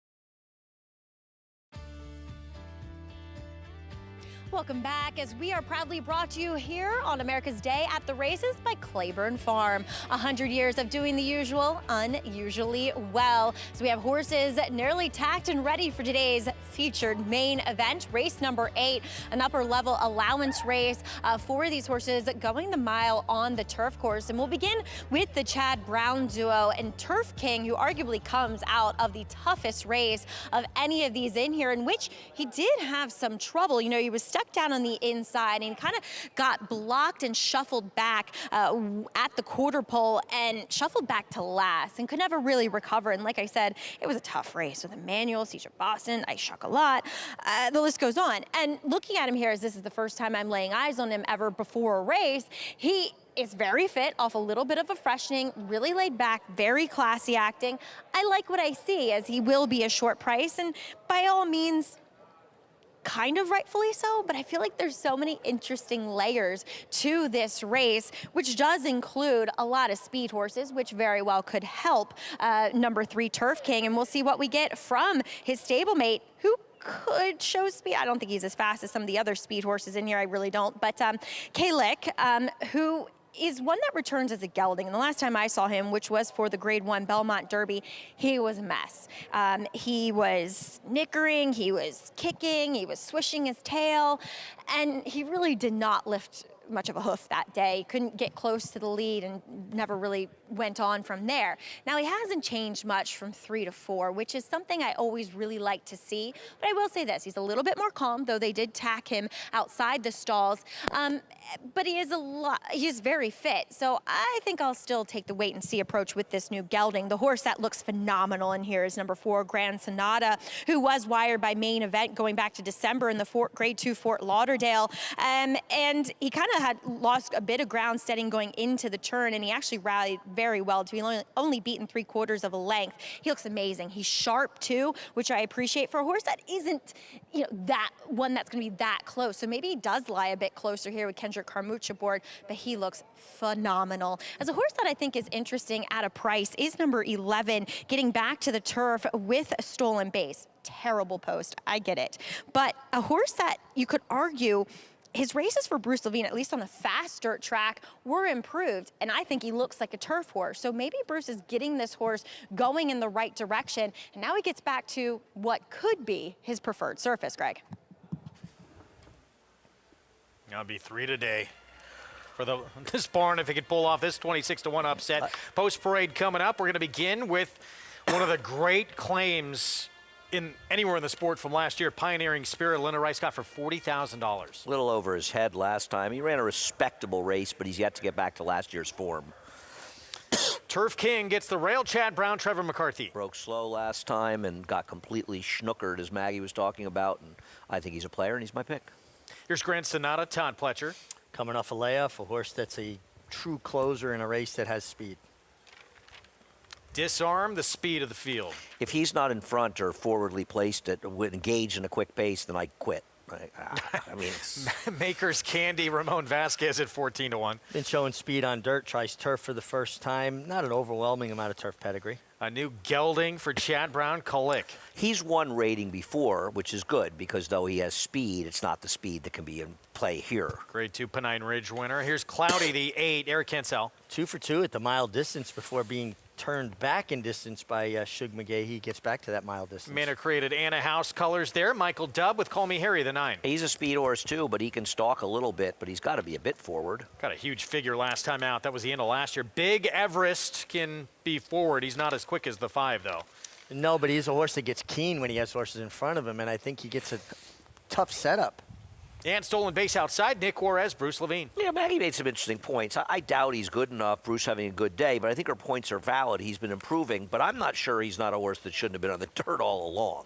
Let's get back to Big Everest. I was kidding when I said Andy was very high on this horse. I think you've picked against him every time he's run. I have, yeah. He's got about 8 wins and 16, 15 starts. I picked against him every time. He's a talented horse, and Christophe Mont's done a very good job with him. But he's been extremely fortunate. One of the reasons he's been fortunate is he has speed, and he got into about 5 paceless races and was able to walk on the front end and win. But he also found times the rails were down and the rail was good. And even here, when he rated, he came up a gold rail, and you see that horse in blue on the outside, exact estimate. He was misbehaving a bit in the stretcher. He probably would have won the race, but you got to give him credit. He finds ways to win. But he's also dressed up in ways, and he is favored now. He's favored in doubles. He cannot make the lead in here unless a few just completely fell to get out of the gate, and I just don't see how you can make a winning trip for him. I think he's got a difficult task. He's drawn towards the outside. There's plenty of pace in here. He's a horse that wants to get a bit keen. He settles when he makes the lead properly, but I think he can get into a position where he's pulling on Dylan Davis a bit too much. I prefer others. Meanwhile, the Michael Dubb horse, Call Me Harry. This is a big number on this horse who ran a huge race last time out. That was November 3rd. We haven't seen him since. I agree. I think this horse is too big a price, and though he has speed, you know he's going to look to get position. He's shown he doesn't need to be in front to win, but he can be forward, and I think he's way too big a price here. I prefer other horses, but I never imagined he'd be 8-1. Comeback effort coming up for now the 8-year-old. Who's won over $400,000 on the turf. And the horse is beating a Main Event. Well, you don't have to look that far. Look at the PPs of Grand Sonata. Grand Sonata lost in a subsequent start in the Fort Lauderdale 2 Main Event. While he was somewhat opportunistic that day, he's still a pretty good horse. And maybe you worry about the layoff, but aren't you getting paid at 8-1? Meanwhile, part of the Chad Brown duo, Kalik will look at next. There he is. Manny Franco aboard, and this is the 4-year-old debut coming up. When he got that grade 2 win, he did it on the front end. That is not going to happen here. No. Very, very tepid pace. He was just controlled things on the front end. No, it's absolutely not going to happen. There was no speed whatsoever that day, so he was able to get it done. But he's a talented horse, and he has won rating before, so it's not as though he can't be effective, and maybe gelding him will really help him. He has been a bit, I think, obstreperous at times. It's amazing he was the favorite in the King's Plate, the former Queen's Plate, in his last start and didn't do any running in synthetic. He's got a talent. I mean, Chad Brown's good off long layoffs and turf routes, so he's not impossible. This is a very, very, very strong race. I mean, we haven't even talked about Grand Sonata. Isn't Grand Sonata player near? He draws well towards the inside, should get pace, and I don't think he's going to have a problem with less distance going a mile here. I thought he was a horse that could win as well. I agree. I thought Grand Sonata was very interesting, especially because he's a closer in a race packed with what I see is a lot of speed. I'd be very surprised if we don't get a fast pace here. If we don't get an honest pace in this race, then I give up. Kendrick Carmouche looking for number 4 on that one right there. Grand Sonata on this card. Let's go to Maggie. And boom, just like that. Yeah, he's my pick in here. I couldn't get over him. Not only does he look sensational, but as you guys said, he looks to possibly trip out in here. So I'll take him at a 9-2 price. As we'll check in with your tepid favorite, and that is Big Efforts, actually drifting down to 3-1. I'm kind of with Andy on this guy. I tend to often at times pick against him, except when he actually is low speed, but there's so much speed in here. And last time when he did not run well, going back to that Appleton, I thought Joel kind of sat against him too much, and he does feel like a horse that you need to stay out of his way, stay out of his mouth, and kind of let him roll. So how is that going to work out? Now, they do have a decent run to the first turn, I will say that, on this inner turf course, going the mile. But how is that going to work out from the outside post? I can't quite wrap my head around how the dynamics are going to be favorable for Big Everest. Now, he does, unlike some of these in here, have the benefit of having a recent race, and it shows. He looks incredibly fit heading into this race. He came in a little bit hot and agitated, but since has cooled out and looks good on the racetrack. But again, I'm not, inclined to jump on him as the favorite. Number 9, Call Me Harry. As you guys pointed out, a big price, but I think a big price because at least by me looking at him, he looks as though he needs to start. I respect him. I think he's a cool dude. He's an 8-year-old. He's been around. He's kind of danced all these dances as a New York bred too. And, beaten by a good horse last time in main event, would come back and win that Fort Lauderdale with a 96 buyer. And he's shown that he doesn't necessarily need the lead. But again, he just looks a bit heavy. His coat's kind of going through that weird transition too. And then at 19-1 is number 8, Cloudy. He's undefeated going this distance, albeit in lesser races.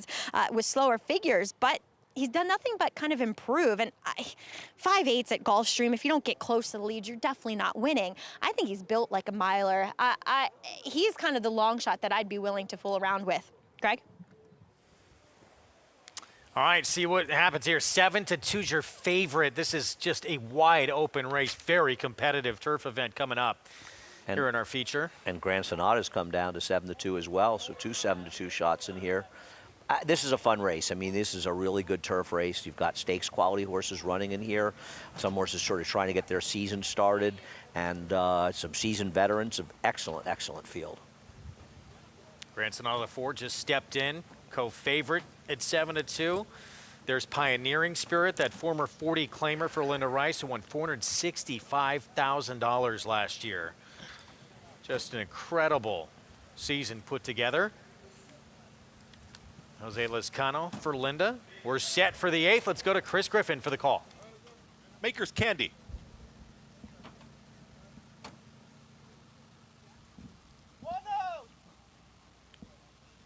Stolen Base, last to load. End it. All set.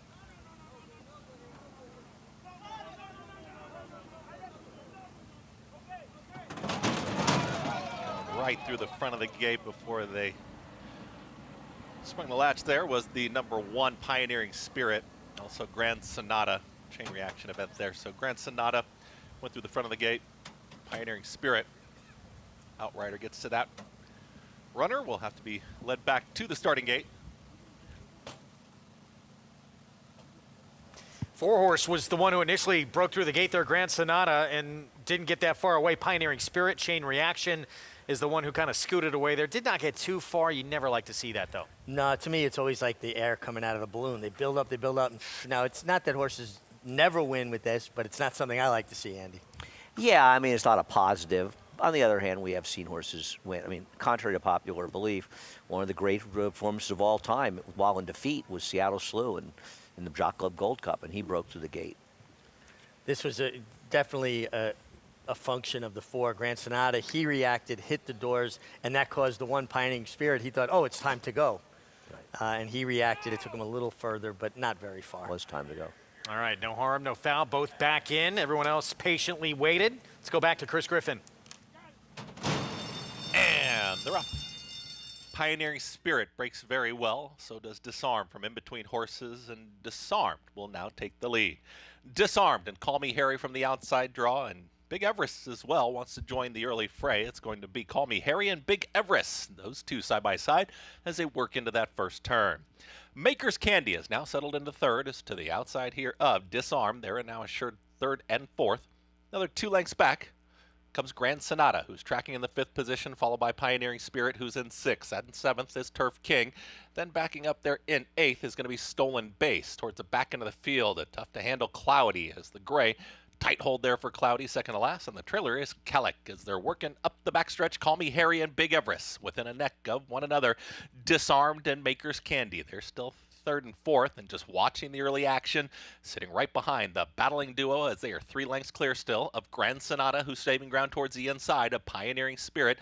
They're 5th and 6th. Then behind them, Turf King and Trev McCarthy. They're just gliding into it here as they work into that far turn. From the back, Calic starts to rally with Stolen Base. The trailer still needs room. That's Cloudy. They reach the top of the lane, and here's Big Everest to the outside. To the inside, it's Call Me Harry. Call Me Harry and Big Everest, they battle on. Turf King down at the rail, saving ground, is now asked the question and looking for room. Big Everest has a lead. Turf King is now unleashed, has always been traveling nicely, and Turf King has burst to the lead. Grand Sonata up on the grandstand side. Turf King, Grand Sonata, Turf King, Grand Sonata, Turf King. Trev McCarthy, big ride, they get the score. Turf King wins it over Grand Sonata. Big Everest then a photo for 4th. Turf King, Trevor McCarthy, the opportunity for the Chad Brown barn with the win at 5-1. This was a really nice ride from Trevor. He saved all the ground. It looked like it was getting dicey coming off the quarter pole. He had to come around one, ducked back to the inside, and you can always count on as a rider, when you ride for people like Chad Brown, there's going to be a response when you need it. And Trevor's gotten some chances for Chad, and he did so much right here. You know, you see at the start of the gate, he didn't ride him a little out of the gate. He just didn't have any speed to stay up, but he held that good position, and he stayed inside. And boy, did this horse produce, and it does show you he could have won last time, right? Because if he wasn't stymied, I mean, this is a sort of similar situation. And listen, good effort by Grand Sonata. This horse just ran better. Grand Sonata saved ground the whole way before angling out in the stretch as well, and he ran well, but he was no match. And you look at Turf King, making just his 4th career start in the turf and 6th overall. This horse could have a little bit of a future. This was impressive. It was impressive, and going back to his last race, he just was very unlucky. He got stymied in traffic at a critical juncture. Today, he was able to find room. This was a really nice heads-up ride on the Son of Kingman. Nice to see Trevor get this opportunity and make the most of it. And also, that wasn't that fast a pace. You know, the 10 holding on for 3rd, and there, he ran fine. I'm not knocking him, but why Disarmed was even in this race? Why would you enter Disarmed in this race and then rate him? You went from whatever chance he had if he went to lead, and it may have been infinitesimal. It went to a negative number. Absolutely. When you're riding horses that have speed, sprinting, stretching out, your only chance is to go to the front and then hopefully control things on the front end and maybe steal one. It was not even, I mean, clear cut, fastest of the fast. As soon as somebody wanted to show a little speed, he let him go. And Richie, you're a rider. Other guys show a little speed. You intimidate them. You don't let them intimidate you. Now, I often talk about the way to ride a horse with speed. It's almost like a little bit of an elaborate game of chicken. You can't be the one that blinks. You've got to lay down, throw down the gauntlet and say, this is what I'm doing. You adjust around me. It would be like the Showtime Lakers deciding to slow it down and play half-court offense. Just does not make sense. I miss the Showtime Lakers. They were fun to watch. Yeah, I miss that 80s basketball. The Celts, Lakers. 5-1 on your winner. And Turf King gets his second win on the grass. He beats a pretty good group here, too. 3, 4, 10, 6 in a fun feature on this Friday card. Trevor McCarthy for Chad Brown, Wise Racing. Still got the nightcap to come. We still have that man right there, Joel Rosario, looking for a third career black-eyed Susan. He'll try and do it on a stakes winner at Sunland Park. Recharge for the winningest trainer in North American history.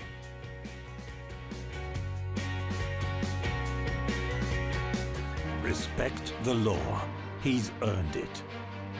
A Grade 1 winning juvenile. 'Tis the law, pops the cork in the champagne. A classic winning 3-year-old. 'Tis the law is gonna win the first leg of the Triple Crown. 5 triple-digit buyers. Respect the law, 'tis the law. The best son of Red Hot Sire Constitution. He's left the others behind. He's gonna win the Run Happy Travers.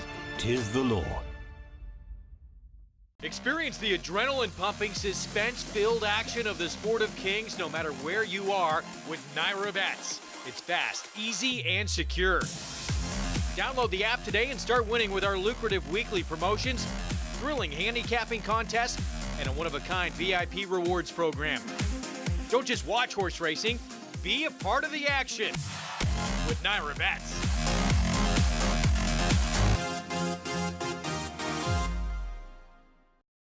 The sun shines bright on Caraconte. His first crops of racing age are showing brilliance on the racetrack with a high percentage of stakes winners. His versatility is evidenced by winners on all surfaces across the globe. Spandarella could not have been more impressive. The sun shines bright on this value sire. Fair down 25, fair down 25, fair down. Thank you. Right here, 525,000. Caraconte, standing at Gainesway. Mid-Atlantic made 2-year-olds in training. With a catalog of top juveniles by the nation's top sires, this sale has consistently produced graded stakes winners from around the world and on all surfaces, including Kentucky Derby winner Mage, plus 2024 graded stakes winners Kinza, Linda's Gift, Mendelssohn Bay, and Olivia Darling. The Fasig-Tipton Mid-Atlantic made 2-year-olds in training sale, May 20th and 21st in Timonium, Maryland. Where will you be?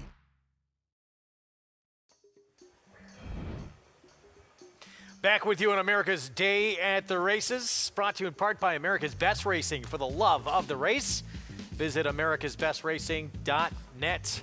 Today, Friday in South Ozone Park, New York, and Trevor McCarthy teaming up for the Chad Brown Barn on Turf King. With the win, our Winter Circle lead-in brought to you by the Fasig-Tipton Mid-Atlantic May 2-year-olds in training sale after the Preakness on May 20th and 21st in Timonium, Maryland. Where will you be? 5-1 on Turf King. Let's go downstairs, Winter Circle to Maggie. Thanks, Greg. And here with Trevor McCarthy delivering quite a nice ride, Trevor. But as you said, you had so much horse underneath of you, too. Yeah, look, he broke. He came me in a good spot, and he warmed up like a bear. And I'm like, man, this horse is sitting on go. Watching his races, he seemed to get a little keen. It was nice. I was able to kind of just sit on the rail and get him covered up. You know, just take one hold of him and just set my hands down and just keep breathing on him. And it was great. We were able to follow Kendrick, who was a good horse to follow for the whole way, and he kind of tipped off the rail, come to the 5/16 pole, and I was kind of waiting. I just hadn't really even checked up on him.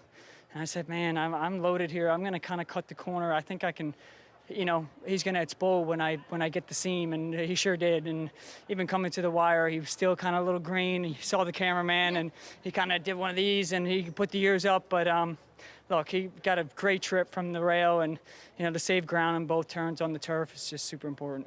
Trevor, he's a son of Kingman. I think oftentimes we do see these Kingmen.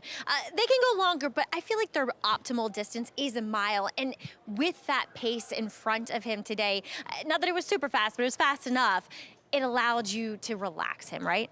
Absolutely. I just wanted to get him to break and kind of throw his head away and just kind of tell me where he wanted to be. But watching his replays, he's like that. You throw his head away, you kind of give him cover it up, and they slow it down, and he'll get a little eager.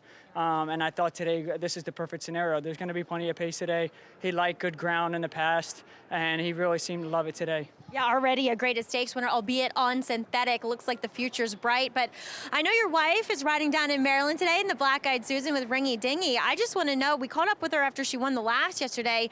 What were did she deliver on the birthday celebrations? You know, we celebrated Tuesday night. You know, Okay.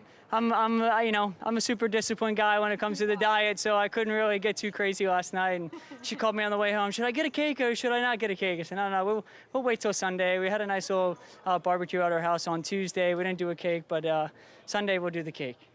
Well, here's to another candle on it. Happy birthday and congratulations here. Thanks, Maggie.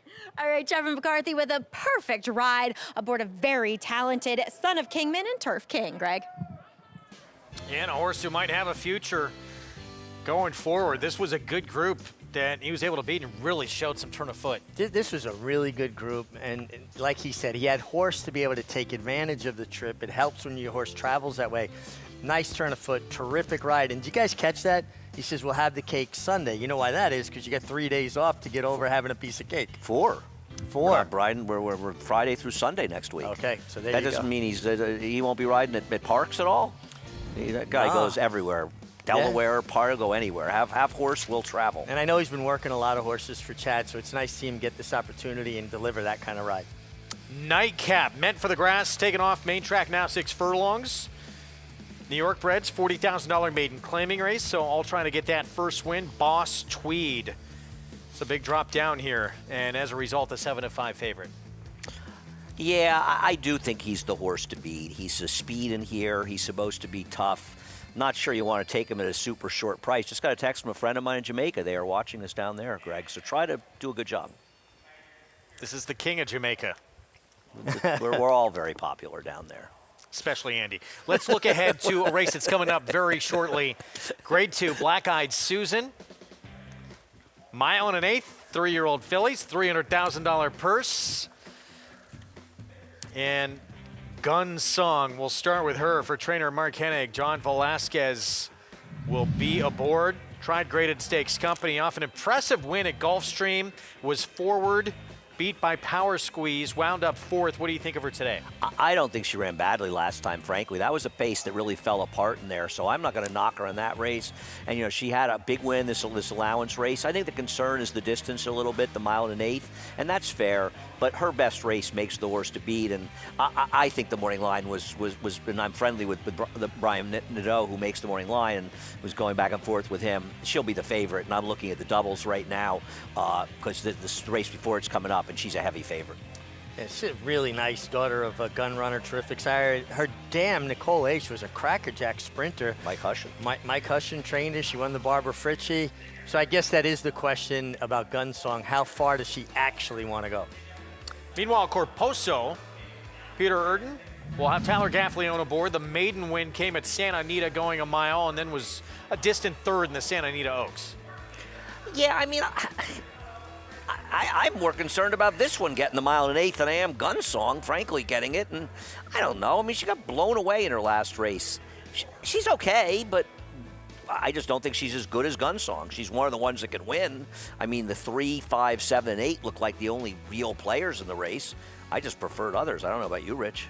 Yeah, no, I'm with you on that. And you got Gun Song, the 5. You got Recharge, also a daughter of Gun Runner, who has good speed. I'll be honest with you, I haven't gotten to watch a lot of the Pimlico race card today. How has speed been? Good question. Usually it's pretty good. Yeah, I know. Well, here is we Recharge. watched the turf race. I don't know if that helped. Who we talked about going to break. Asmussen, Winchell Thoroughbreds, and Joel. And this one has sprint speed. Coming out of the Grade 2 Fantasy, was walloped by Torpedo Anna. There was a very good horse in the Fantasy, Torpedo Anna. The rest of them, not so much. I don't see it. I guess she's not impossible, and she figures to be forward. But isn't it going to be an honest pace? And I think if you want to bet against the 5, isn't Lemon Muffin the one you want? Though I don't love her. She does have a good race, but... Could she potentially be in front, though? Who? She has that kind of speed. The Recharge. Oh, absolutely. I It think depends how aggressive Tyler is with Corposo. I don't think Johnny's going to be that far behind, though, with Gun Song. The question is, will they be going too fast? And if they are, can Lemon Muffin win? The one thing about Lemon Muffin is when she won the Honeybee, that was in a period of time when it seemed like Wayne Lukas horses were really running, because that was kind of a surprising win by her. But if she runs back to that race, she's extraordinarily dangerous. Well, she didn't do it in her next 2 starts. This was the first ever graded stakes win, that Honeybee at 28-1 for Keith Asmussen. D. Wayne stuck with them. Now he makes the change. He goes to Flavian Pratt. Yeah, well, she came back with 2 subpar efforts. I mean, she did break her maiden in the Honeybee. She was a maiden going into this, so she's 1 for 8 lifetime. But if the speed shows up, that does aid her. Absolutely. If the pace gets hot, she's the likeliest winner. But she's a little bit what, Greg, you and I like to talk about, basically is a 1-number horse, right? Yeah. We'll see. I mean, Dwayne has a history of getting those big numbers on big days. See what happens, although she's not a monster price. Line a little all over the place in this race. We'll see what happens. That race coming up in the not-too-distant future later today, and then we'll talk all Preakness on Saturday. Big night for New York breds earlier this week. We'll talk about who took home some of the big honors. A sweep for the late Maple Leaf Mel and the Wine Steward, taking home some hardware as well.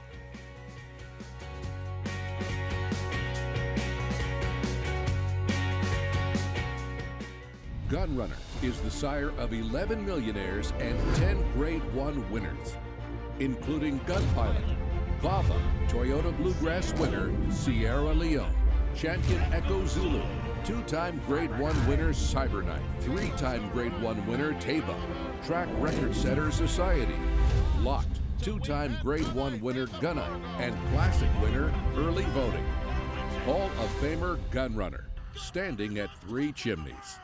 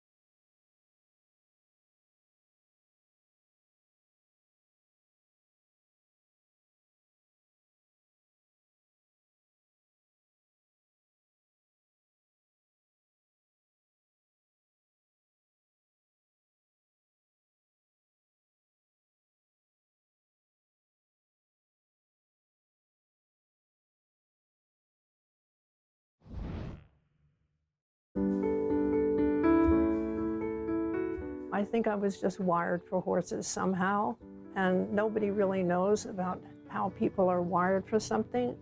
When I was very, very young, whenever somebody said beauty or beautiful, in my mind, I would see a horse running across a field into meadows. I had this passion. And I thought, all this knowledge, all this love of horses, I can't let it go. What can I do with it?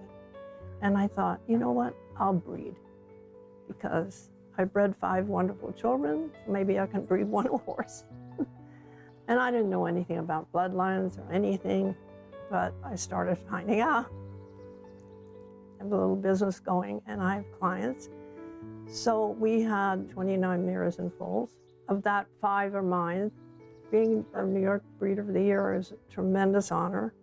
There's some great breeders that I admire tremendously. I'm glad I won it twice, because the first time you'd say, oh, that's a fluke. It was a fluke that she got it. So I said, please God, let me win it again. There is nothing in the world like watching a horse you bred come down the stretch and win a race. There's nothing, because you've been there from the beginning. Everybody should be a breeder. You'll never get this when you buy a horse. Never. It makes me feel like God because I really have created something. Because I picked the mother, I picked the father, and I mean, as close as you can get to creation, that's it. It's a very powerful feeling, and it's a very responsible feeling. Never gets old. Never. I mean, to me, it's a blankety-blank miracle. Every single one, because when it goes all right, it's beautiful.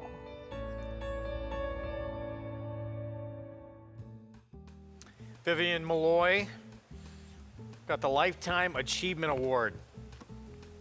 Incredible. Owned and operated Edition Farm for more than 4 decades. New York State Breeder of the Year 2007, 2010, and the man sitting between us, Andy, handed out that award. I was very, very honored to do so. Mrs. Malloy is just a wonderful person, does everything with such a elegance and class about her. I have a long history with her. I rode her first stakes winner way back in 1989. And so deserving. But the whole night was so wonderful. And you saw the list of the human winners there, right? You know, Barry Schwartz's Stonewall Farm. Chester Broman was there to receive a couple of awards for horses that he bred. And I have such a history with so many of these people, you know, Mrs. Malloy, obviously, Barry Schwartz, obviously. Chester Broman, I groomed his children's horses when I was 13 years old. I was making $40 a week, and every time he'd come in the barn, he'd give me $20. I wound up winning a Florida Derby for the guy. I mean, you can't make those kind of things up. He's been such a humongous part of the New York Breeders' Program. I mean, at this point, he's almost synonymous with it, frankly. Sure, absolutely. And Vivian Malloy, of course, just incredibly influential in the development of New York breeding and racing, such an important figure to what it's become in this state. Well earned, well deserved. That Edition Farm too, the only completely green thoroughbred farm in the state of New York, depending on solar power, wind power, in an absolute bucolic setting. Incredible stone walls, or pastures are amazing. So it's been really. The night was fantastic. It was really a lot of fun to see someone like Mrs. Malloy honored in that way, because it was so deserving. Dr. Ardito, Red Knight, you saw that list of those winners. The Wine Steward, Maple Leaf Mel, the late Maple Leaf Mel, among those award winners from that award ceremony. Can we get a little copy of how you did as the host? I've heard mixed reviews. I don't want to. I have too. Start any trouble here, but I'm gonna lay out on this one. I've done it about 10 years in a row now, so they must be happy with me. Keep bringing them back. Post break you're coming working up. cheap. What, are you kidding me? For our nightcap, originally scheduled for the turf, main track now, and the 3X Calibrate inherits the rail with the 1 and 2 out. This horse has never lifted a hoof in a dirt effort. 3-2 favorite. Here's Boss Tweed. Yeah, drops in class and comes in. This horse bullet works pretty much every time he works. Fredolino, Francisco Martinez, excuse me, at 17-1. Another one that would have to get a lot faster even in this field. I don't know how, but somebody likes this 6 here, spoken bluntly. I picked him. I know, it's your pick. I'll let you speak about it then. What do I like? He's underexposed, and he's cutting back in distance, and I think he can be forward. Yeah, ran good sprinting. First time out, that was on synthetic. Here's the 8 Four Eyes. Yeah, Four Eyes actually started a career in better form and has kind of slid down the scale a bit. It's against the Got track some good last dirt time. efforts, He's not though. impossible, this horse. That's a big price on that horse. The 9 Spoofy 5-2 we'll get back to. Here's the 11 Kurokwi with a cheek piece on. Going to have to get faster, but does have one effort that can win here. And this horse interesting. Main track only coming from Finger Lakes U Butte. Yeah, and a complete makeover. Comes back as a gelding, gets Lasix for the first time, drops in class, and you get Romero Mirage, who I think's been riding in very good form. He's a little bit of a wise guy type horse in this race. I don't really see anything to recommend, but for Michelle Nevin, they're always dangerous, though she's not a great trainer off layoffs. Horse coming off layoff. I'm alive in some doubles with the 6 and 8. The 8 was against the track last time, could be a little sneaky. And the 6 kind of saw the 8 late. He wasn't originally a horse I liked, and a friend of mine kind of talked me into him. And the 6 Spoken Bluntly, I don't love Spoken Bluntly, but I was looking at this race and I was going to pick the number 4 on top. And I thought, you know what? Do I really need to close? The horse is going to be a heavy favorite in this race. I think he is the horse to beat, but sort of showed speed going a mile in his first race in the dirt coming up here, and maybe cutting back in distance. He could be a little bit interesting. So I took a flyer with him, more of a sort of trainer play, and maybe I'll have the bad Bruce Levine after Bruce won 2 earlier in the day. Showed ability that first time out. That was synthetic. Was a hot pace to run into, but we'll see. Getting back to sprinting, 6-1 right now. Let's go to Maggie. I'm sorry, Andy. I'm gonna have to land on the same horse, and I had forgotten that you picked this horse way back when you did the simulcast show Talking Horses earlier today. But he's just all sprinter. I mean, the turn back is just going to be optimal for this horse. Yes, he does have a turf hoof, and that might explain the good performance first time out on the synthetic, and he would have been more appealing on the carded surface, though we've been rained off. And he's warming up like a Andy, to borrow one of your lines, like a wildebeest. He really was sent away from there by Trevor McCarthy and really skipped over the ground quite nicely. So Spoken Bluntly has just done everything right in the prelims. Coming off of a layoff is number 9, Spoofy. I didn't love the way he was finishing up that last race. Just his action didn't look desirable. Hence the layoff. So, okay, he's coming back now. He looks incredibly fit. He's moving very well in the warm-ups, although he's acting a little bit goofy out there now that they've gotten to the backside with Kendrick aboard. He kind of makes a modicum of sense based upon that last figure. We'll see what he does here. And it doesn't look as though he's totally turf meant either. He is a son of Bustin' Stones after all. Number 11, Kuroki, is putting the fabled cheek pieces on. We'll see if that has any bearing on his running today, because that second race of his career would make him a legitimate player. Can he ever get back to it? And maybe tinkering with a little bit of an equipment change could result in a better performance. Really, really well muscled behind. I don't think we'll get more speed because he's so slow early on, but wondering if it does engage him just a bit more to keep contact with the field. Number 12, Butte, comes off of a bit of a layoff. A good layoff, I should say, for Michelle Nevin, first time in her barn, gets Lasix, comes back as a gelding. Does look pretty fit, all things considered. Like I said, a lot of times Michelle's horses look as though they need a start, but he is very, very short coupled. Really presents himself as one that, like he did in his first race, should have a good bit of speed. Is getting a nice solo warm-up out there with Romero Mirage aboard, guys. 8-1. We'll see. There was an open maiden race, straight maiden race, I should say, at Finger Lakes, though, albeit. But a lot of changes. New gelding gets Lasix and shows up here in New York for Michelle Nevin. Interesting. It's a race that's crying out for strangers, right? Who's the stranger? The 12's the stranger, right? What I don't love is the horse took no money. And by the way, you like the 12, bet the 12. I'm not knocking the horse. I'm just saying what I looked at was I see the new gelding and the Lasix. Sometimes all those changes are too much and they get overbet. Also took no money first time out at 8-1, and I'm a huge Michelle Nevin fan, but for the most part, her horses usually need a start off a layoff, and by purpose. She doesn't have good numbers off layoffs because she wants to race them a little bit into shape. So we'll see. It's different philosophy. Yeah, I mean, well, it works. To me, she's a terrific trainer, but her horses don't do that well off layoffs. And the other thing is, I can't bet the 4 at 6-5. Let's say this. He's 6-5 favorite. Speed against better. Should be in front in here. I mean, he ran a killer field last time. Shlomo, the infamous Shlomo. Yeah. For our friend Lee Einside. We're back in tomorrow, I believe. Tomorrow, yes. Okay. I expect sandwiches. He's too good to us. He really He is. is very good. Great man, Lee Einside. Boss Tweed, today may be the day. Even money now on the drop down in class. Should control up front. Don't you find it hard, Andy, though, to take that short a price in any maiden claiming race?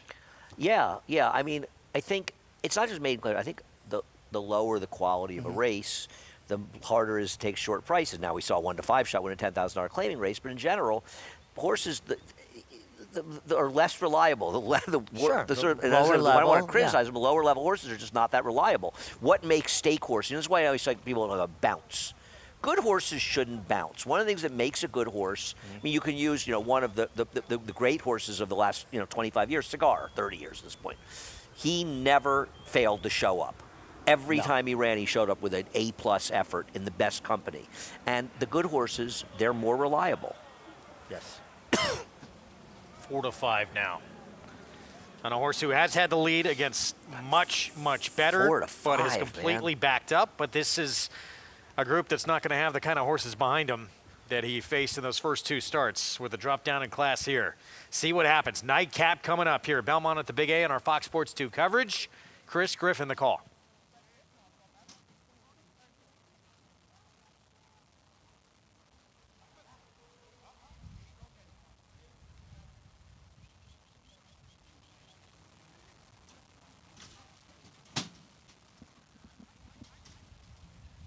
Kurokwi goes in.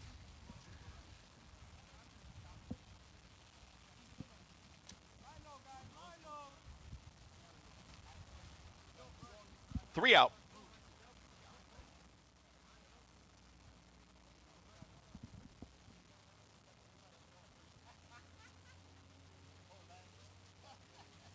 Spoken bluntly. And you Butte.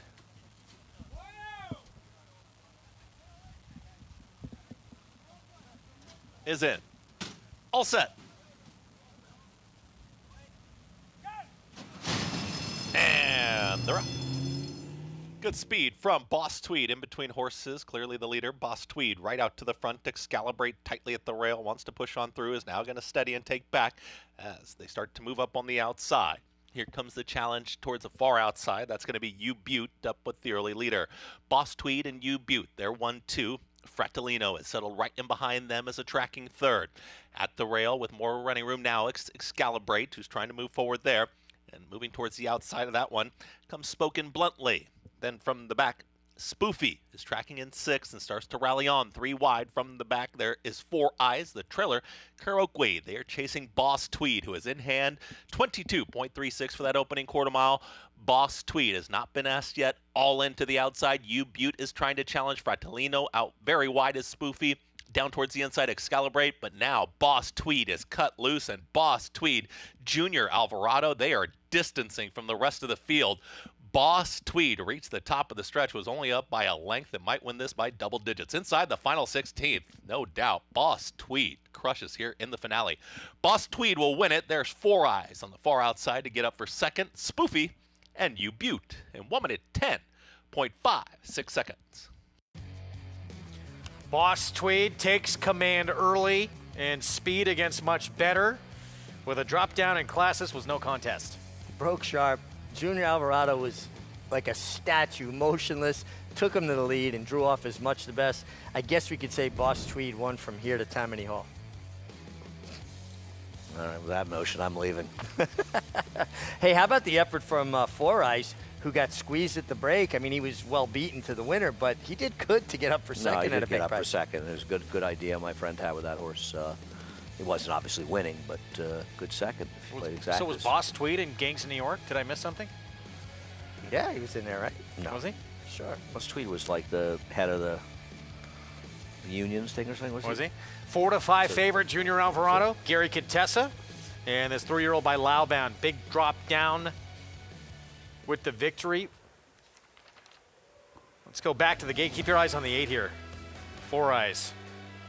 Yeah. Just horses came together. Inside horse broke out a little bit. It actually looked. He just broke a little slow. It looked worse on the pan shot because he did kind of steady for a stride, but he just broke a step slow. Yeah. Margin here. What do you think? 9. I didn't. A lot. 4, 8, 9, 12. Junior Alvarado for the Contessa barn to close things out on this Friday afternoon. 1:10-2 final time. We'll be back, short timeout, and our final segment when we return on America's Day at the Races.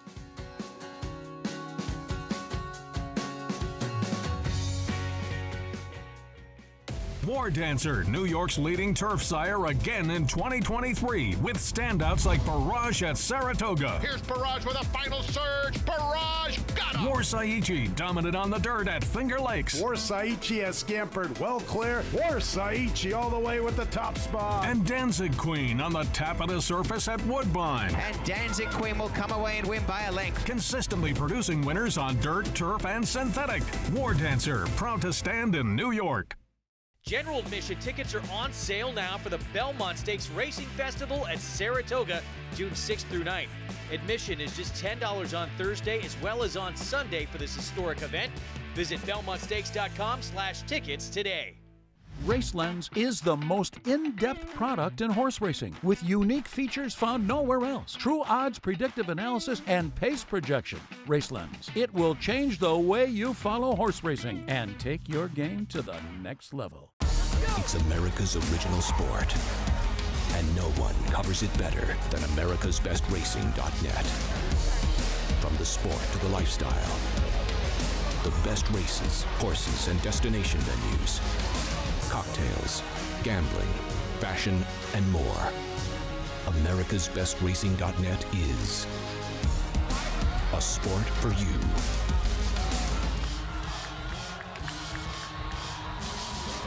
Racetrack Television Network brings you every race, from every track, on every screen, every day.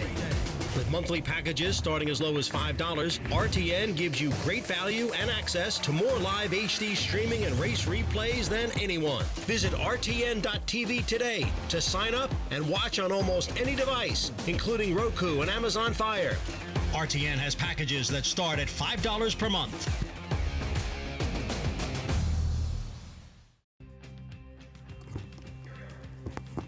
Back on America's Day at the races on our Fox Sports 2 coverage, brought to you in part by America's Best Racing.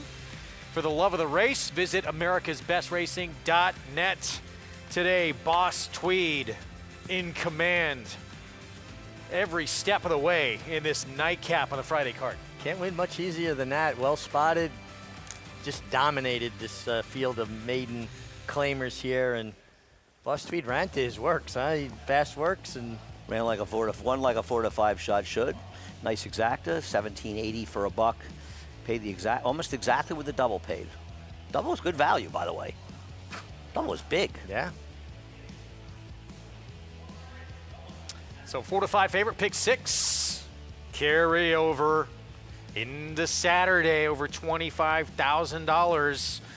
Boss Tweed, by the way, American politician, was the political boss at Tammany Hall. Well done, Mig. Listen, I might not have gone to formal school, but I learned a thing or two here or there. I mean, come on, I don't remember him in the Gangs New York.